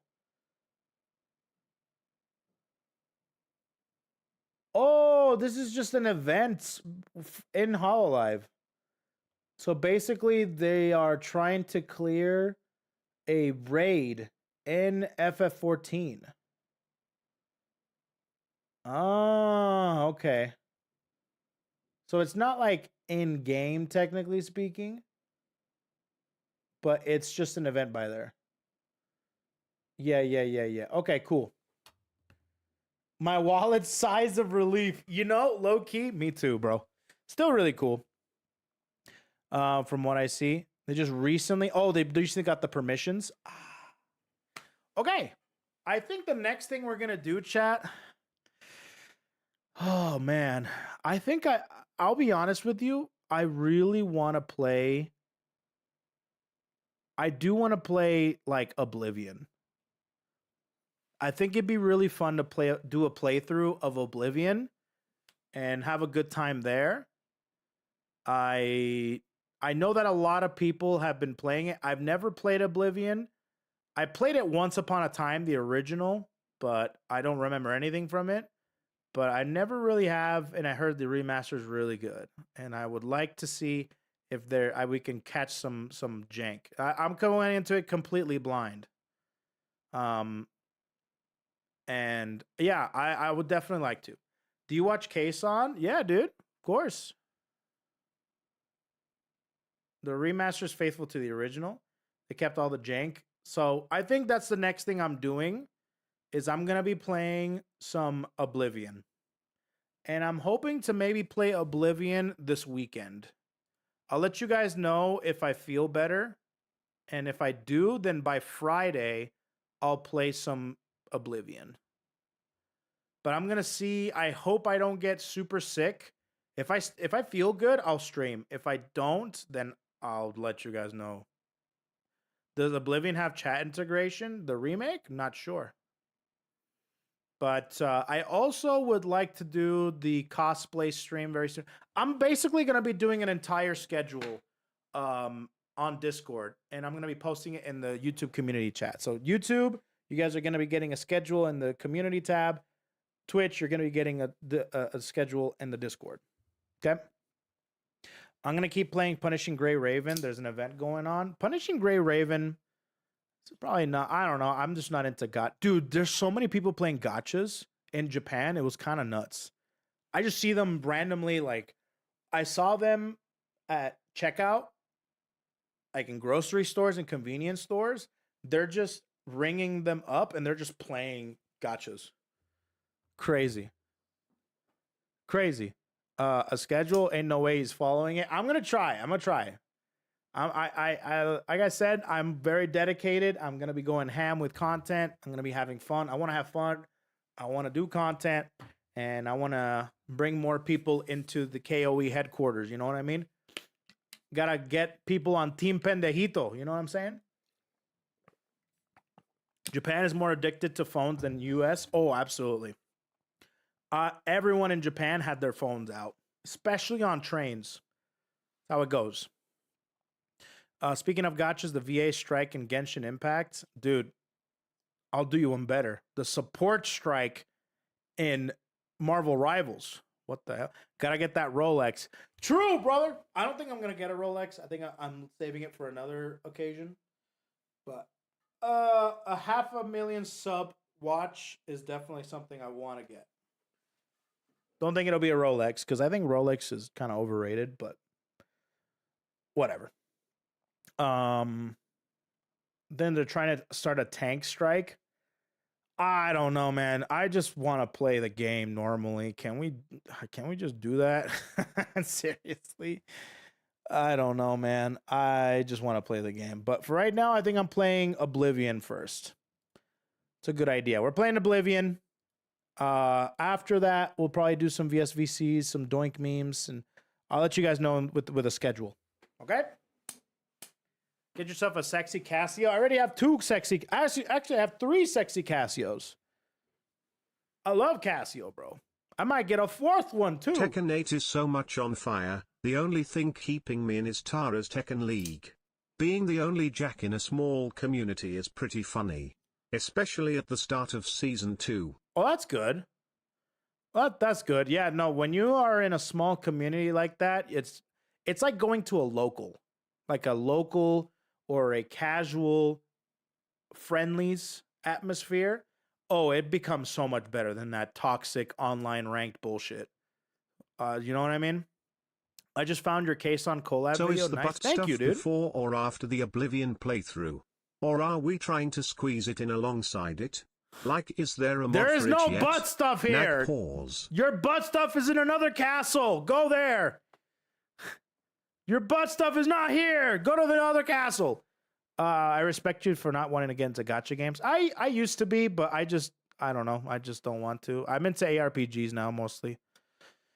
Have you seen the heats against Cinder? Oh yeah, earlier in the stream in the first hour and a half, we were talking all about that. Yeah. We talked a bunch of the topics that I missed out on stuff, and then I started talking about the Japan trip, and now we're here. So yeah. Let's see. No, we're not doing butt stuff. Shut up. But yeah, no.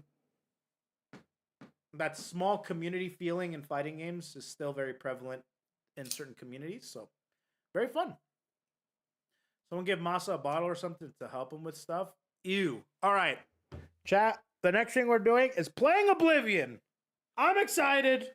It's going to be the best playthrough you'll ever seen. Nobody will have a playthrough like mine. It'll be the best playthrough ever seen on the internet. You'll never see anything like it. May I have some oats? That means it's going to be shit. Don't come. That's all I'm going to say. All right. Thanks so much for tuning in, everybody. I'll set you all free on YouTube and on Twitch. Thanks for all the memberships. Thanks for all the subs. Thanks for all the bits. Thanks for the super chats. Much love, everybody.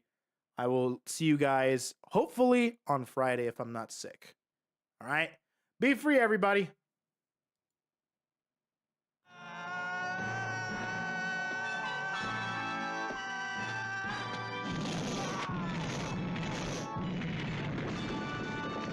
Why are you starting a scam train? Why?